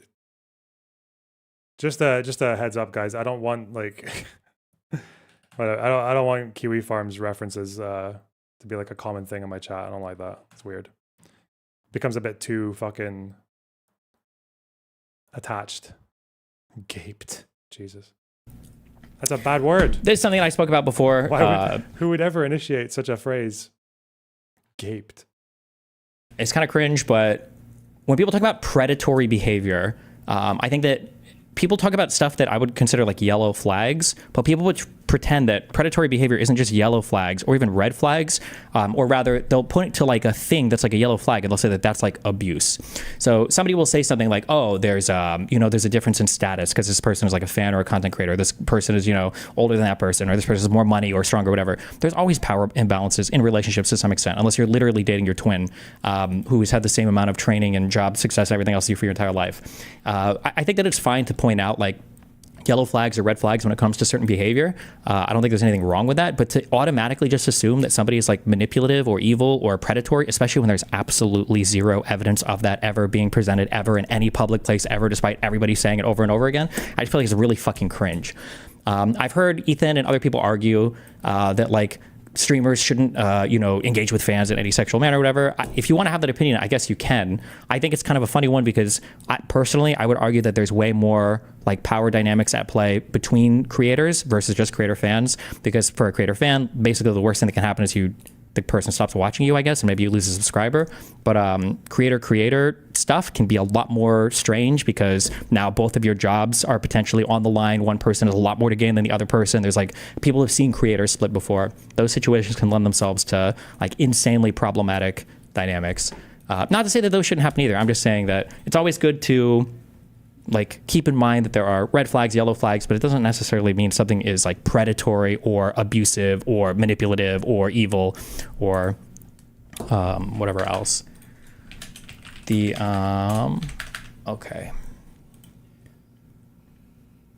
All right. I've segmented this off into segments. I'm playing most of this video straight down. Welcome back, guys, to another video VOD on demand. Today I'm going to be addressing, once again, the allegations leveled against Destiny. Since we put out our last video, there's been a lot of chatter about things that we may have got wrong. So I'd like to clarify what I got wrong, and also to clarify what I got right. So I do want to start though by... Oh, if I go 1.5, it makes, and then I slow it down when Ethan stops, the speeds would be exactly the same. Huh. Okay. Why do you want me to look at this? Good meme. I guess this is me criticizing Hassan for his politics, and then he goes, "Isn't this the guy who?" Yeah. The fuck. Setting the expectations and just kind of giving some context to who this guy Destiny is. I think just as a quick thing, I like that before he gets into the meat of all of his criminal accusations, we're going to spend like 15 minutes poisoning the well. But okay, sure. a lot of people haven't seen this, and when I feel this context is important when understanding this story. Also, major props to Ethan. I can tell that he inhaled the fuck up before doing this video, so I wouldn't make fun of his cough. I'm glad I can encourage you to adopt healthier habits. If you'll indulge me here, I'm going to pull up some clips from this Ryan Beard video on him that was recently made, and I think these clips are more relevant now than ever before. So let's take a look at them. Section here of harming women. I'm going to show you guys a few. Around the end of 2011, Destiny sexually assaulted a woman on his live stream. I'm not using the word allegedly here because we have video of him doing it, and he has openly admitted that it was sexual assault. I would say that in my streaming career in the past, like totally publicly, like I completely and totally like sexually assaulted a girl on stream before for like fucking 5 minutes or whatever. I got super fucking drunk and was like grabbing her fucking breast the entire time. Later, Destiny has attempted to downplay his actions here by tweeting, "I was drunk off my ass literally for the first time in my life." And he said that at the time he didn't understand how bad it was, but now looking back years later, he understands that it was reprehensible behavior. It's like that one guy Mango who got like totally canceled for did, but way worse. Mango wasn't actually groping people. And also, I like this. It's like, first of all, how old was Mango again? Wasn't this like a known problem? But okay. There's this pretense that like, as long as you're radically honest about what you did, it's okay. It's like, it's called based. Did you just say you were groping a woman on stream for 5 minutes? But anyway, that's not honestly. Okay, for the first one, okay, because I know that Ryan likes this clip and a bunch of people like bring this up. One, this incident occurred in 2011, okay? This was 14 years ago when I was 22 years old, all right? I don't understand how Ethan can say that I'm downplaying my actions when in the video, I literally explicitly say, I feel like this was sexual assault. I said that my feelings on it and how acceptable behavior has changed since then. I don't know what the fuck I'm supposed to do about that besides that. Is this just a thing that like you want to bring up over and over again for reasons? He can say that like I'm downplaying my actions because I brought up that we were drunk or whatever. I mean, like Mia has said the exact same thing. This was years ago. I chalked it up to being young. Everyone had too much to drink, but I want to be around these people, get my name out. I know Dusty's toxic, but I have no issues with him. I do issues in spreading the wrong info like on Swifty. I think I said something about Swifty at this time. 2020, I don't know what's going on. My subreddit literally brought up like the whole excessive drinking thing. Destiny's surrounded by drunks, egging him on. It would be nice of Mia Rose. It would be a bro, so she's mostly sober. Doesn't need to sleep. Blah blah blah blah. Just be clear, this is not fault of hers. It just sexy doesn't make blah blah blah. Okay, right. Crazy drinking stream. I think this is my first time getting intoxicated ever. Not good though. But I mean, I said as much. So I don't understand when people want to bring up like this thing over and over again. Like I've already said, it's not good. I don't stand by it. Like I think it's a bad thing. Yeah, I'm not sure what I'm supposed to say about that. Like I've said that as much. I communicated with Mia Rose privately. Oh, Jesus, she just tweeted 11 hours ago. I didn't know how this archived. I just want to put it out there that the omni-liberal did apologize to me wholeheartedly. He did wholeheartedly. He was the only person to actually answer my phone call at twitch.com. Not all these other idiots that were clout chasers. People make mistakes. Oh, shit. What did I just do? Fuck. All right. I was closing all my 8 billion windows. And one of them was the video. Well done, Loaderbox. Fucking stream. Logs when Destiny was 23, he said that it was really God, hard it's so to slow. I know that Ryan likes this clip and a bunch of people like bring this. Right here. Subreddit literally brought up like the whole. We're here. She just tweeted 11 hours ago. I didn't know how this archived. I just want to put it out there that the omni-liberal did apologize to me wholeheartedly. He did wholeheartedly. He was the only person to actually answer my phone call at twitch.com. Not all these other idiots that were clout chasers. People make mistakes. They grow up and learn. And I guess you just tweeted 11 hours ago. Jesus, this again. It was like 15 years ago. I'm over it. Y'all should be too. Yeah, I don't know what else I'm supposed to say about this. Also, I also speak hyperbolically a lot, and I know that it's epic and hilarious when you want to be good faith, but then when you're not, you're going to take everything literally. It was not 5 minutes of groping. I'm pretty sure it was like 5 seconds. Not that that makes it good, not that makes it acceptable, but I wasn't literally sitting there hanging on her boobs for 5 fucking minutes, okay, on the stream. But so I literally have no fucking idea what else I'm supposed to do about this or what I'm supposed to say about this other than a good job, I guess. So pattern 1, okay, 14 years ago, 2011. Okay, first part of the pattern. All right. That's okay. So that's the first allegation. That's the allegation with the Ryan Beard video and Ethan, and then we've got the addressal. Okay, wow, chat. So we got to let know who do we think won that one? We think that was who do you think was correct there? I think that was Stephen or an Ethan, or Ryan, I guess. Stephen or Ethan. 1's for Stephen and 2 for Ethan's. So I know what opinion to have. Obviously, go. You won, Loner. I mean, I am the biggest victim, but like, well, just whatever.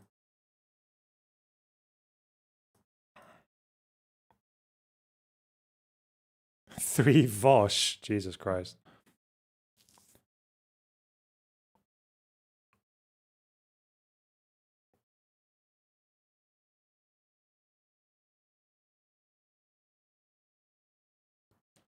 Okay, well, the twos have it guy. Whoa, shit. Okay. Far from the worst thing I'm about to show you. Far from the worst. It gets way worse from here, guys. Here's the next one where he... I think fixating on shit that happened a billion years ago that the person has already owned up to is cringe.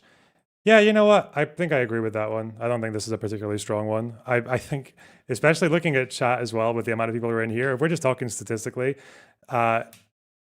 wait, am I wrong that he was dating this person as well? Or he was seeing her?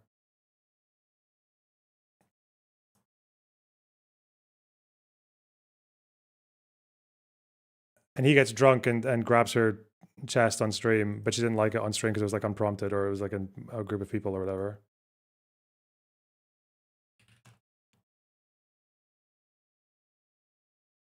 I would say that's the kind of thing that if one of your real life friends had done it, you would probably look past that if there was some kind of admission, which it looks like there was, but yeah, whatever. Damn, I'm going against the curve on that one. Shit.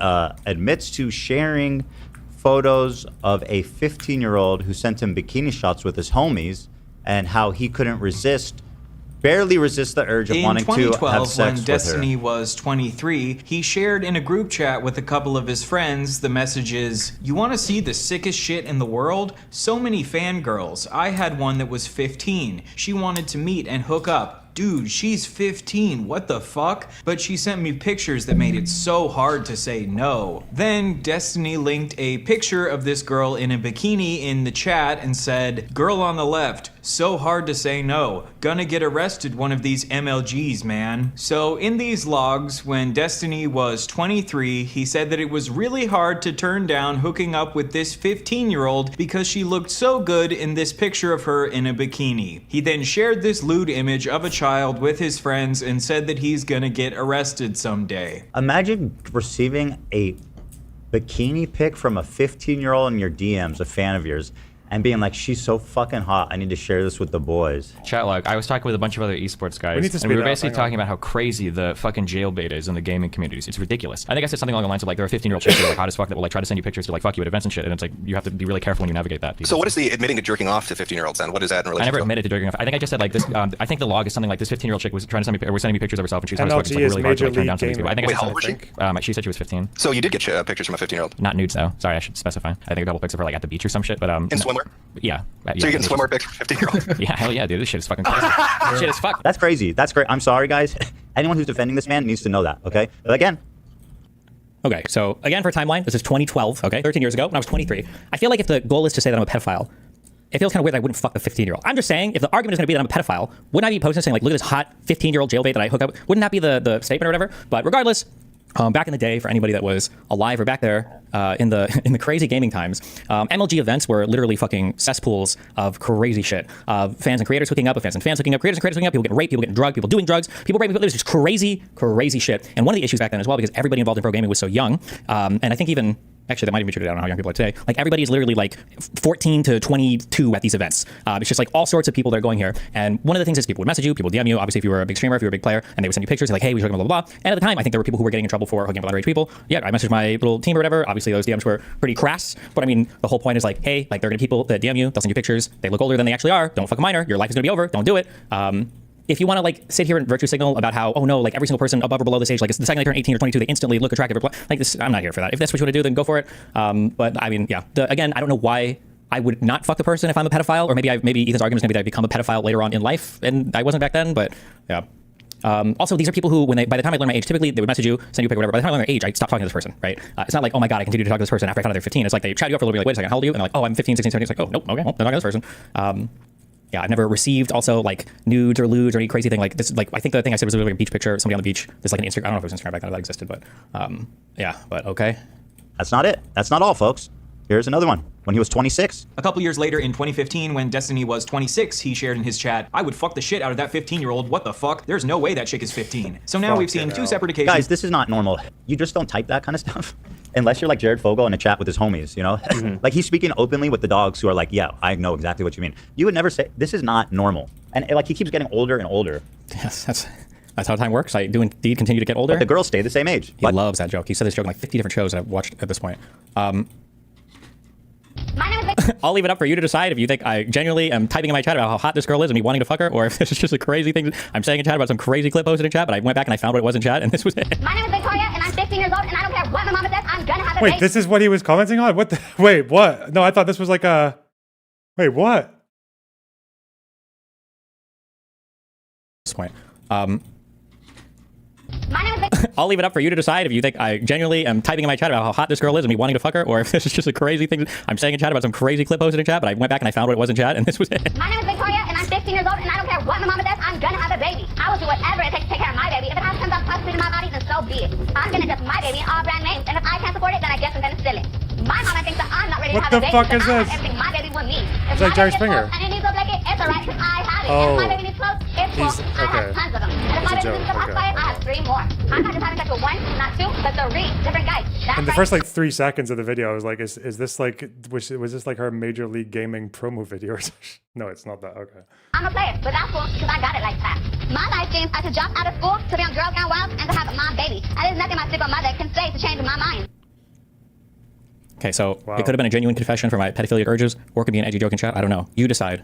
Again, that's not all, folks. But the colloquial definition of pedophile is... Oh, and then also I guess although I guess he's building a pattern of behavior. Again, this was a joke in my chat in 2015. Okay, but that's okay. We're building our pattern. All right. That's not all, folks. But the colloquial definition of pedophile is someone who is attracted to children, and Destiny is at least somewhat attracted to children. There's some 15, 16-year-old chicks that like look pretty fucking hot. Like I can't help that. Like some people mature fucking older. Destiny Okay, so again, you can have issues with what I'm saying, but definitionally, I'm literally talking about people that look older than 15, 16. Not teenagers are hot, I love teenagers, but some 15, 16-year-olds can look older. That's the opposite of pedophilia, but listen, if that's what you want to say, that's fine. Okay, we'll keep going through it. And another streamer who got exposed for having sex with a 14-year-old by saying, even if he did bang a 14-year-old, no, that's not what pedophile means. Go look it up. Seriously, if you don't understand the difference between being attracted to someone that happens to be young and being attracted to someone because they are young, you have absolutely no business whatsoever commenting on the issue, period. It makes you look uneducated. He's like, it is so outrageous, sir, that you would call someone sleeping with a 14-year-old pedophilia. How dare you, sir?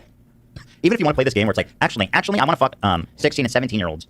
There's 14 is pushing it. 14. What are we talking about? This man was like, yeah, you can fuck a 14-year-old. That's not the same thing. Guys, I don't think I've ever said that ever. But are we all hearing the same thing? It's 14. This dude has made it like his personal crusade to normalize fucking children. Like how many? That's a wild statement to say based off what we've seen so far. I did go back and I found the post for this because I was curious. I think I made an OP here that basically has to do. It basically has to do with like streaming is a little bit different and crazy because you have so much access in people's lives you don't traditionally get. At the bottom of this post, I literally say one of the incidents that I brought up was this guy Stefano got in trouble because he was 19 and he DM'd some player saying that he abused a 14-year-old and everybody took it as he fucked him because this guy's French, not because their abuse is sex, but because of a ESL thing. I literally say at the bottom here, I'm not taking a side on any of these issues or anything that's happened. I'm just giving food for thought about like the level of access that you have to people's lives here. I was never defending this in this post. I'm not defending this anywhere. I think I was an edgy like internet atheist, and we did if you don't understand the difference between being attracted to someone that happens to be young and being attracted to someone because they're young, the difference between pedophile or whatever the fuck else. Yeah, maybe. I will say that if that's like a creepy thing that people are doing to advocate for. I guess like fucking So kids. you've been seeing this girl for a month? Around a month, yeah. Oh, You love no. her. Fuck off. Is Brandon good at sex? Honestly, yeah. She's 17. Yeah. Hell yeah, Brandon. What's up? What? Anyway. Jason's party because she wasn't 18. Like I knew about this. That's why I distanced myself. And Jason would always be pissed at me that I wouldn't film with Brandon. I'm like, he's an actual like pedophile, and we're actually like, and he's like 24. Having sex with a 17-year-old isn't pedophilia. It's pedophilia for sure. It's with for a sure. minor for sure was. That's an actual pedophile. Like it's a child. 17-year-old is a child. So okay, whatever. I don't need to debate that, but it's illegal. Oh fuck. Well, pedophile is someone that has sex with kids. She's a child. That's a child. But you don't magically become not a child when you go turn from when the clock ticks midnight. That actually is like how it works. Yeah. Like you also have no business being with like an 18-year-old, but like 17 is an actual child. It's actually legal. Like you actually should go to jail. Okay, well, I'm not here to debate that, but some states it's 16. But it's not that in California. I know it's illegal. It's fine. So I mean, like, if that counts as. Oh no! Scorched Earth. Scorched Earth. Oh God. Destiny keeps saying he's not a pedo, but no one's saying that. They're saying he's creepy and predator towards minors. I think a lot of people are saying he's a pedo, but I understand. Yeah. Fucking hell, Ethan. Whoa. I think to this day it's still 16 in fucking Scotland. People abuse the shit out of that. They love it. Fuck.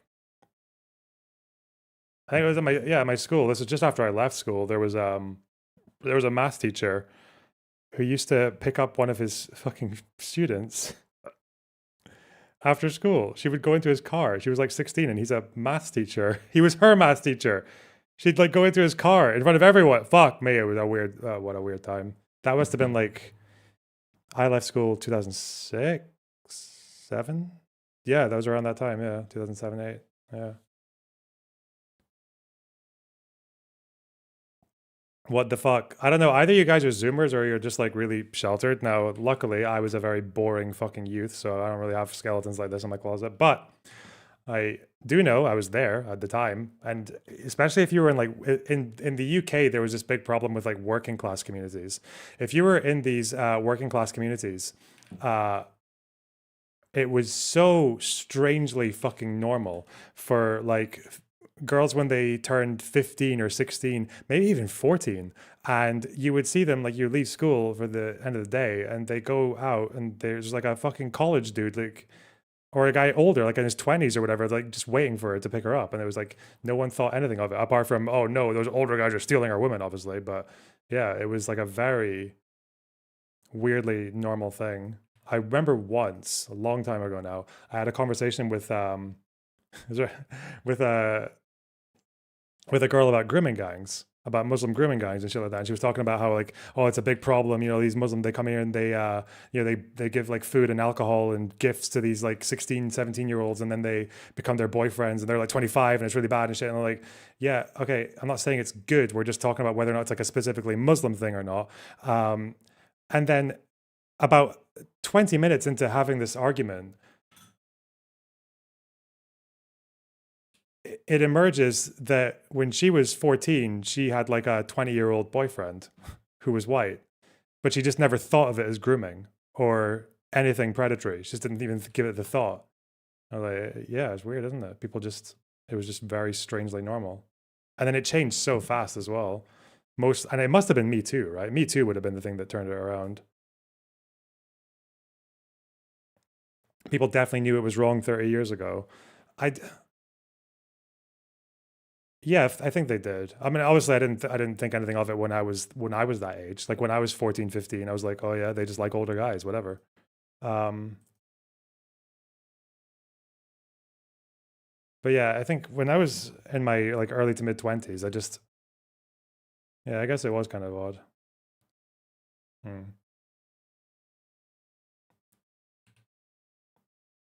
But by the time I reached my 20s, I didn't really know anyone who was doing that, so I only saw it happen to girls in school.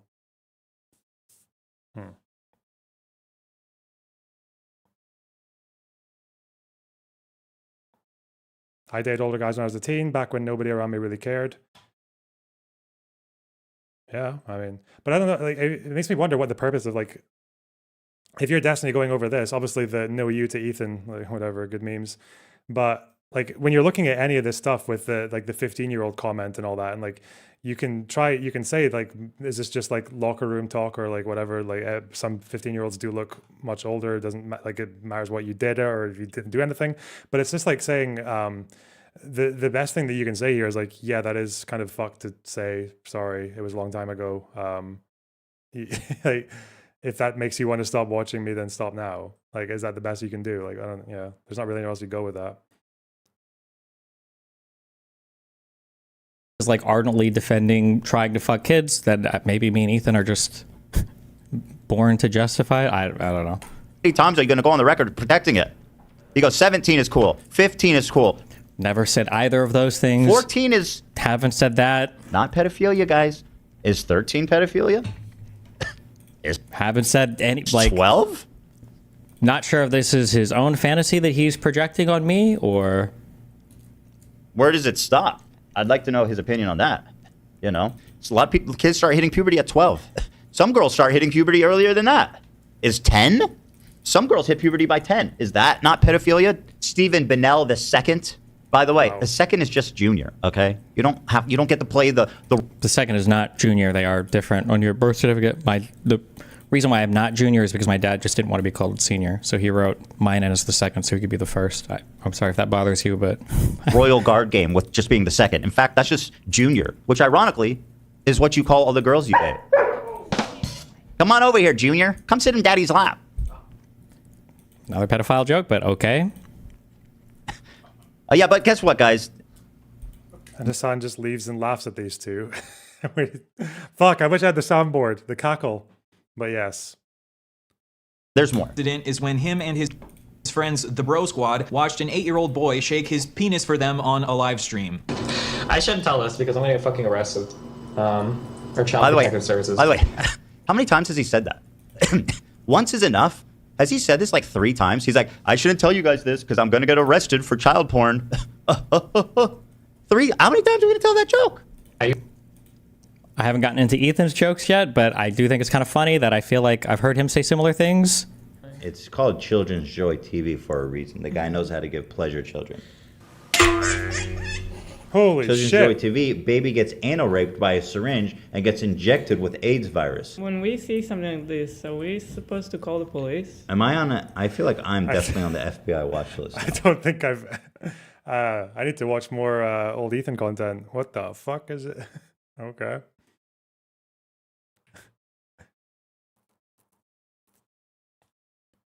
Yeah. I don't know how many FBI watch list jokes he's made. Maybe he is, maybe he isn't. But if like that's they are jokes, right? Like it's not. That wasn't a real baby. Okay. standard, then sure. We used to be part of this horrible thing called the Bro Squad. Okay.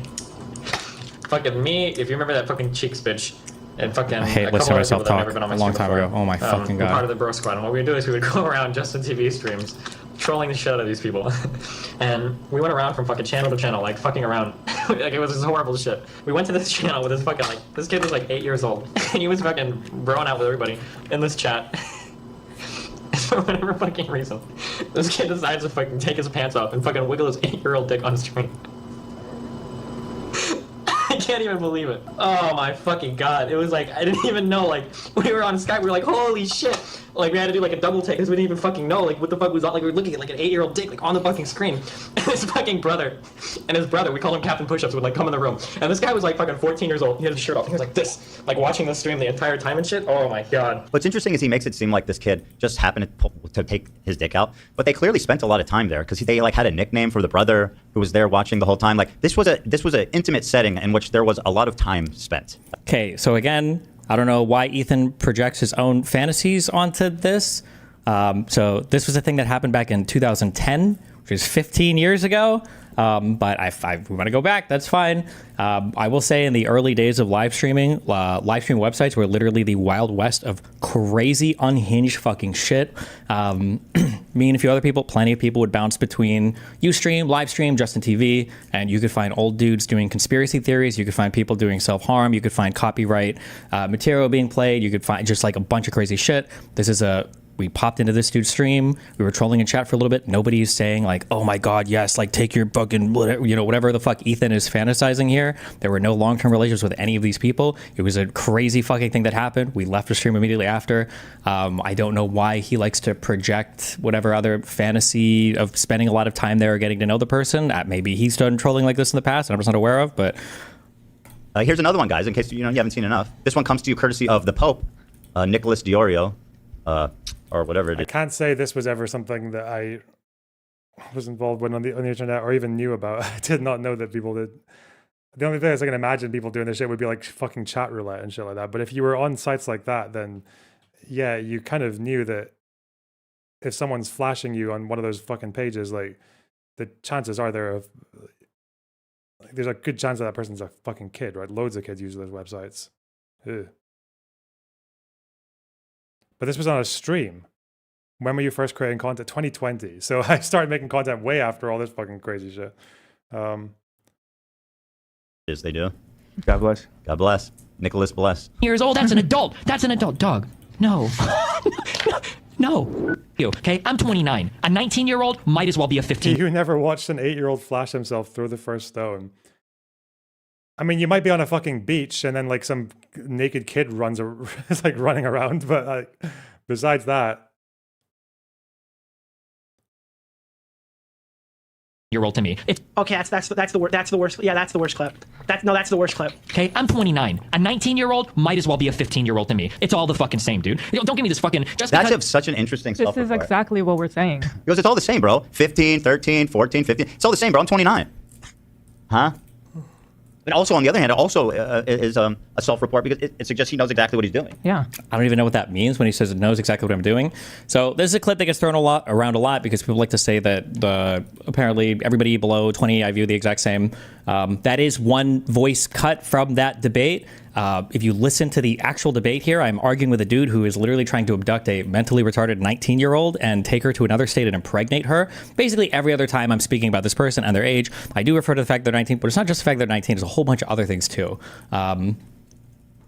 AF's own words, a 19-year-old girl communicated with him online. He fell in love with her. He convinced her to leave her family and join him. And then after 3 weeks of being with her, a girl that had never lived on her own, worked a job, lived apart from her parents, been in a relationship, he convinced her to try to have a child with him. First, I will say,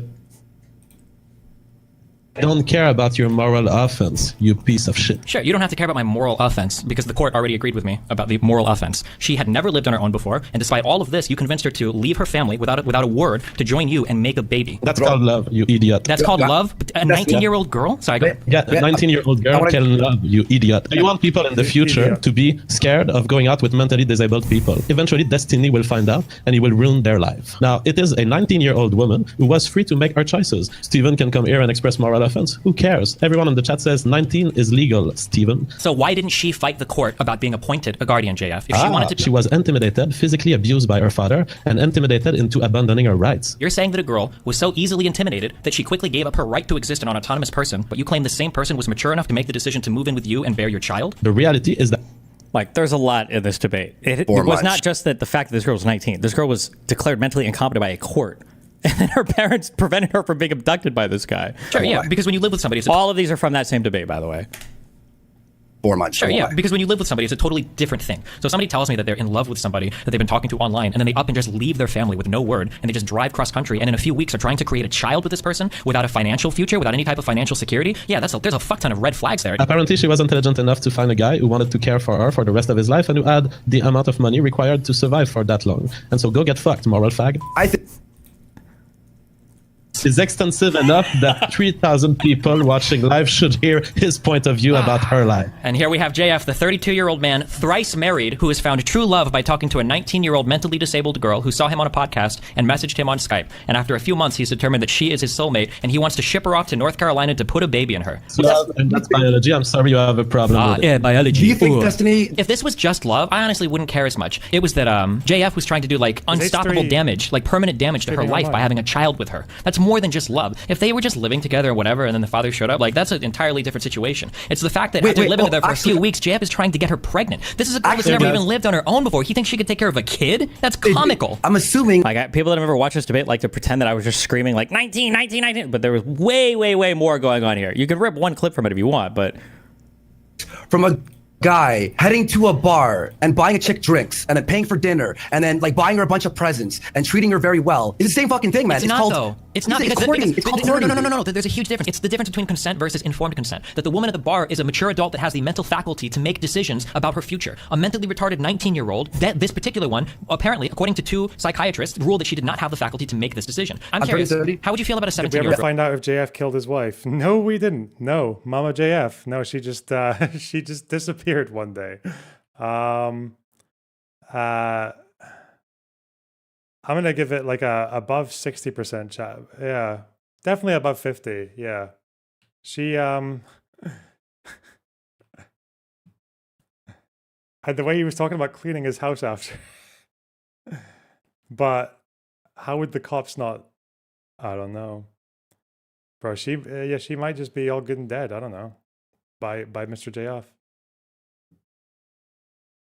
Girl doing this? Depends on what. Okay, how would you feel about a 15-year-old girl doing this? No, I have a problem because why? This is now illegal. This is so illegal the now. only thing that matters to you is the law. Let's say we get rid of the law and we're just talking morality. How would you feel about JF doing this with a 15-year-old girl? I would be very opposed to that. It's disgusting in my opinion. But however, I know what you're gonna say. I know what you're gonna say, dude. Because what if this girl was 30, but her mental state stayed as let's say a 14-year-old? So don't let her do it. That's what we do. Yeah, Andy. There are people that get old who are appointed guardians for their entire lives because they're not mentally capable of living on their own. And if they do live on their own, no, it's not inhumane. We do this to prevent other people from taking advantage of them. But okay, I guess you can pretend that that debate was about me arguing that you should be able to fuck 19 and 15-year-olds. Okay. Because of some legal age of consent, whatever bullshit. Just because of some legal age of consent bullshit? Huh? That's the age of consent. I think we all agree that's a good thing. Everyone but Destiny thinks that's good. We should have a minimum age so that adults can't have sex with children. That is bullshit. That is just an imagined line in the sand that I will not conform to. Okay? He's constantly... This is where you got before you switched stream. Oh yeah, I guess it is. What are my thoughts so far? Honestly, my thoughts so far is some of these are like the bit that he describes as like the sexual assault thing, being drunk with the girl that he was seeing and grabbing her chest or whatever, and then saying sorry afterwards, and her accepting it and being okay with like that. It's all things that are like, yeah, they're bad things to do. If they are 10 to 15 years later and they're not demonstrative of any kind of like broader pattern, then it's like whatever. People are just looking for what they want. I don't know. My issues with like Destiny are more just like the recent things. Like to me, I don't know what like, people feel like they need to establish this kind of like predatory archetype or whatever. The way I see it so far, and maybe my mind could be changed, I don't know. But the way I see it so far is just that like the issues I've got with his behavior are more just to do with like a display of like recklessness and like disregard for the people that are like trusting him with privacy. So like he did send that video to Rose that was of him and Pixie without Pixie's consent, and there's actually more than enough evidence to show that she would have definitely not approved of him sending that. And obviously with Rose potentially maybe being 17 or maybe not, I think there were maybe a couple of signs that depending on where she was publishing where she was selling porn on sites that didn't need age verification, or in the fact that he actually brought it up kind of like jokingly, but then she didn't like give any ID or anything. Also the fact that her parents were like too strict to let her fly out with him. Like these are two particular acts that I just think are insanely fucking like irresponsible and not good, what we say. All right. And obviously one of those affected me quite personally, so not good. Yeah.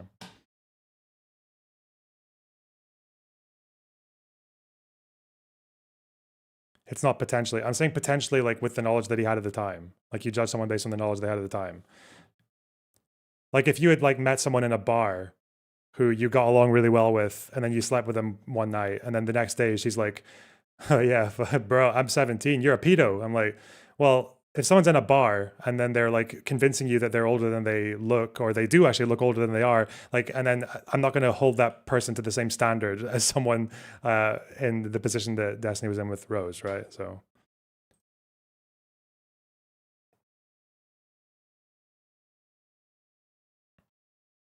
Train spotting style. Yeah, right. Well, he continues to see her in Train Spotting, right? After seeing her in her fucking school uniform and shit. Damn.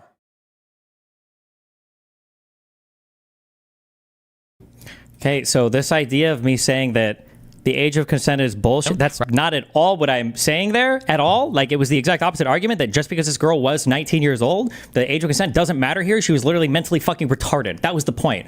I believe that quote comes from this segment. Right? But nope, no communication with the parents, gets the girl to pack up and leave. And now that you have the perfect specimen, okay? I have the girl with no family, no friends, okay, who is a retard, okay? Now you have this girl, what am I going to do? I'm going to put the baby in her. I'm going to put the baby in her. And now she's your slave forever. She has no friends, which she didn't. She has no family, because he's cutting her off from them. She has nobody else that she can talk to, no support network. Now she has his baby, okay? She has no job, right? She has no real education, right? She's totally locked there, and she's his. That is fucking disgusting, okay? And that's kind of why, like, the fact that he still defends this behavior is really irritating to me, because what he did was fucking horrible. That kind of shit is literally fucking disgusting. That he would try to trap a little girl, and I don't want to be presumptuous. I'm sorry. I'm so sorry if this upsets you because you're 19, or I'm sorry if this upsets you because you're 22 or something, right? Or if you're some legal guy or whatever, you know? When you're 19, you're a little kid, okay? Now, if you're 22, a 19-year-old's not a kid to you, okay? In the UK, isn't age of consent 16, as Andrew Tate likes to remind people? Yeah, it is. It doesn't mean we don't have issues with it. So one, we have a moral issue, because like, bro, 16, 17, you're still in fucking school. Like, chances are you're still a school student. Like,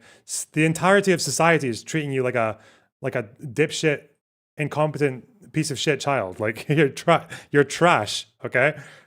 You're scum of the earth. Lowest of the low.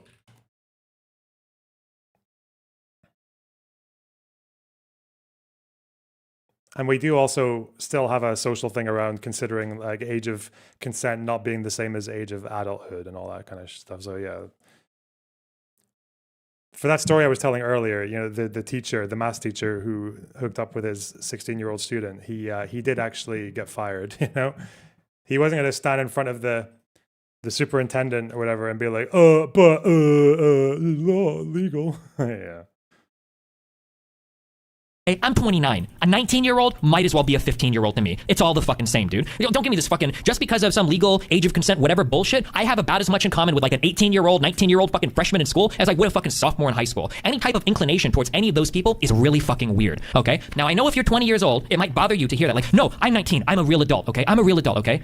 If your mom and dad, if you live with your mom and dad still pay all of your bills, you're still a virgin, you've never been in a relationship, you don't go to school, you've never even had a job before, you've never lived on your own, you're a child. You're very much a child. You don't know what it's like to wake up and go into work, to work a job you hate because you have to pay a bill, okay? You don't know what it's like to have to make a decision between getting kind of a cool car and a piece of shit car because you can't afford it. You don't know what it's like to get called in to have to work an extra fucking shift because you don't have any life experience. You don't know anything about anything. You're a child. So all the people in chat are like, no, 19 years old, that's an adult. That's an adult. Dog. No. No. So I guess we can pretend that this was cut just to... just Jesus Christ, bro. Wait, I think I exited the video. Age of consent, that I'm saying that like, oh no, fuck the age of consent, let's fuck minors. Again, maybe Ethan's projecting something on me there. And again, like, it's funny to cut the like 19-year-old or whatever, but like, obviously there are some 19-year-olds that are more mature. There are some 23-year-olds that are less mature. Like, I've chatted with like, you know, 22, 23-year-olds who are still like going to school and living with their parents and working on their masters who like are fighting with their parents. And those people are a lot different than even somebody a couple years younger, a 20-year-old who has lived on their own for a while. Obviously ages are proxies for life stages, life developments and everything else. But yeah, I mean, if you want to fantasize that I'm arguing against the age of consent, then go for it. I think we all agree that's a good thing. Everyone but Destiny thinks that's good. We should have a minimum age so that adults can't have sex with children. That is bullshit. That is just an imagined line in the sand that I will not conform to. Okay. Yeah, that little rant was a little bit more specific about the lack of life experience that younger people have. Because again, he was being quite clear there about even someone in chat saying they're 20 and they feel mature or whatever. But obviously that depends on like,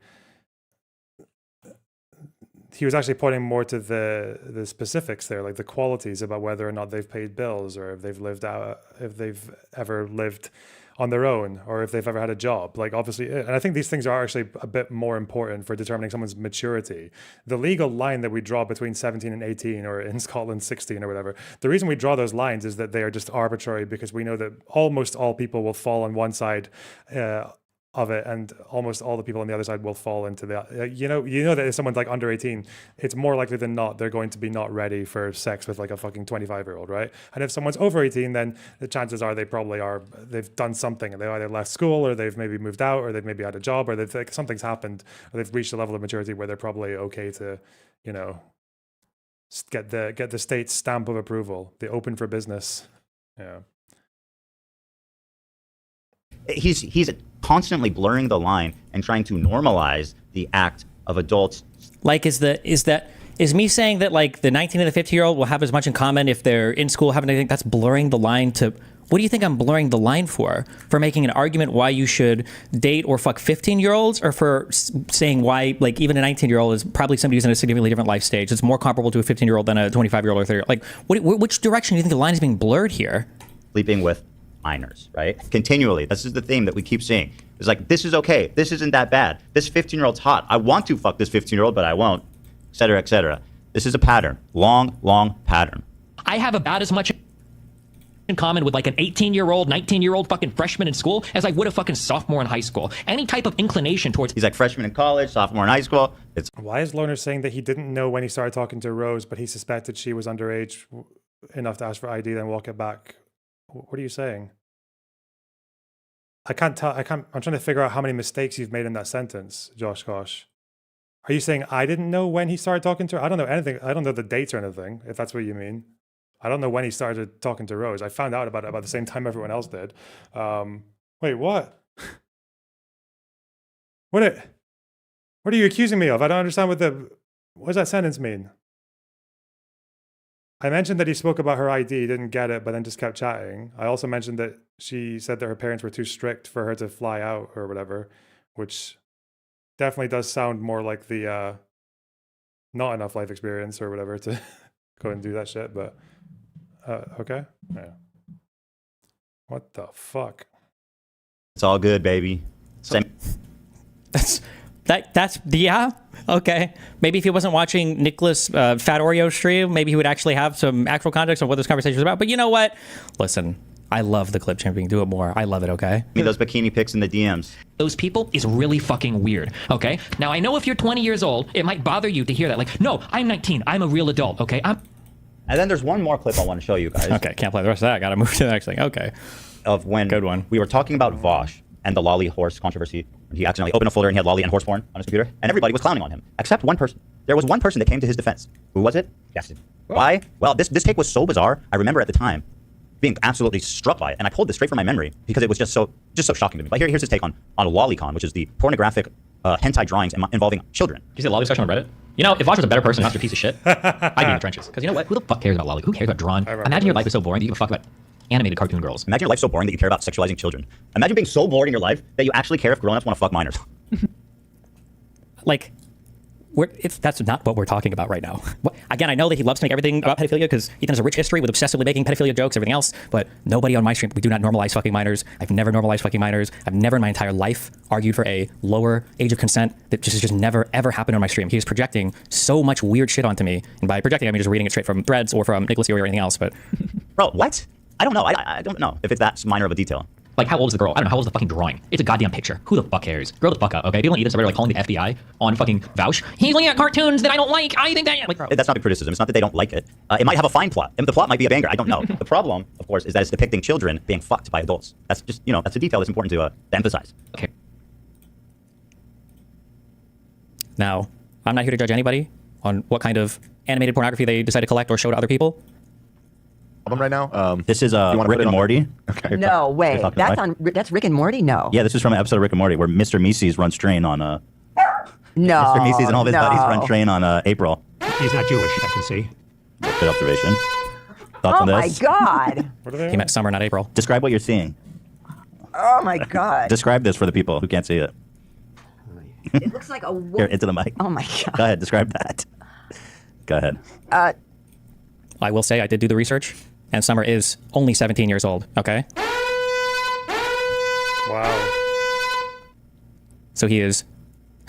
Now, okay, do I actually think he's getting off to lolicon or that he enjoys this despite that creepy fucking smile he has while sharing his pornographic hentai with his parents? Probably not. But like, if this is the standard we're gonna use, I mean, Jesus Christ. You know, I only said I didn't give a fuck about it. You're over here literally showing it to your mom and dad on stream. What the fuck?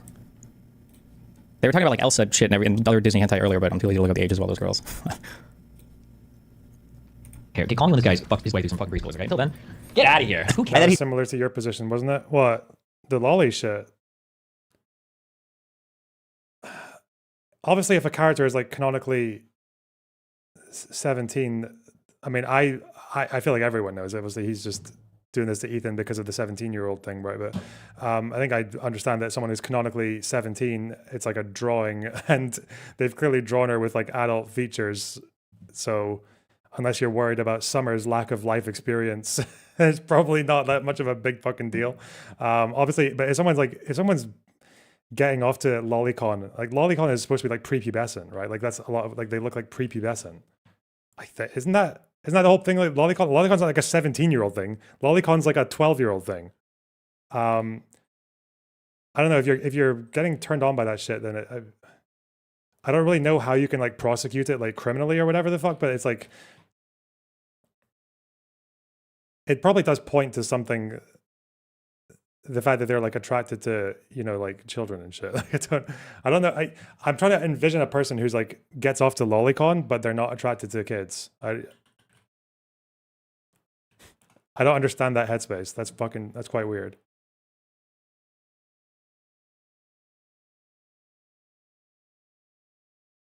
I don't know. He sets this bar, he goes, I only care until you're fucking preschoolers, which is 3-year-olds, bro. 3-year-olds. Kindergarten, good to go, baby. First, second, third, fifth grade, basically an adult. Where do we draw? Okay, so 3-year-old is not okay. Or that's when do we actually draw the line? It's called them being in denial. Well, listen, that's just your soy moral outrage cuck position, whereas my enlightened centrist nuanced position is maybe they are aware of the devil that lives inside them and they would just like to use the only outlet they can without actually hurting any precious child. You ever thought about that? Yeah, maybe lolly enjoyers are actually just doing the world a service. You know, maybe that's what's happening. Yeah, you never know. Yeah. All right.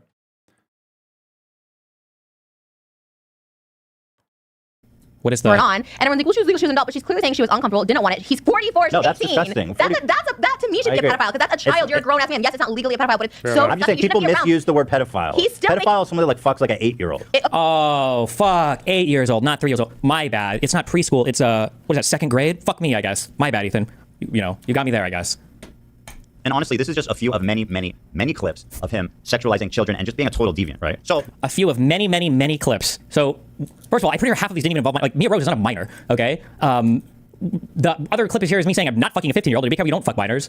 You've got like a crazy troll story from fucking JTV. None of this is about soliciting pictures of anybody or receiving pictures of anybody. Like the fact that he's like built this extensive case. One is me talking about a 19-year-old fucks a 14-year-old maybe is considered pedophilia. Like all of these exact same types of jokes. And I would argue probably a bit worse have been told by Ethan.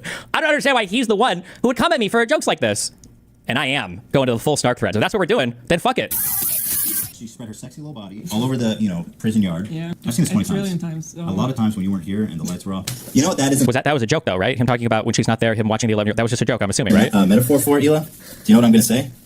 I don't want to know. Guys, I don't know if I need to say it, but look what he's doing. Okay? Just look what he's doing, okay? Just use your imagination and think about it. She's a young girl. She's never, and he's, there. I mean, I'm not going to spell it out. I'm not going to say it explicitly. It's not okay to say. But just watch his finger rolling around in the red, sticky, fluid there. Just imagine what it means, okay? Use your imagination. Just think about it. The finger, one finger, red, virgin. He's fingering a little girl, dude. That's what it is. He's fingering a little fucking girl, dude. Keep in mind, Ethan is older than me, and my clips of my edgy jokes are older than his clips. So he is both older than me, and these are more recent than every single clip he played of me. Let's see if he licks it. Yeah! He loves it! He loves it! The fuck is this? He's got this? blood on his lip, that big smile. Patrice, you dog. You did it, didn't you? Yeah, you love Chinese food, boy. I know you like it now. I understand what you're talking about. You love Chinese food. And I like the noodles al dente. You know what I mean? Like there are what are the people who hate both of these guys saying about it? What's the Queeman verdict? Oh no. And I only had a couple hours to like find the shit. Lip gloss. This image is pretty twisted up in itself. She's holding what looks like a phallic object, a little 8-year-old girl, and a big, giant black man looking in on her, man. It's like Blackzilla.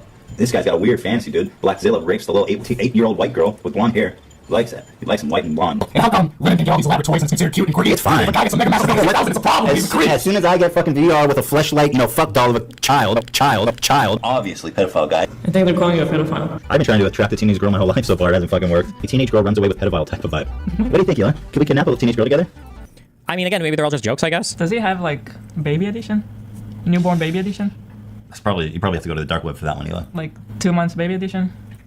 That's fucked up, dude. You gotta go dark web for that one, Hila. I don't know if they host those on YouTube. He's done it all. So chances are likely that yes, that does exist. Queeman will be forced to defend Destiny to fight his real enemy, Willie Mack. What? Okay.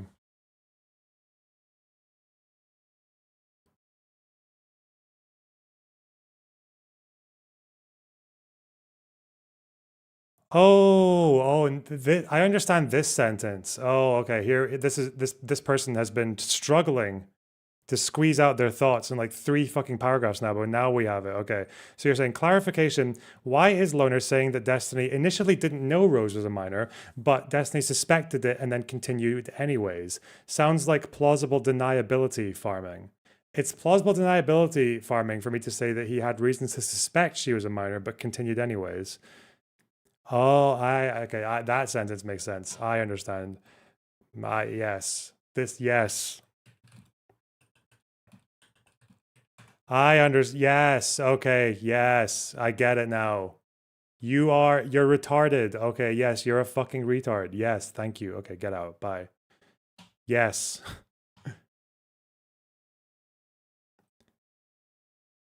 Let's not dig too deep in that. But it's my birthday. It is your birthday. You want to see Chris fuck a baby? If you should have told me. If you just want to see Chris fuck a 2-year-old baby, I could have made that happen for you. Next year. Next year's gonna be great. We're gonna slam.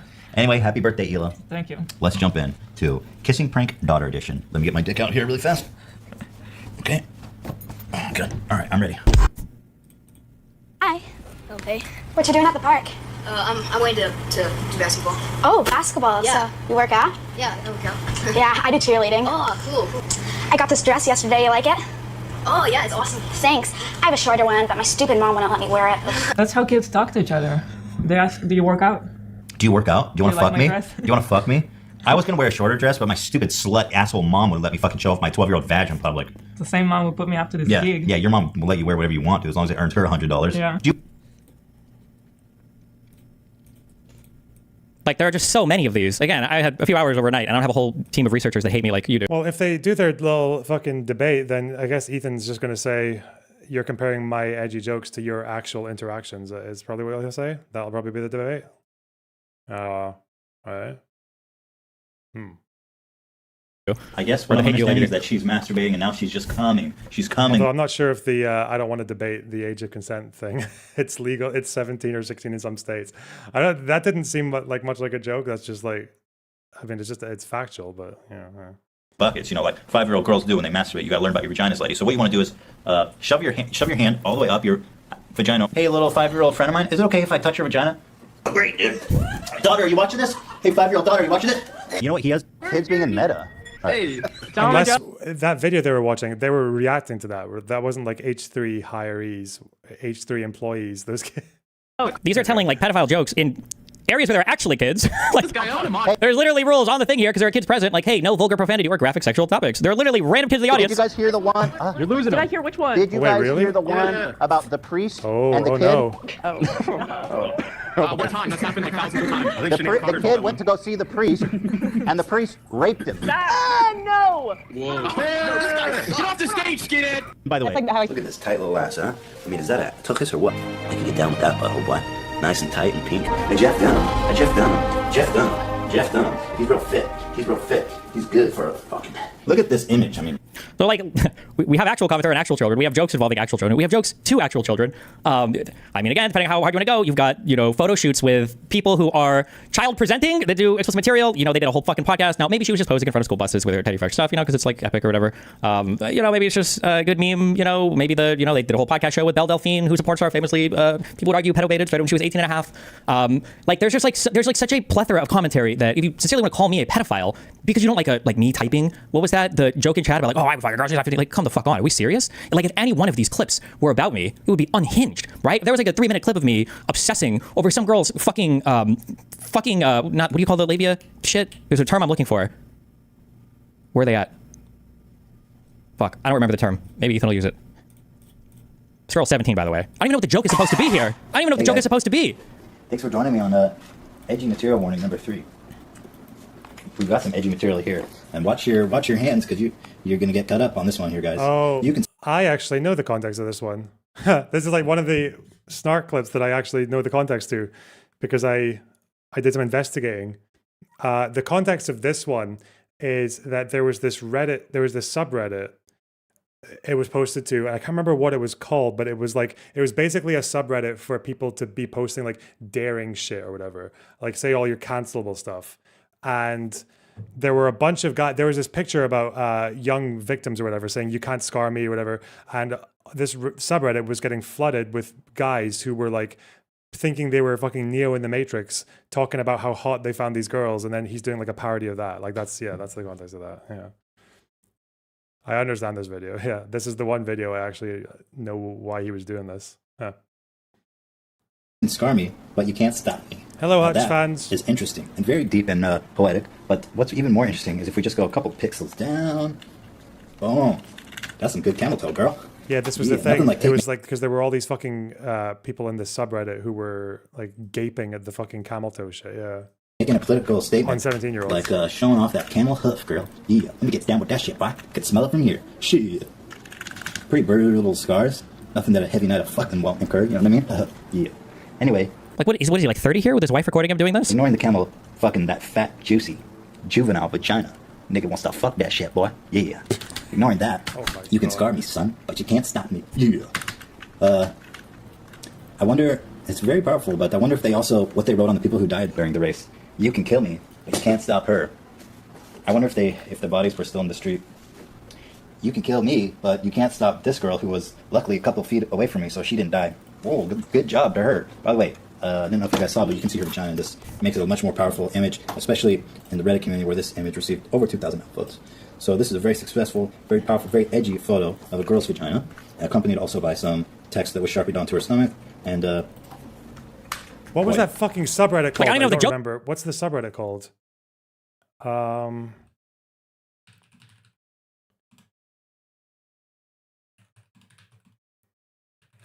I can't remember what the sub was called.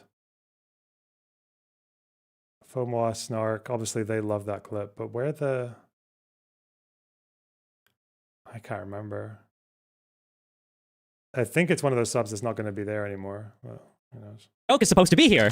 Like, he's literally, like, sniveling snot at how excited he is about this. What did he say? Juvenile pussy? What can you say about a photo like this?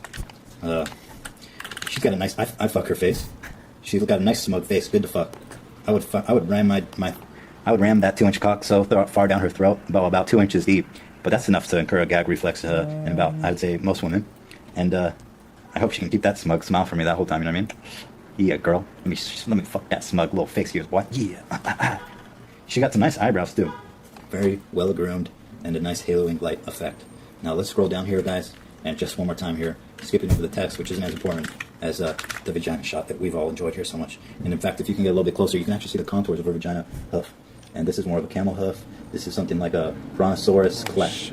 Could you imagine if I said anything like this on my stream ever in my entire fucking life? This is where the labia meets the leg, and if you have a nice tight little shorts like this, you can just bear all. And then my guess is that she's not even wearing underwear in this shot. So big up to her for being brave, getting out here and making this very powerful political statement about her proximity to the bomb being less close than all the other ones who died. You can scar her, but you can't stop her, guys. And never forget, Boston bombing, 2013, guys. Never forget. They can scar us, they can scare us, but they sure can't stop us, boy. Yeah. Like, I at least have the excuse of saying, like, oh, I'm just a streamer and I'm like 23 and I say dumb shit on stream or whatever. This was edited and cut and uploaded to fucking YouTube. I don't know what the joke is. To reiterate, at the end of all of this, well, no, I'm not sure, actually. No, I don't think Ethan is a pedophile. I have no reason to believe Ethan is a pedophile. I've never seen anything credible leaked about him that shows that he's a pedophile. But the fact that he's been subject to these types of crazy attacks from snarker people, from anti-fans, from TV farmers... mutually assured destruction right here, eh? I can't remember what sub that video was posted to, but I know that it was supposed to be mocking like a very viral response that went out to that picture. Oh, well. Whatever. Whatever else, for years. Like, I made this clip compilation again in 2 hours. I did this whole video last night, okay? Meaning I had to watch all this boring dog shit stuff. I had to scroll through all these stupid fucking subreddits. Like, I put it together in 2 seconds. Not 2 seconds, in a couple hours. My feeling is if I were to keep searching, I'd probably find hundreds more clips of this. How are you going to say that the 6 clips that you showed of me... Oh, it wasn't abuse survivors. It was victims of the Boston bombing. Yes, that's what it was, yeah. ...establish, like, a pattern of predatory behavior... When you have shit like this out here, what the fuck? Not to mention half my shit didn't even fucking apply. Like in the whole JF argument, I'm not making an argument for a lower age of consent. Mia Rose was not a fucking minor. Like none of these, like in the 15-year-old bikini pic, the whole thing is literally don't fuck minors. That was the whole point in talking to my teammates. Like it's just crazy that he thinks he's like established this strong, huge like ground of, okay, now that we know for sure, guys, you have this massive problematic history because of this collection of like edgy clips from 13 to 16 years ago. Seriously? When I was like younger than half the girls you're talking about in your fucking clips. What the fuck? With that important backstory, now let's go to the parts that I got wrong that I'm going to issue a heartfelt apology for. He's saying Rose wasn't a minor. The only way that would be true is if that, it would be if that fucking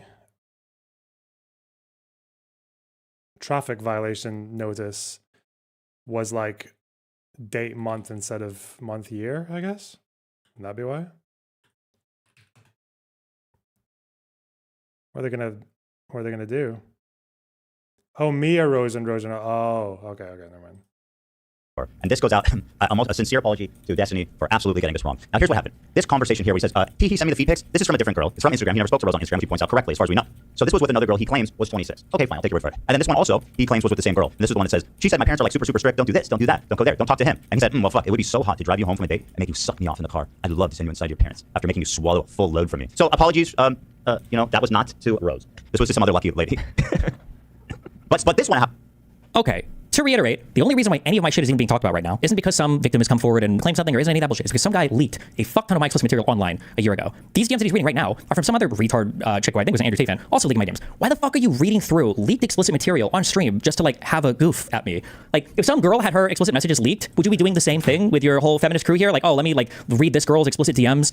Also, this chick was like 26 or older when I started talking to her, some British chick. All of these weird things that he grabs onto of like, oh my god, like Destiny mentioned this person's like braces, or Destiny mentioned that this person like lived with their parents. Not everybody moves out of their parents home at 18. I'm pretty sure that girl was visiting her parents, so it's not like she was still living there. And it's like, I literally have Invisalign right now that I just finished. These are not like child things. If you wanted to point to like pedo baiting, you could go back to the photo shoot that you guys did with the one girl. You could look at people like Belle Delphine, you've done like 2-hour suckfest with when you invite them to your podcast. It's just like, it's humiliating, it's disgusting, it's like weird. That you want to like dig through like all this random shit and then like have a goof and a laugh and everything else. I don't know. I don't know how you could possibly claim to have any sort of like moral high ground here when you're literally just reading off like leaked sexual material of mine to have a goof on stream after playing down, you know, like Ryan Beard's fucking video for how horrible of a person I am.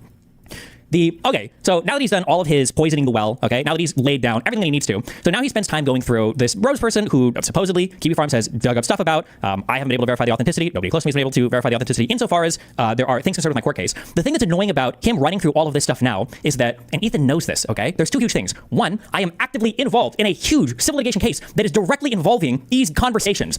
For you to take, after doing this whole fucking bit of taking random clips from some other video, to take that and then to use that as a platform to then demand, right, just like you said Keemstar used to demand that I come up and try to explain every single thing that's not even being alleged by any hypothetical victim, but just been dug up and leaked by other people, right? That if it does involve a victim, you're also now blasting all of their shit to the ends of the earth for who the fuck knows what reason, right? That I'm supposed to come on and try to proactively defend against all of this while I've had the FBI call me, while I've been swatted twice. What's with my son here before? While I'm again in an active civil litigation suit where every single fucking thing I say about it has the defendant, or not the defendant, the plaintiff, throwing it into fucking court filings at me to waste more of my money and more of my time. I've got like 8 fully briefed motions before a judge right now that we're waiting for adjudication on. Is fucking insane to me. There is no fucking world for all of his like, oh well, you know, blah, blah, blah, for all of this fucking talk that you would expect me to ever be able to come out and give any type of substantiated response to some shit that doesn't even involve a person that's actually making a fucking claim. This is just shit that is being posted and leaked on Kiwi Farms about me. There's not even a person out here. I'm like the only person in the history of the internet who's people try to cancel based on no fucking person making any claims against me. It's just like an outlandishly insane fucking it's an insane fucking situation to be in. And I also have to be careful because obviously everybody records every single fucking thing I say and every single thing has been sent to the FBI a million times, which, let me be ultra fucking clear, okay? Let me be clear on a few things, okay? One, I do not have any of the material that these guys think he's saying whatever the fuck else on my computer, okay? Number one. Number two, all right? I didn't send any of this. There was no child stuff like that ever sent to fucking Willie Mac, okay? Number two, it's not like he censored anything like that, okay? Number three,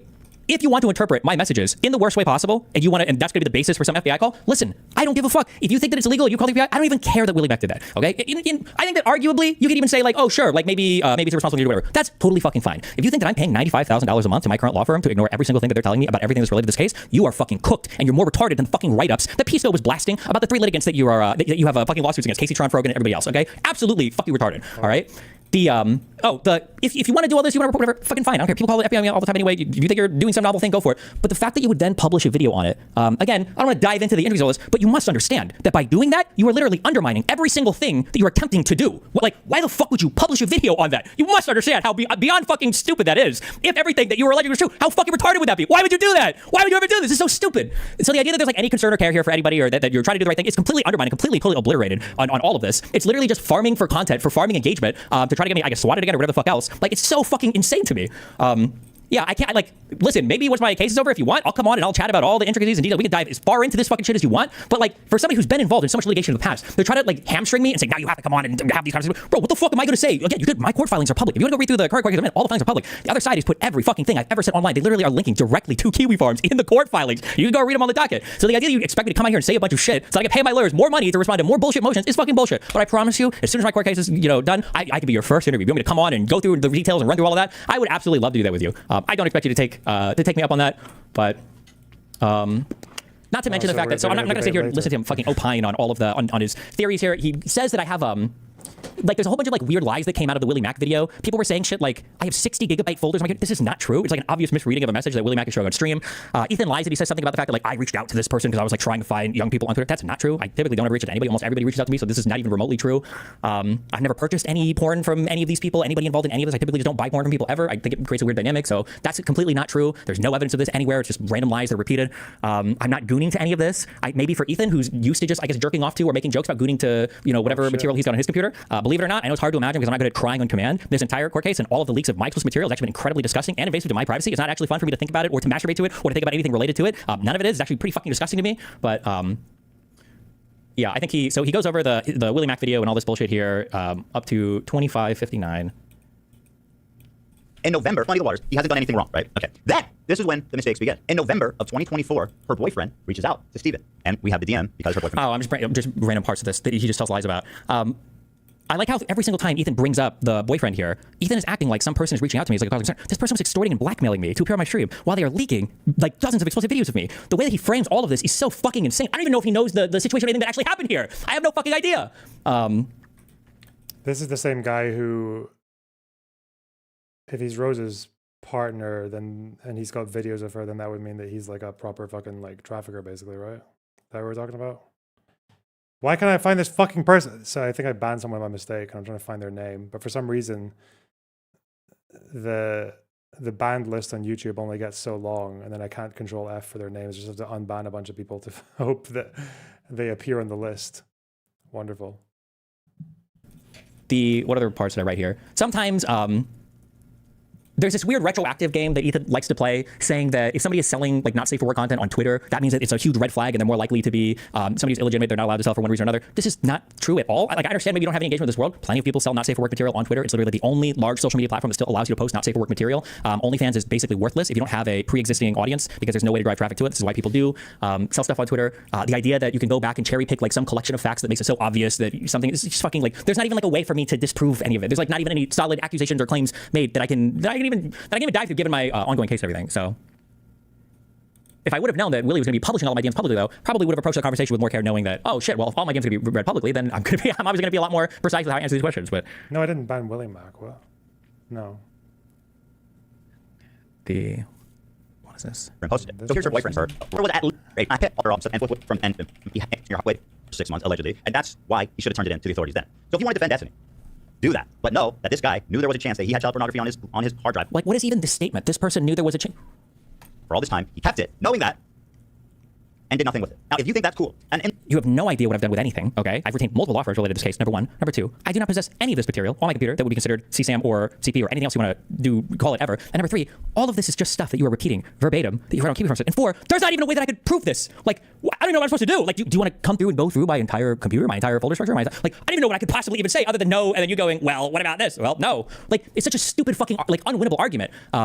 Like, if it was, again, hey, listen, people want to contact authorities, I'm all for that. Again, I even said it. Willie Mac wants to call authorities because he thinks it's good use of the FBI time. Then fucking go for it. That's fine. I just don't know why the fuck you would make public videos about all this that for a number of reasons, it's impossible for me to respond to. If for no other reason, because I'm getting swatted and FBI calling me constantly. And three, because I have an active civil case going that is directly related to some of these conversations, which, and again, yeah, it's just such an unbelievably crazy bind to stick me in and then pretend that he's making, some type of strong argument that I'm some kind of online predator based on fucking Ryan Beard's videos with random bullshit. In the context of everything else, of him continually sexualizing and trying to normalize sexual activity with minors. Like, at what point has this ever been the case? Has there ever been a clip of me on stream ever saying, I think you should be able to fuck 15-year-olds. I think you should be able to fuck 12-year-olds. I think you should be able to fuck 17-year-olds. Like, that's what we got from the 6 or 7 clips earlier? Really?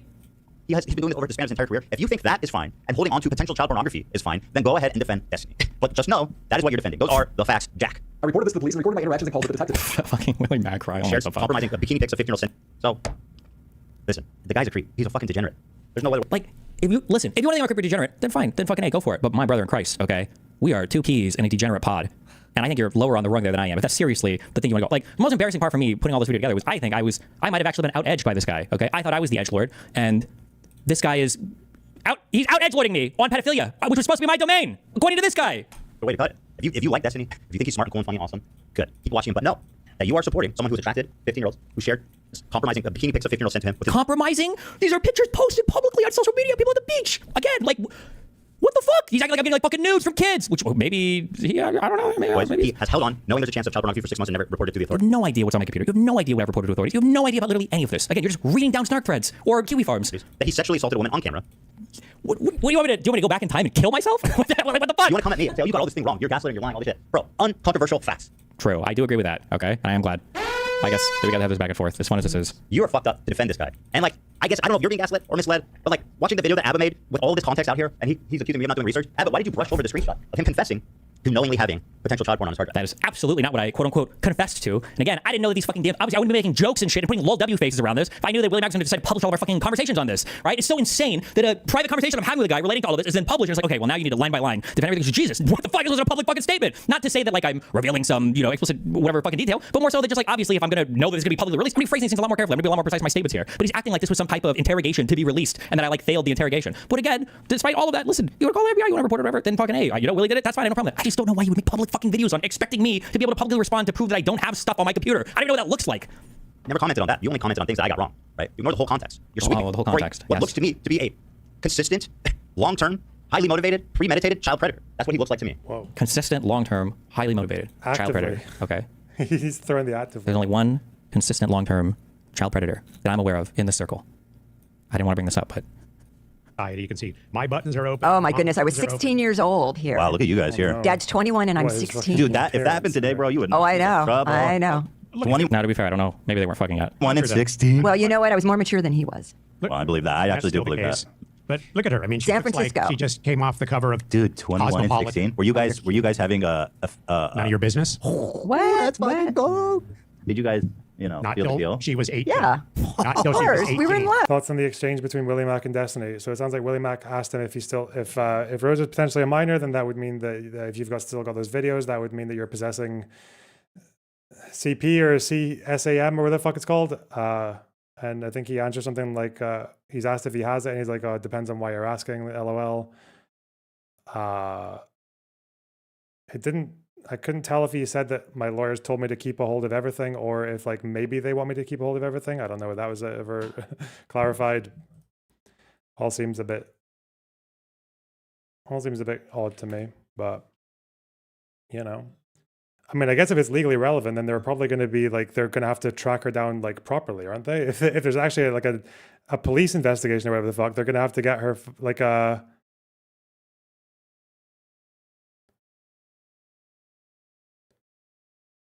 They're going to have to get her like birth certificate or some shit, right?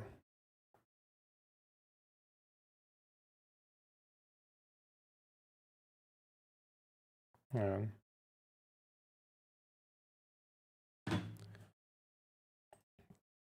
Oh. Almost. Oh, you lie. So, I mean, I guess the truth will set us all free, but yeah. That's so crazy. Yeah, you could not do that today. I mean, that would be just like, whoa there, buddy. So we're in San Francisco. We went up to... Maybe he thinks his dad is a pedophile too, I guess, and that's why he's justifying calling me a pedophile. Maybe he's willing to take that leap, but I don't know. My closing thing on this is I don't think Ethan is a pedophile. In fact, I'm going to be honest.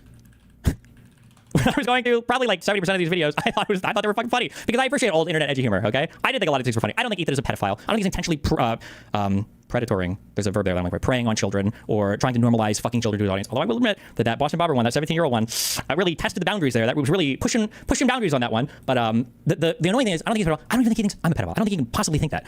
Like I have had, not to get into the weird whatever territory, but I've looked at a lot of people over the past 15 years. To say there's like a pattern of children or whatever is just absolutely not true. Some of my biggest e-girl dramas have been with women that are basically my age. The Anna of War shit, this girl was like 2 years younger than me. Okay, the idea that there's like some huge pattern established of young women of me preying on people is absolute fucking bullshit. And plenty of people have tried to say this over and over again. Every single. It's a good thing that some crusades are a bit less effective than others. Eh? Fuck's sake. F-bombs. The guy who actually was kind of like a known chatter contributor. Actually, he would donate as well to communities like mine or Child Logics and everything. Started up a stream, had some conversations, was trying to get things started, but just decided to nuke all of it on a really retarded crusade against progressive victory. And now he's saying sunlight is here because Hassan has covered it. The secret of democratic influencers exposed. Okay. And Taylor Lorenz doing a scoop on it. Dark Money Group. The fucking progressive victory obsession. They should be made to mark their posts with paid ad.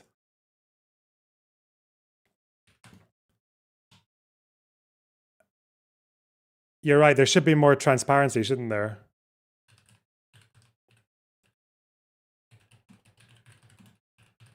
There should be more transparency.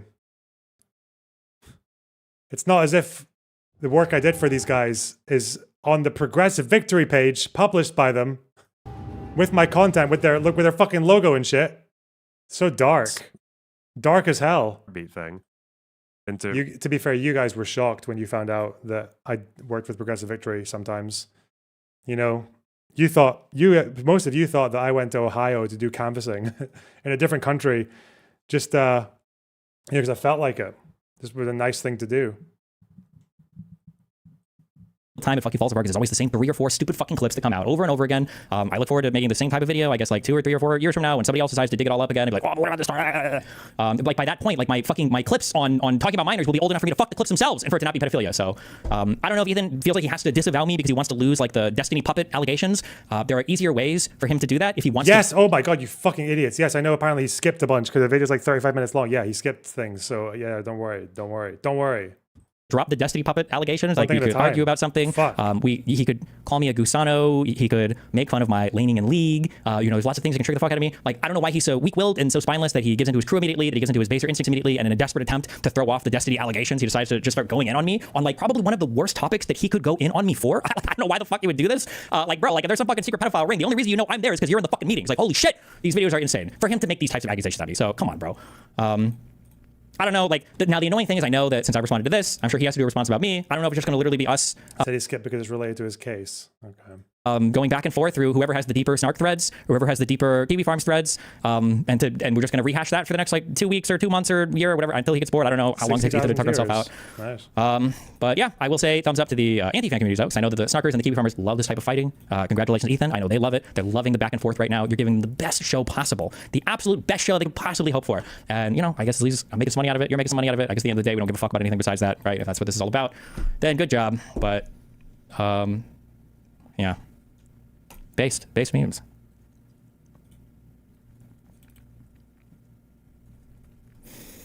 Okay, maybe. I'm done with all this today for now, and then I'm sure AB Starkiller is already working on his next research doc.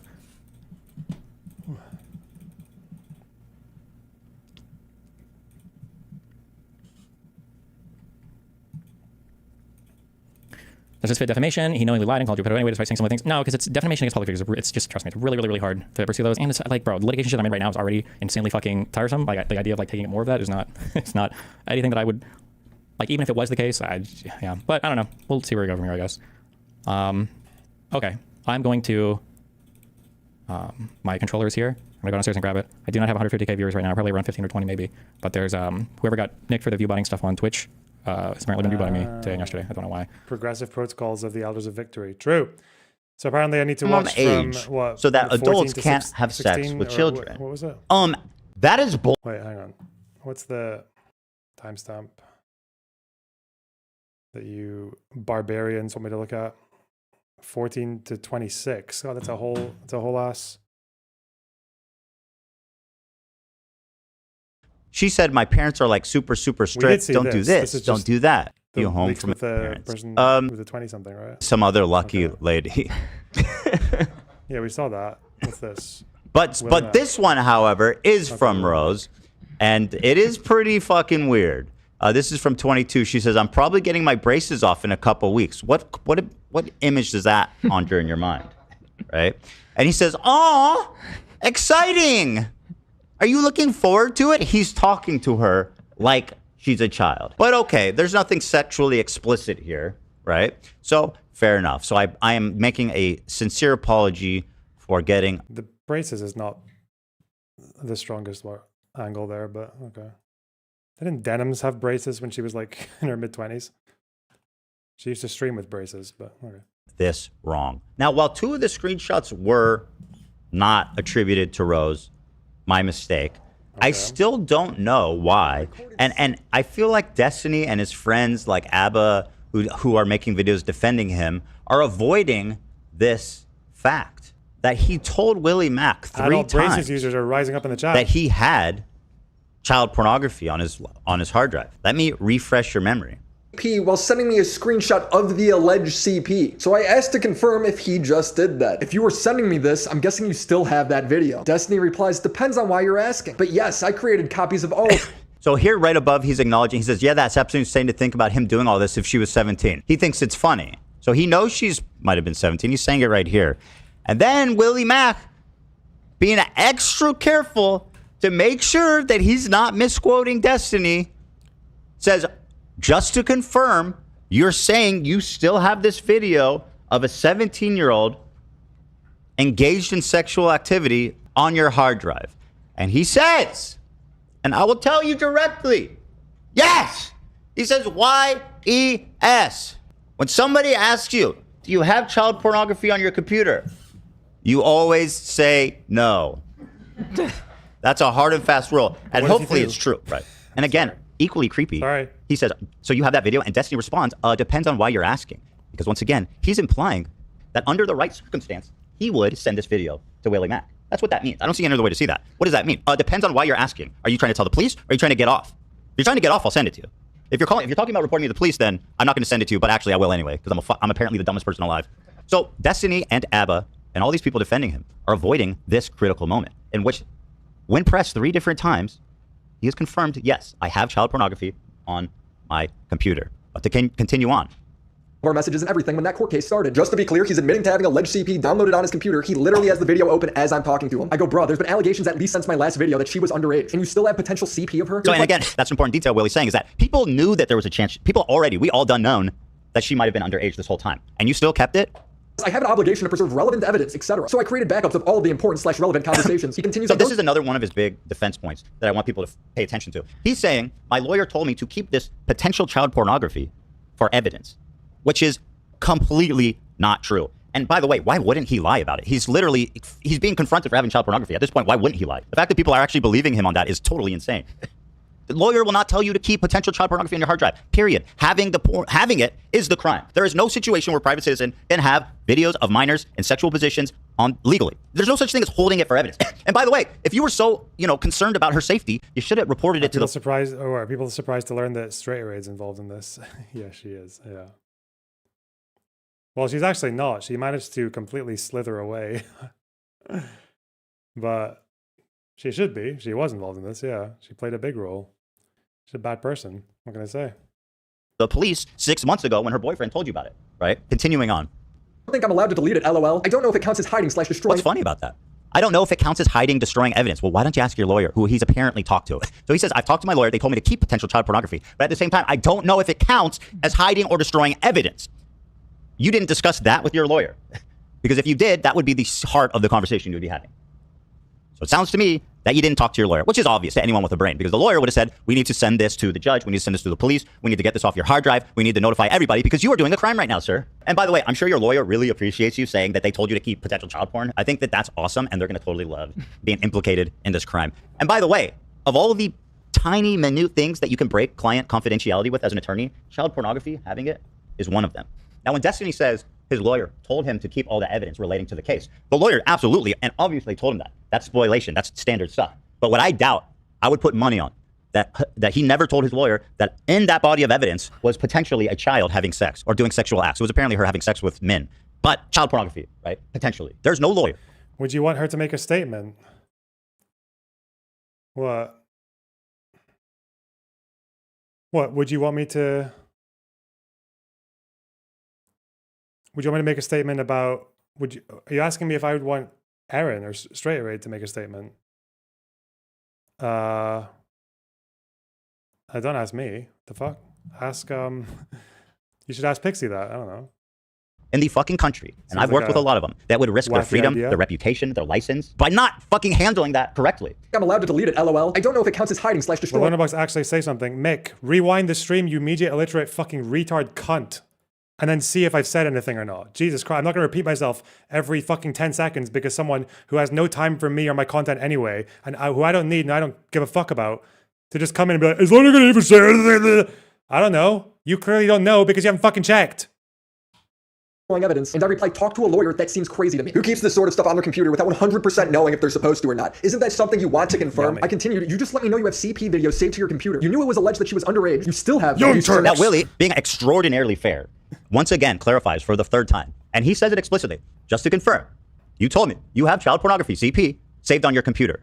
You knew it was alleged she was underage, and you still have them. Don't you see how this is fucked up? You cannot be more clear in the accusation. Now, if you didn't do any of this, what would your response be to this? It's like, bro, what the fuck? I don't have child porn. What are you talking about?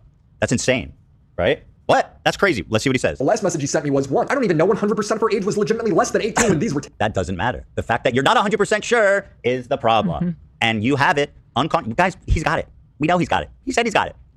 So basically, he's not 100% sure if he has child porn on his computer. He's just 99% sure. Got it. 2, I'm pretty sure I have an obligation to preserve stuff related to my court case. I've talked about it with That part's true, generally speaking. my lawyer already, specifically with regards to the Rose That's a stuff. lie, in my humble, godlike opinion. No, it has to be. Or sue me. God, sue me for defamation. He's lying. He never fucking told his attorney he might have child porn on his hard drive. That never happened. And if I'm wrong, God, strike me down with lightning bolts and make Destiny sue me and take me for all I'm worth. This man never told his attorney that. So he went from, I don't know if I could delete this, to my lawyer says it's totally fine to keep. I don't know the law, but the idea that his lawyer would tell him to hold on to CP for a civil case just doesn't seem likely to me. LawTube can figure that out. 3, if something were to come up... He says LawTube can figure that out, and funnily enough, Legal Mindset did put out a video on it. Legal Mindset. Thank God Legal Mindset made a video about it. Hell yeah. When in doubt, Legal Mindset. Our spiritual leader.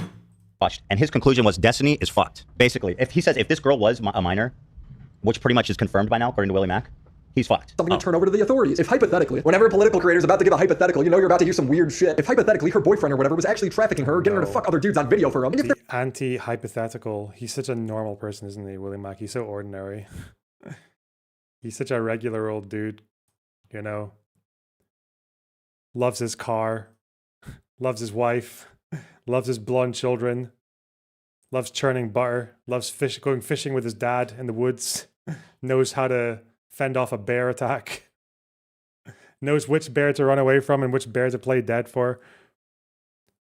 What God. If there was ever some kind of investigation. Would you have sex with a child if it would He stop? knows all the sports. He knows what happened. He knows who won the football every time.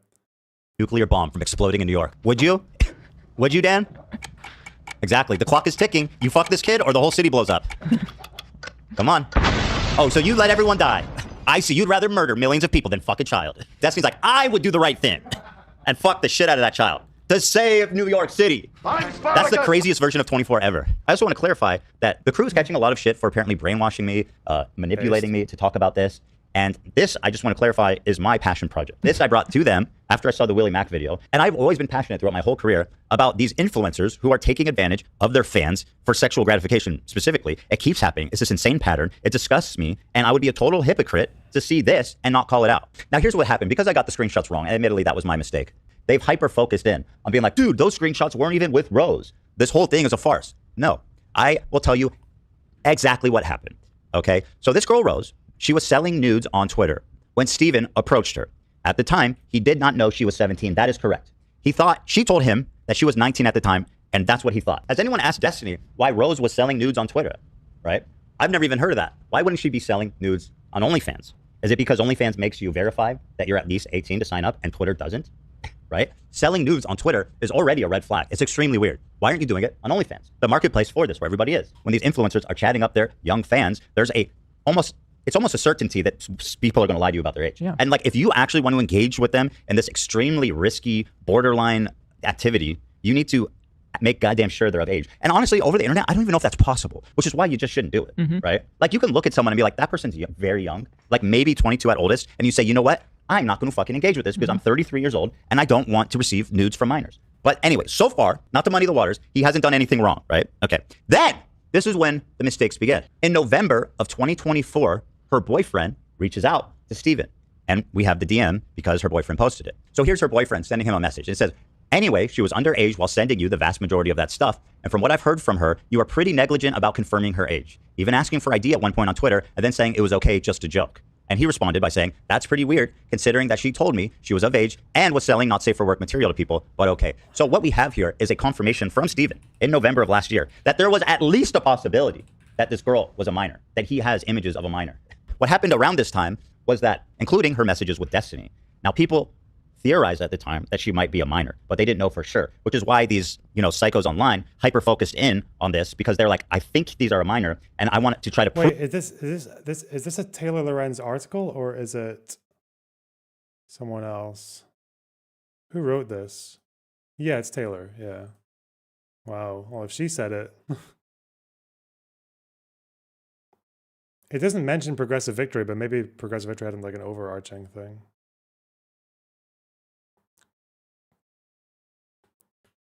There's no way that this is like a separate entity that they've overlapped with. That wouldn't be the case, would it? Well, okay. I'm sure it's very reliable.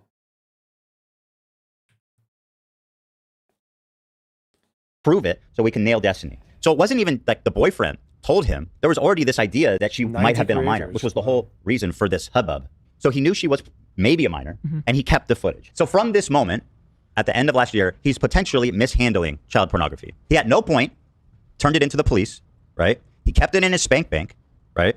And by the way, one of his constant defenses is, you guys are using... Why don't people call it a wank bank? That make more sense than spank bank anyway. Where's Vosh in all this? Vosh is...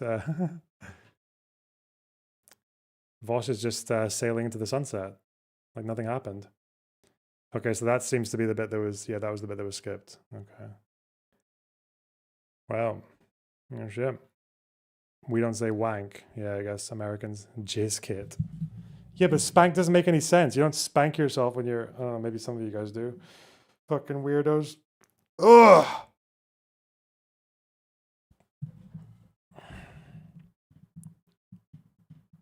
He's just galloping away into the sunset. Okay. Well, that was way more of that topic than I ever really... I'm going to enjoy covering. It's just nasty, isn't it? Nasty shit.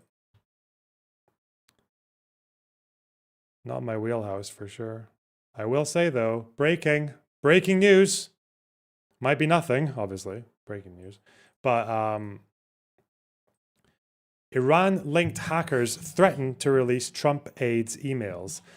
There is a story going around that these Iran-linked hackers are claiming to have found the emails of American officials and I believe Israeli officials as well, although that latter one might be less supported or less verifiable. There was someone telling me that they are claiming to have the emails of Ehud Barak, the Israeli police, and Benny Gantz. I mean, but it's not even that breaking, is it? It's July. Oh, so this is an older one. Wait, where's the new one? Hang on. Iran, Ehud Barak emails.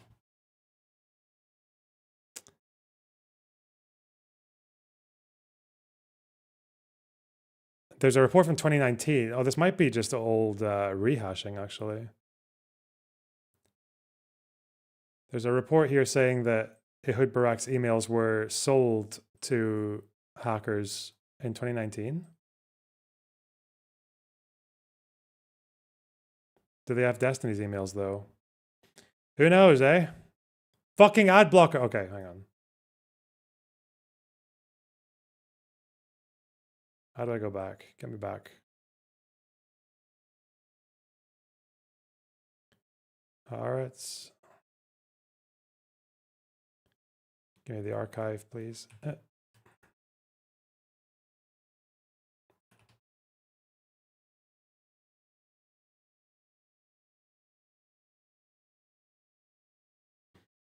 Breaking news, someone may have done something. That's so true. You can't get around these facts.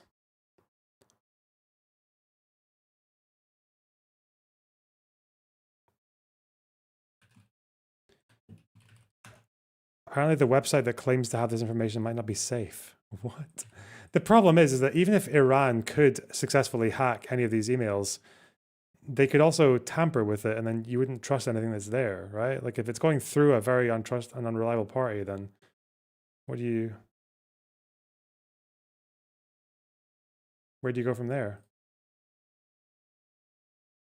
Did someone already clip me talking about the PV shit? Okay.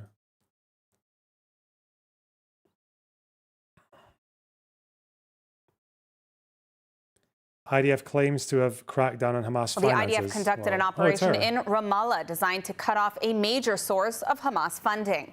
The army targeted a I saw money this. exchange in Ramallah suspected with transferring funds to Hamas. This operation was conducted by the IDF and border police forces, who were guided by Shin Bet intelligence. 5 individuals were arrested and hundreds of thousands of shekels were confiscated in the raid. Ahead of the operation, clashes were reported in Ramallah between IDF troops and local rioters, who began throwing stones on the troops and their vehicles. Troops responded by shooting live rounds and gas canisters at the violent rioters, leading to some 50 Palestinians reportedly injured during the clashes.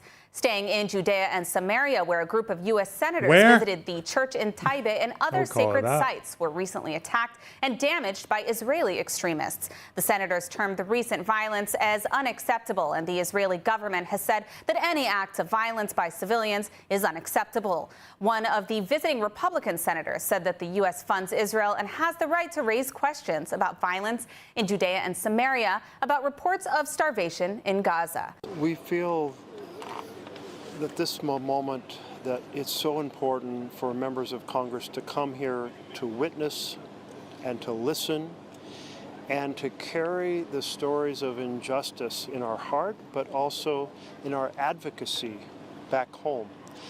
The United States is a very close ally to Israel, a lot of economic support and military support. We therefore have a responsibility to use that leverage, to use that connection to say that starvation of people in Gaza is unacceptable, and that violence on the West Bank against Palestinians is unacceptable, and that these things need to be addressed vigorously. And so this is more powerful when we can come here and hear directly from people who live here. Oh, I just realized if you're like the anti-Zionist crowd watching Ethan and Destiny fight over who's the biggest pedophile is probably going to be God, that's it's just gifted on a plate to them, isn't it? Wow, you're too Zionists, they'll say. Oh no. Oh, why do I have a DM from Majorly Based? What? Remember him?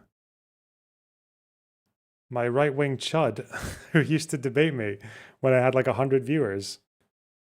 You're just now realizing that. Well, I thought it a while ago, but I just thought now would be a good time to throw it in.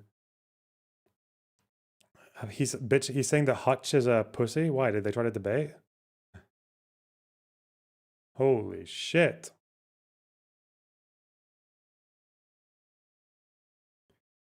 What the fuck? Do you think I should just read all this on stream? This is a...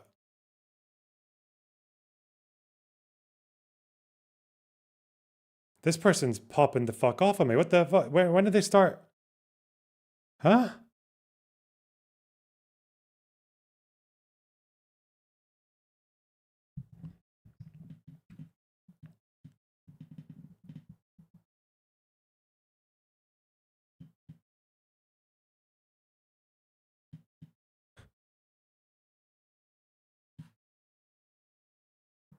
What am I looking at here?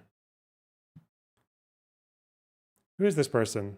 Walk. This is an impressive hater. Scared? God, so much information you would have Donald Trump foaming at the mouth. How does it feel to be compared to a pedophile while being friends with a pedophile and getting your girl dicked down by a pedophile? Wow, a lot of pedophiles in your life. I hope you aren't one too. I know Zionism's hard to defend these days, but damn, you do an awful job at it. If only you were a little more well versed in geopolitics and history, you could play off these lies better and actually have a fun conversation, but you're just cowardly as stupid as can be. Anyways, hope you take the advice and go fuck yourself with a 10-foot pole while you watch your girl's holes get resized. What the fuck? It'd be an understatement to say your mum should have swallowed. Your dad should have got his balls clipped out so there was never a chance of your shameful ass coming out of his dick in the first place. And if you're Jewish, I'm sorry, but I genuinely hate you because of who you are, not your religion. I could just tell you're a horrible human being who wants to be recognized because no one ever loved you as a child. You got work to do, waiting for I'm a Zionist liar apology video, and for you to condemn Destiny. Damn, both of those things. Tell us how children are terrorists. I'd like to know your take on bombing children. Since you snuck into Israel, apparently, you have all the insight, so why don't you share more? Are you scared of Hezbollah all the way in America? Poor white boy, you think you're going to get hurt? Pathetic loser. I can't wait for you to quit again, so I stop seeing your disgusting face and name show up on the internet. Lonerbox for real describes the rest of your life. Bonerbox can't deny genocide is happening, but claims resistance equals terrorism. Bonerbox equals cuckold, who can't even define Semitic. Sit on a dick and choke on another. Your girl was doing the same for your pedophile boy. This is harassment, by the way, not someone going, I love you, Hassan. I love Hassan, you made fun of him. This isn't me calling you a bum fucking loser, cocksucking hypocrite with a dick permanently stuck in your male vagina. Holy shit. This is just from today. They just did this and they're taking little breaks as well. And I'll tell you something else. You could call bro out for being obvious to anything China does, including the weird shit, but instead you choose the worst fucking hill to die on because you're a nitwit, knob-headed cunt with zero personality. Fuck Hassan Piker, fuck Bana Panada, whatever. Fuck you, your ugly gay-ass pedophile cult. Especially you and your gay-ass pedophile cult. Orbiters using hella toothpaste after you suck each other off so your Zionist sweat doesn't reek from your mouth after you brush it down. Loser box, oh no. We went to Gaza, posts footage about market in Israel. You're a cuck, literally and physically. You let your girl get dicked down by a pedophile. You got anything to say, or are you going to ignore me like your boy Destiny does his own kid? Fucking hell. I don't know why these guys just don't DM Destiny. They must, I guess, yeah. Would be typical for you to sit here and take shit. I mean, you're a cuck. I mean, I hate you because of who you are, you deranged retard.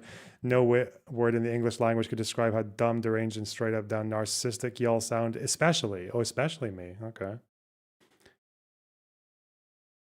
You and the dumb fuck, huck, or buck, or whatever sound. Okay.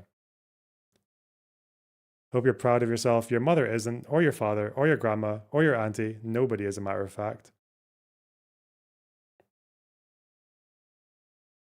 But the Jews, if you kill Jew, then Nazi, based, haha, based, hee.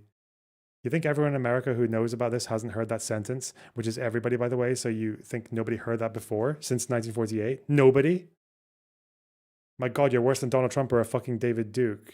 Or dumbass MAGA idiot who thinks the world's problems go away when you kill, remove, or starve people. You're fucking psychotic. Zionist equals psychotic. You need a straight jacket, ASAP, no Rocky. Delete social media. Wait, is he still going now? There's more. Psychotic. I don't need a source to prove that. That's fucking brilliant. I don't need a source to prove that. Walk. Wait. Oh no. If it shows, so they're reposting secular talk. Interesting.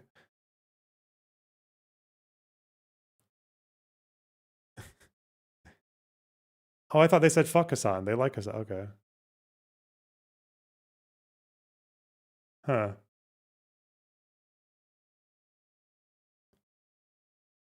Okay. Not the most active user, but Parker, secular talk. So I guess like they're a big fan of Kyle Kalitsky. Okay. Holy shit. This dude is no Westside Tyler. What, the way with words, right?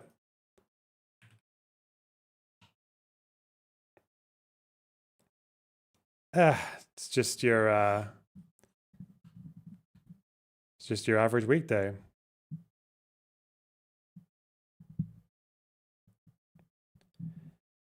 Speculation that the shooter in Minneapolis is a trans groiper.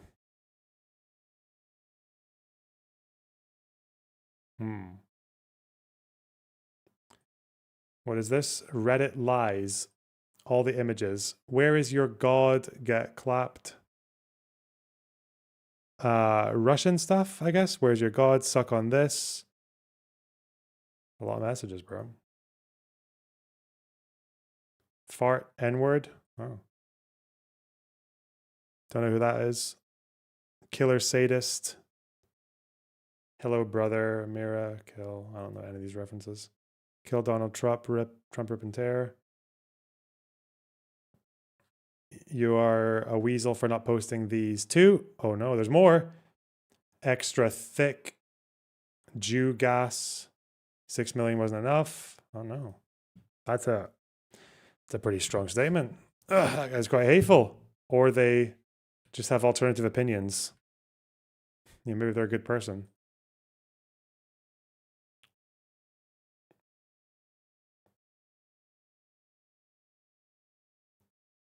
I came in just to see that. I hope so. I hope you're happy. Hello, hangnails. Oh. Translate. Huh? The pictures. Are you like chopping in and out, or are you just talking to me in Wait, is my mic? like is my 2-word mic fucked? sentences? You just said, but the pictures Is translate. my- Wait, fuck. No, I can hear you now. Oh. Okay, is it working now? Yeah. Okay. I was just gonna say, I'm not in this tunnel. I can translate the pictures, the Russian and the pictures, if you wanted. Oh, what? Do you speak Russian? You read fucking Cyrillic? Yeah. Why? What do you mean? I learned it. I don't know what to tell you. You learned Russian? Yeah, in school. Okay. In America? I mean, in college, yeah. That's weird. They give you money in America, or they used to. In America, they used to give you money to learn languages like Russian. Oh. Cool. All right, one second. Where the fuck is it then? Reddit lies. Okay. What's the context of this, also? This is the shooter from Minneapolis who shot up some Catholics, I think. Oh. Catholic school? Okay. Oh. I mean, let's see. Share screen. Screen sharing. There you go. Why is my Discord being so fucking laggy? Where is your god, bitch? Is that what the bottom one means? Yeah, suka is bitch. Okay. What we got here? I can't see it. Hold on. Nenavist uve sibia. I didn't say I spoke Russian well. Oh. I don't know that one. The middle one says I'm a terrorist though. What, this one here? Yeah, With a я little birdie on it. terrorist. Okay. Yeah, that's what that said. What does this say? I don't know, but it appears twice, so it's probably worth looking in. Oh. What is that?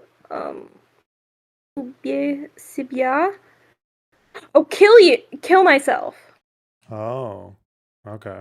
Like, but it's like an order, or kill yourself. I think it would be Right. like in like a way that's like, but it's like ordering you to do it. So it's in the imperative. Wild. It's kill yourself, Yeah. apparently. They're saying is this. Okay. Huh. All right.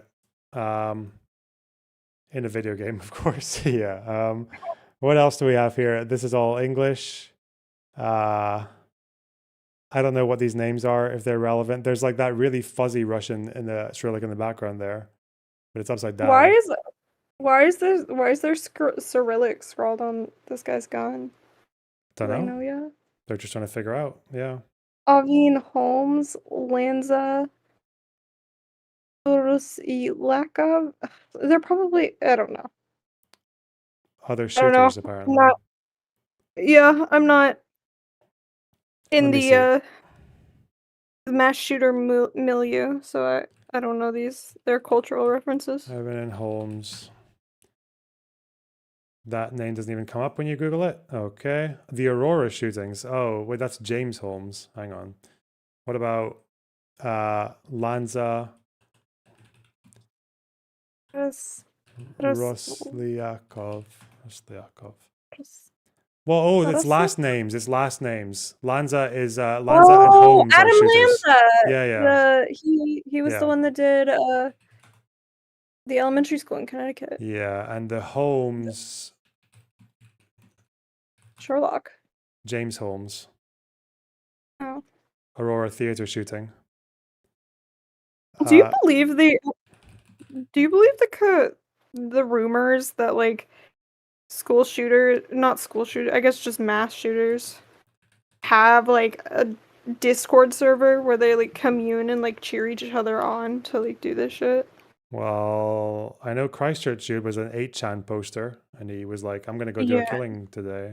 Wish me luck. And then they all watched it live. So, to a degree, maybe, yeah. I don't know if they talk to each other, though. I don't, or like, not necessarily talking directly to each other, but there's like online networks of like people who like help radicalize young sad teenagers into Yeah, committing like violent acts. I'm pretty sure there are people who would egg them on. Like if there's someone going into one of Yeah, these weird yeah, places saying they want to do shit, but then they get egged on. One of these shooters, this Roslyakov, did a shooting in Crimea in Kerch, 2018. Who is Whitman, mass shooter? Charles Whitman, Texas Tower sniper, 1960s.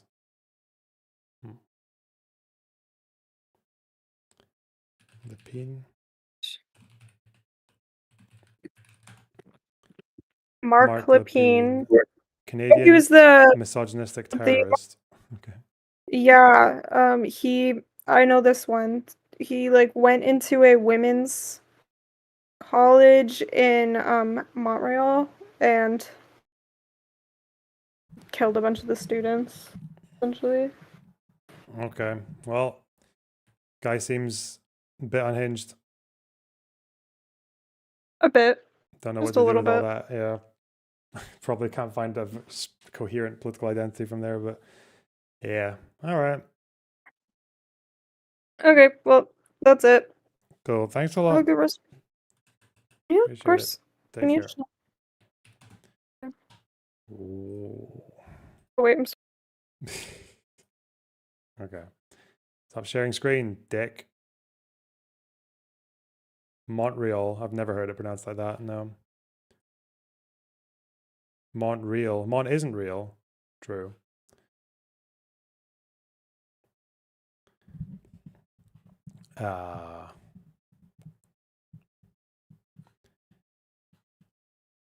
Do I want to do the Netanyahu shit today, or will I just move it till tomorrow? I like pushing back a lot of these plans. It gives me things to do the next day.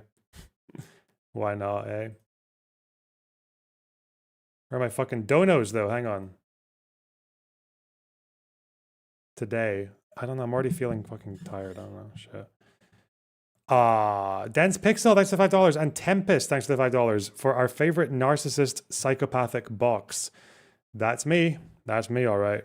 Procrastinator. Yeah, I am. Yeah. I'm also still just like, I don't think I've fully recovered because I'm feeling like really tired and my head just feels a bit meh. Shooter had PF Young politics. True. How about something happy to end on? What? Like Daily Wordle? Your nose is kind of red. I don't know why it does that. It just goes red sometimes. I think it's it just gets irritated. Rhinitis or whatever. Okay.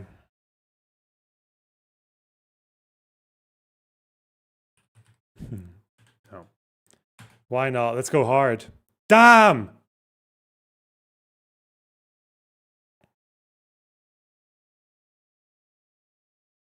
Long COVID, true.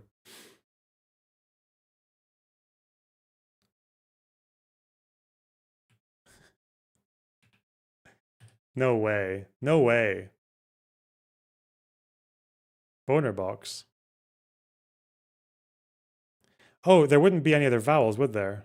Unless it's like EA.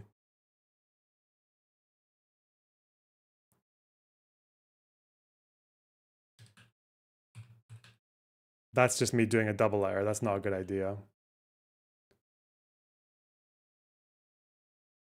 Um,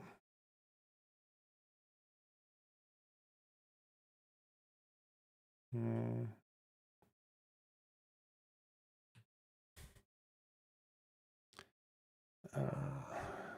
Well, there's one we just can't resist, is there?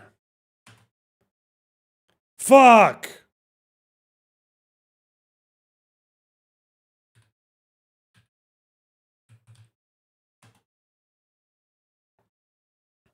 Hey, hey, well done, guys. Well done.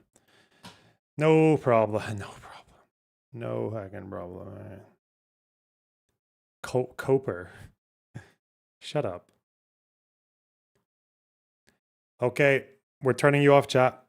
We're turning you off. We're going hard. We're going strong. Ugh. Okay. Be strong, guys. Be strong. One game. Okay, we do one game because we've done the archive. Okay, tap. Odd. False. Red, checking. Sparkling, even. Deposit, yes. Still, true. Black, bottled. Savings, no. Withdrawal. Okay. Odd, even. Black, red is a roulette table. You'd see that in a roulette table, wouldn't you? Hell yeah. If it's a bank, you talk about deposit, savings, withdrawal, checking, I guess you would, yeah.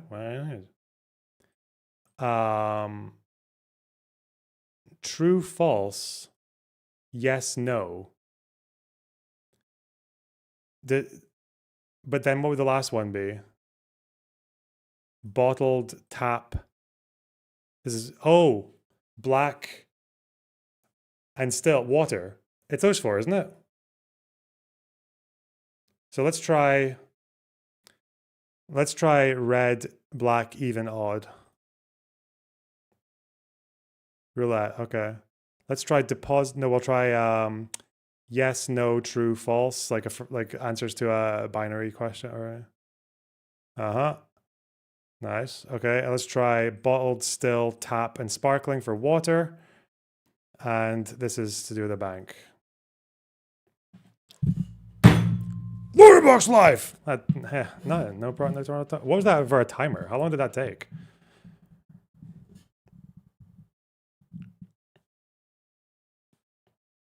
Not bad, not bad.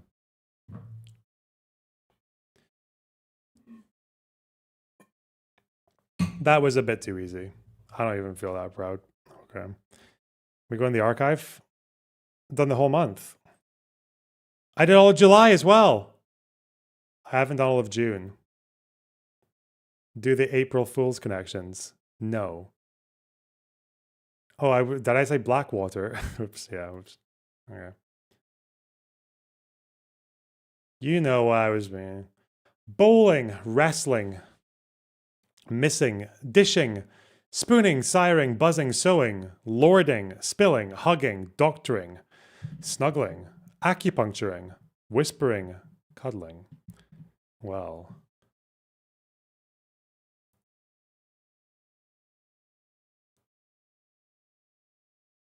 Thinking of all the things I did to your mums last night. Okay, that could be a category. That could be a category. But so could bowling, spooning, forking. Like, it's just words that start with a crockery, right? Kitchenware, kitchen items. But what would the last one be? There's no snug, lord, siren, rest, spill, no, miss, buzz, hug, wisp, no, cud, no, dog, no, so no. So it's not that. It would be the other one. Cuddling, hugging, spooning, like embrace, snuggling, right?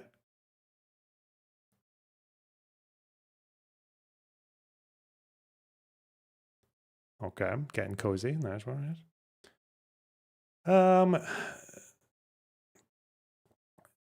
dishing, doctoring, lording, spilling, buzzing. Like noises, like whispering, buzzing. But I don't know what the other ones could be. Siring? I don't know what siring is. Sewing, sewing machine, bowl, lord, miss, wisp, rest, buzz, spill, dish, sew, doctor. I don't know. It could be.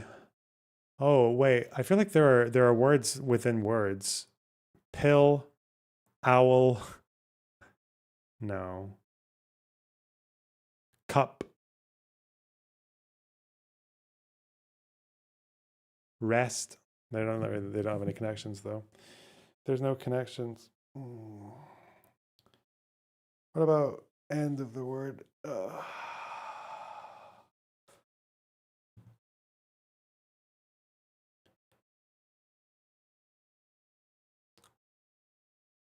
Ring. Ring. Ah, you fuck. All right. I mean, they do all end with ring. I don't know. That's just true. Fucking idiot. Okay. Oh, double letters. Is that going to be a thing? Missing, spilling, buzzing. No, it's only those ones. There's nothing else with double. And they have doubles as well, so fuck that.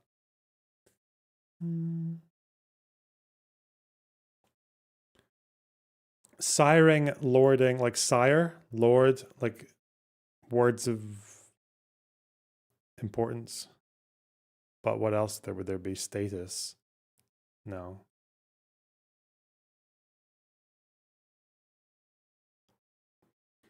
Acupuncturing. Oh, acupuncturing, sewing, like needles? What else involves needles? Doctoring would involve a needle. As would...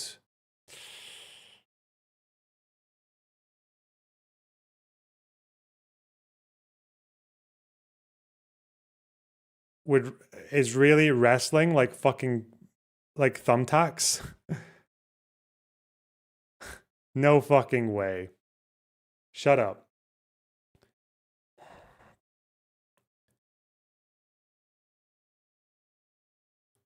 It's not going to be like pin, like thumbtacks are, yeah, if it's pins, is it like bowling would be pins? And then do you use pins in sewing? I guess you do, because you have to. But it wouldn't be doctoring. Where would because doctoring could be other things as well. Doctoring could be like but what would doctoring possibly go with? Spilling.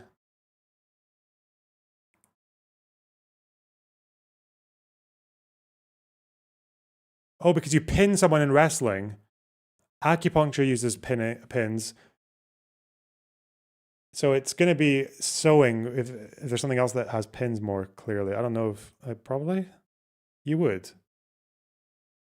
Pins or needles. Okay.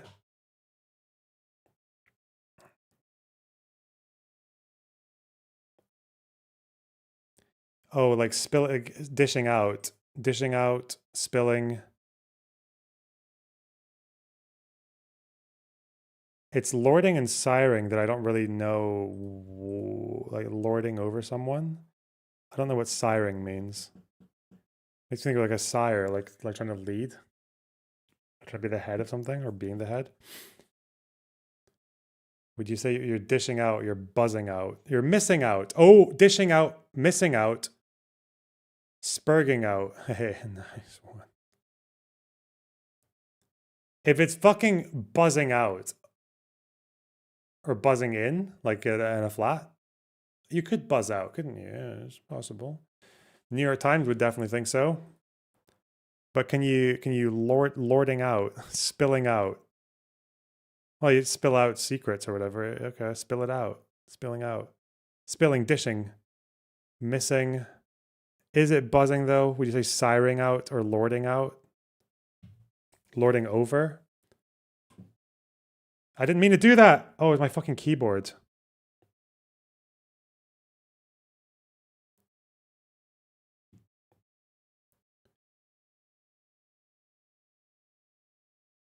Oh well.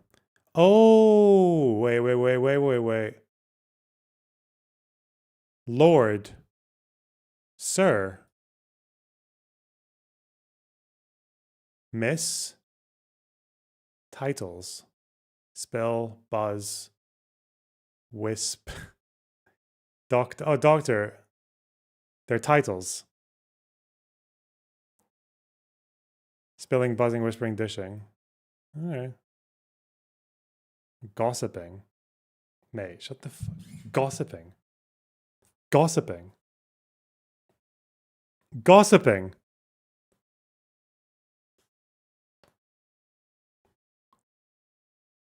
Dishwalla. Okay. Doctor. Stop dishing, chat. Dish your ass to the moon. Evangeline called it so long ago. I don't care. Eyebrow, number, rainbow, rooster, leprechaun. Nice. Dagger, count. Crow, asterisk, flight path, strut, banana, show off, parents, elves, bluster.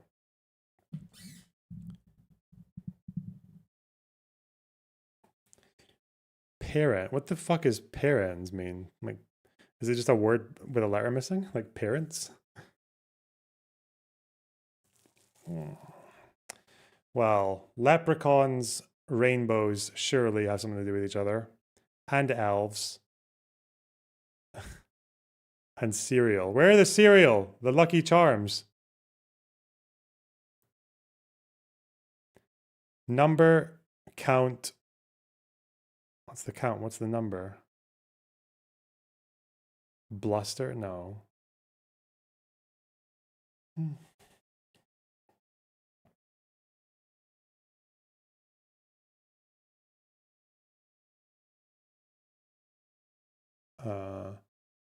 Risk. Bow. Stir. Stir. Bluster and rooster. Row. No, we should do the easier ones first. Come on.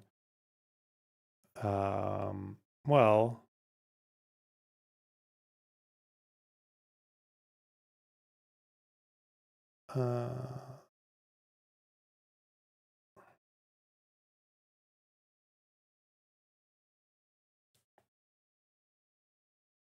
I really don't know that one.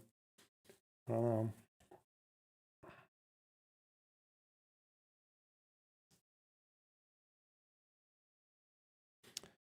know. Strut and show off are like arrogance or whatever.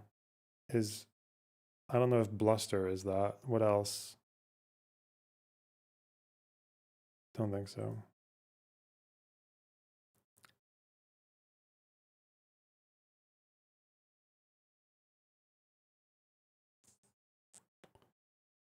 Show off, strut, bluster, like obnoxious things? Oh, like it's not gonna be fucking crow, is it?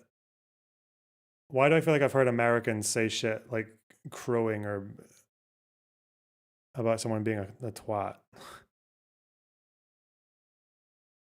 Like you're blustering, you got a strut, you show off, you crow, not crowing away. Really? Okay. Stupid.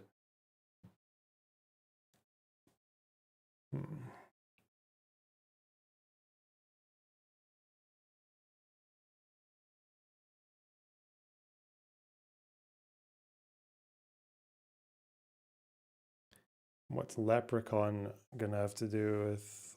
Oh, wait. Fucking Lucky Charms. Do they have like little like fruity things in them? Like bananas or Like leprechaun, rainbow, banana, and elves. I don't think leprechaun and elves are even going to go together. What about a rooster? Oh, no. Because a rooster, it's not like a cockerel, is it? Like they tell you when it's time to wake up. Is there a rooster in the Lucky Charms thing? It's going to be some fucking stupid Lucky Charms shit. Isn't it going to be leprechauns and roosters and rainbows eating bananas, taking a flight path to see the Count who has a dagger?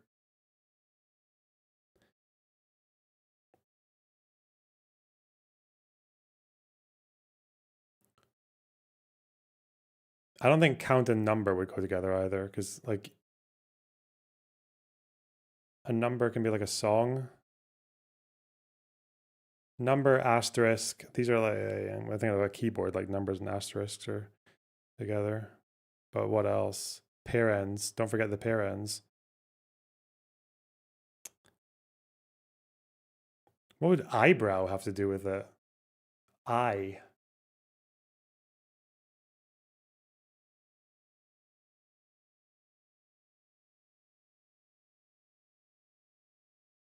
Okay, it's not.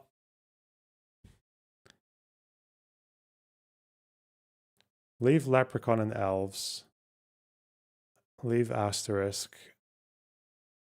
Eyebrows and rainbows are, well, they look like that, right? They look like little U shapes. So do bananas. Oh. Wait. Would it be dagger or asterisk? Because a dagger can be curved. No, it's not a fucking asterisk. It would be dagger, right? I don't know what I've forgotten what an asterisk is. Hey, hang on. That was only one off, right? Will it tell me if I try again? Already guessed, but it won't tell me if it was. Oh, was that 3 or 4? I can't remember. We'll just say, okay, wait. Eyebrow, banana. Roosters do not do that. Elves do not do number. Well, I guess no number does that exactly. Count, no. Maybe this does because I don't know what it is. Flight path. Oh, flight paths do. They do that shape. When you're yes, arc shaped things. Nice one. Okay. Now, leprechaun and elves are still there. That's annoying. Oh, like a count. Like Count Dracula or some shit. But what's a dagger got to do with it, bro? If it's Lucky Charm shit or like some American nonsense, I'm gonna be so mad. I don't know it. Asterisk, number. These are symbols, but none. Asterisk, number, count. You know what? I feel like these have something to do with each other. Why not? Oh, for fucking.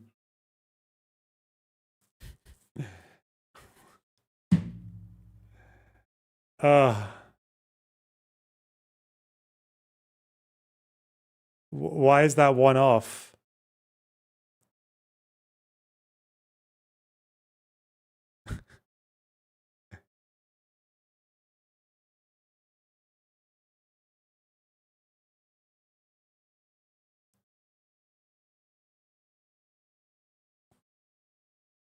It's all to do with fucking counting something, right? But I don't know what parens means. I don't know.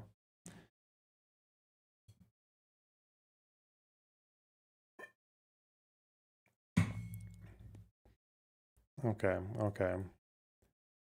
Leprechaun, Lucky Charms. I have a feeling it's got to do with Lucky Charms. It might just be.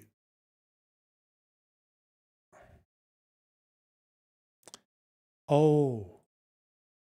Is it like different cereal? Okay, so the rooster that's cornflakes. There's a fucking rooster in the cornflakes boxes. Right. Are there elves? Snap, crackle, and pop. Rice Krispies. What? Is there a count?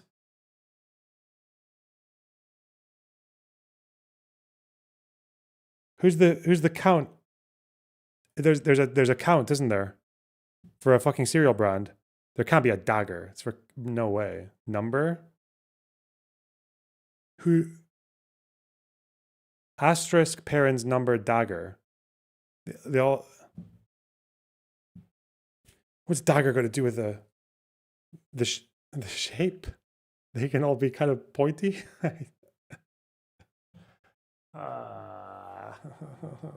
Fuck. There's definitely a count, but I don't know what cereal they do. We'll just say count. What cereal though?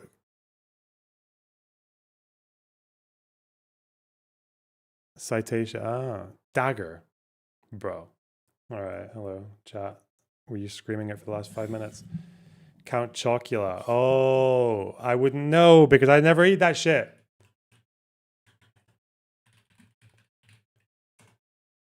You don't have this. This is not a UK cereal. Not that. Look, it looks fucking trash. Look how disgusting that looks.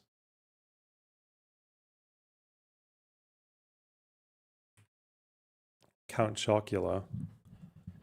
It's not fair. They need to. I need to see Americans doing a Scottish one, please.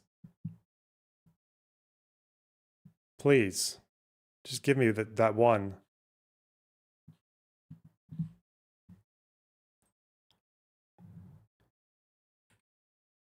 Confirmed for not being a fat ox. True.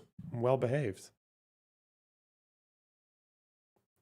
Why are there so many? Why are there people doing WoW leveling again? Why is this still people playing hardcore? What's going on here? iDubbbz, this guy? What? Does that mean is that like a new server or is it like a new OnlyFans thing or what's going on? Why is he's like level 33? Is this like a hardcore thing or what? Am I missed something? Does that mean I get to say the N-word now? What? I already say it. Oh shit. Does that mean, hey, listen, I guess we have a lot more in common than we thought, Zico. I guess you and I were brothers. Zico, he's like a method player, brother. Right? But it is funny, listen, this is a brown guy whose premier insult against me is to call me brown. It's like, dude, this is a little bit of a self-own. The biggest insult against me you can muster is to call me brown. Hey, dipshit, you are brown. You are literally brown. That's the best you can do? Like, really? Okay.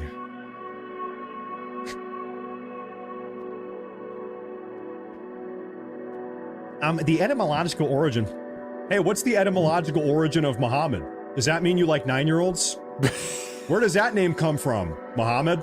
How does that name originate? Where does that come from? It's such a fucking low-hanging fruit. I don't know. The real question is, why are people leveling in WoW again? I feel like this is an old thing. I was really late to have leveled. The hardcore servers were dead when I reached yeah,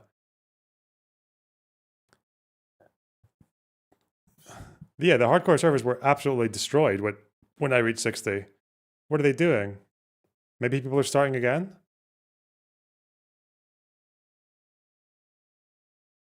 Who knows, eh?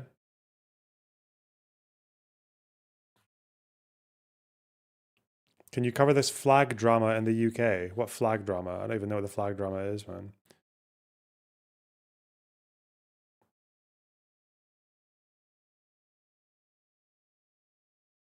It's a loner trend, obviously.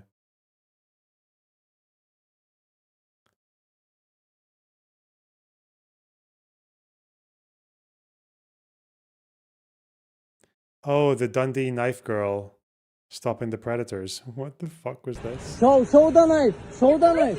Show the Show the knife! Show the knife! Don't touch her! That's it! Show the knife! A recent incident in Scotland has sparked intense public outrage across United Kingdom over women's safety from illegal immigrants. On the evening of August 23, 2025, a 14-year-old girl reportedly named Sophie was recorded standing between her 12-year-old sister and two adult men described as Islamic migrants who had been harassing them. The footage shows Sophie shouting, "Don't touch my little sister, she's 12," while brandishing a knife and a small hatchet. Where did she get a hatchet from? What the fuck? Represents juvenile delinquency. Dundee, bro. To others, it symbolizes a society so neglected by its institutions that a child felt compelled to arm herself for protection. Wow. Do you know the age of sexual consent in the UK? Sorry. 16, as you've already told her, because you actually think it's Stop it. 18. Yo, I smoke. No. If you smoke. You're not smoking nothing. This incident exposes a deep crisis in Britain. What is that connected to the girls? What? Historical cases such as the grooming scandals involving Pakistani gangs saw tens of thousands of girls abused over decades, with reports ignored due to fears of racism or Islamophobia. Sexual assault by Pakistani immigrants is a brutal reality in the UK, with a 70% higher offence rate among foreign nationals compared to locals. Is that from the new research where they said that 70%? That seems like one of the I hope they're going to mention as well that this is like a subset of a crime. It's a very small subset of that crime as well. Most likely person to abuse you as a child is someone you know, like a parent or something. Oh wait, what the fuck? This person is also in my public replies. This walk, look at them fucking go, bro.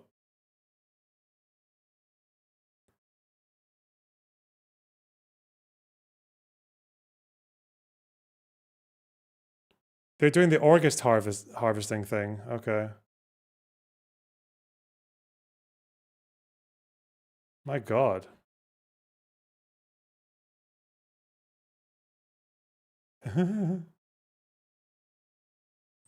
Based on the latest hard data, young girls are living in fear, and schools report skyrocketing anxiety about sexual violence in public spaces directly tied to grooming gang threats.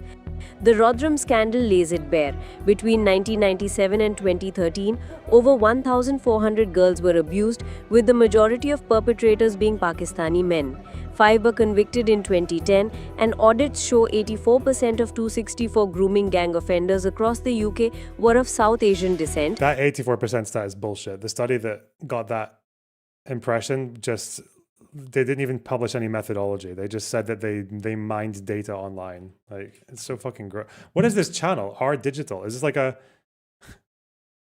Indian media channel using UK news to go and get fucking mad at Muslims or Pakistanis? The fuck? Predominantly Pakistani.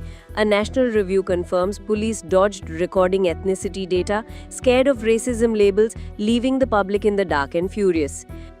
Recent cases hammer the point home.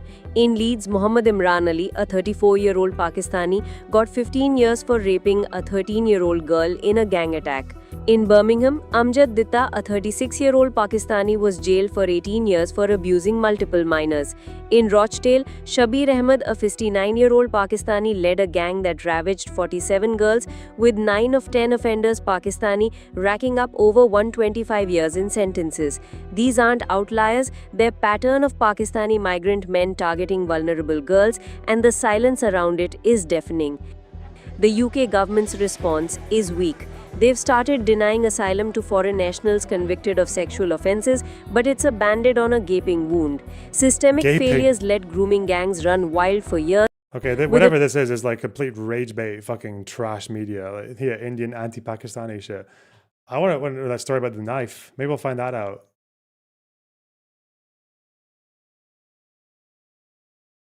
Jesse Single and Taylor Lorenz.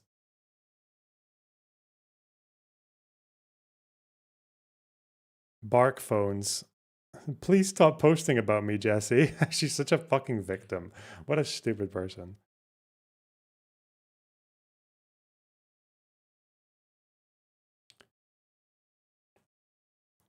This stream has already been clipped. Okay, really? That's terrible. Queeman. Kind of has a history. Bah!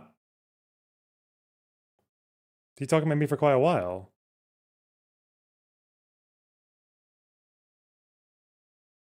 I've taken up like, but I look like I'm frozen for most of this. What?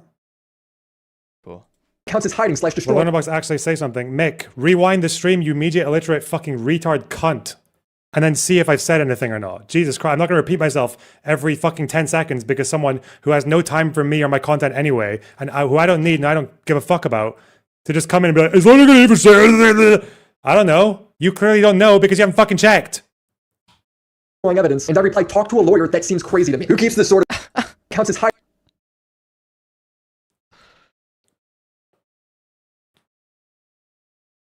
I almost want to go watch some of his coverage now. Because why do I feel like, listen, I haven't seen that much of it. I only saw a little bit. And it just seemed a little bit bleak. It did just seem like his two gay dads are fighting, and he doesn't know which side to take. And he doesn't want to too firmly say anything in either direction, because it could alienate him from the other side, and he doesn't know which one's going to win. You know? True. He doesn't want to say anything crazy in case that parent gets him in the custody battle, you know? Doesn't want to make his life harder.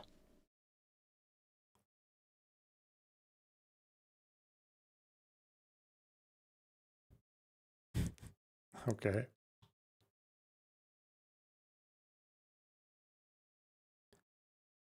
That's just how... Little does he know that I think when it comes to all this drama stuff, I think both of them are kind of retarded. I think Steven's actions in the last months and years are obviously quite a lot worse.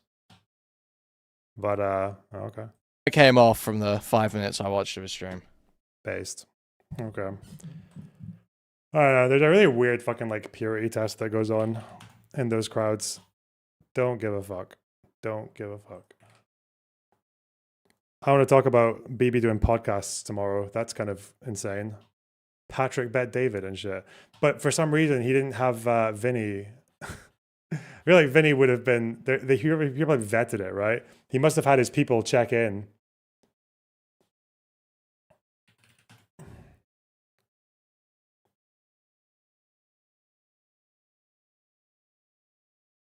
To make sure the screaming USS Liberty guy wasn't going to go there.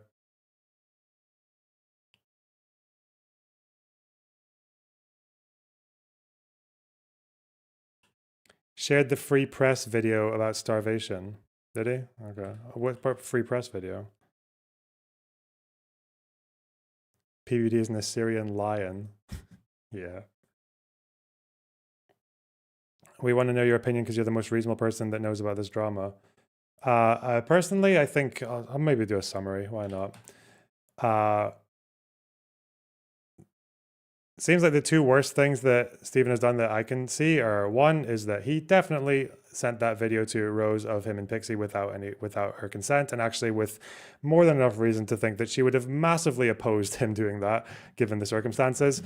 And second of all, seems like there was quite a lack of due diligence, a reckless, irresponsible lack of due diligence when it came to Rose's age. I think when you're trying to fly someone out and they're saying things like their parents are too strict or whatever, you should probably be like, okay, probably drawing a line in the sand here. Or if they're only advertising themselves or what, 18 or 19 and you can't be sure, then that's just like, oh, the fuck, kind of pretty fucking cooked. I think a lot of the other stuff is like a lot of overextending, but it doesn't take away from the main things.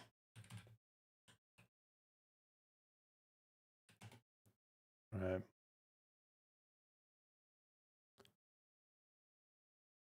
Is that okay?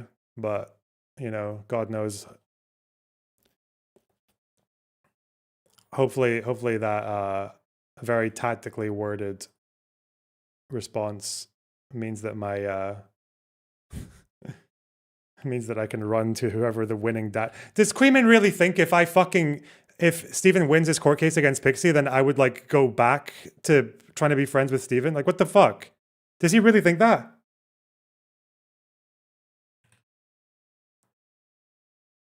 Jesus. That's what he was saying, right? Like he's not sure who's going to win when his two gay dads are fighting or whatever the fuck. Jesus fucking Christ, man. Well, I'll cunt. Oh, well.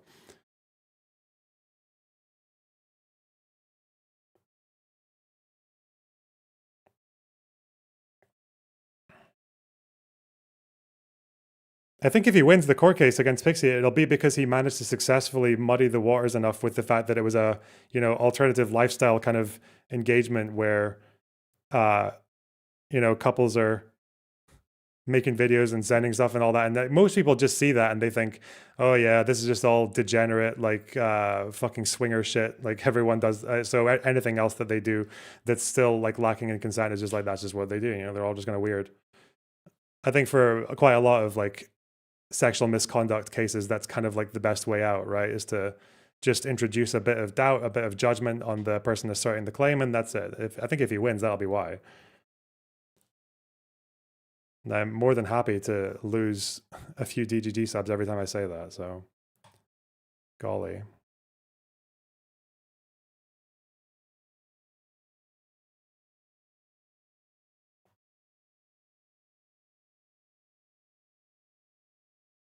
All right.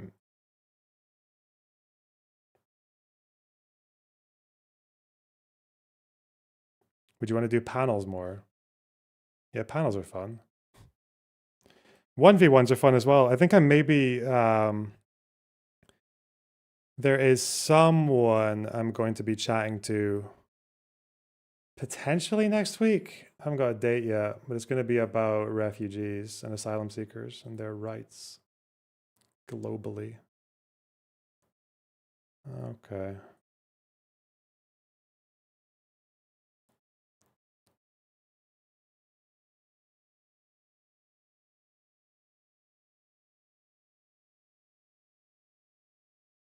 I don't get why you fall for the Destiny sharing without consent part when she was distributing to everybody all the time. Everybody all the time. See, this is why. There's no evidence of her. Everybody all the time. Oh my, what? Everybody all the time. Okay, all right, I can't talk about this stuff. Go away. Everybody all the time. Everybody all the time. Yes. You should just ignore these people. This is why I don't talk about this stuff, man. I'm just gonna absolutely fucking, I'll just have a fucking, like, an actual breakdown on stream. Like, me getting triggered over people's bad political takes is one thing, but other shit, like, oh yeah, well, yeah, wasn't that fucking dirty slut just spamming videos around all over the place? Yeah, that's a really different thing to engage with. Fucking hell. I do not want to publish my... I don't want my reactions or my feelings about that shit to be like a part of the public fucking spectacle. God. Absolutely fucking disgusting. If that's actually your impression of things, based on the court cases, if that's your assumption or your summary of what was happening, like, you're an incel and you deserve to be one forever. Like, fuck you.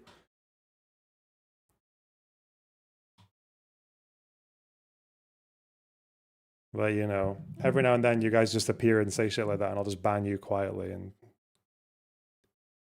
keep the train chugging.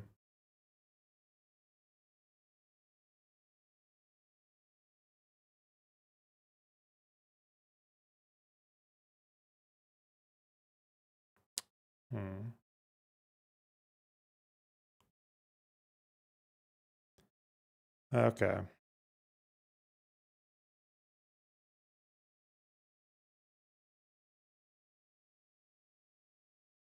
Check stream suggestions. What? I did. I looked at this before. What are you talking about?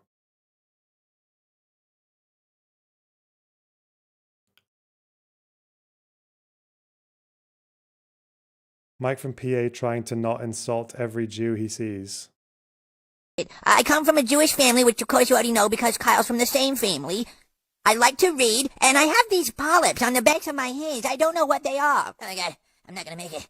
I'm not gonna make it. Oh, and I hope one day to be an investment banker. Must faggot need $40. Okay, why don't you go ahead and take a seat, Kyle? A wooden desk all that are available. I usually prefer the plastic ones because these give me splinters. I'm sorry, Kyle, you'll just have to make do. Now let's get back to the Is it cold in here? I realize we're in the mountains, but do we have to freeze today? Now, Kyle, I need you to be quiet. In my class, you need to be able to concentrate.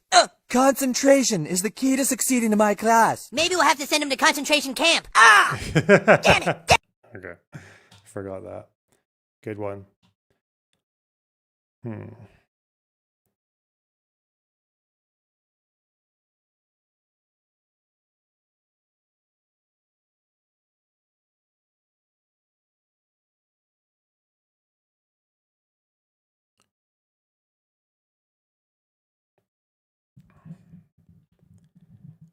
Oh, go IRI. Go talk to him, okay? I'll see you guys tomorrow, eh?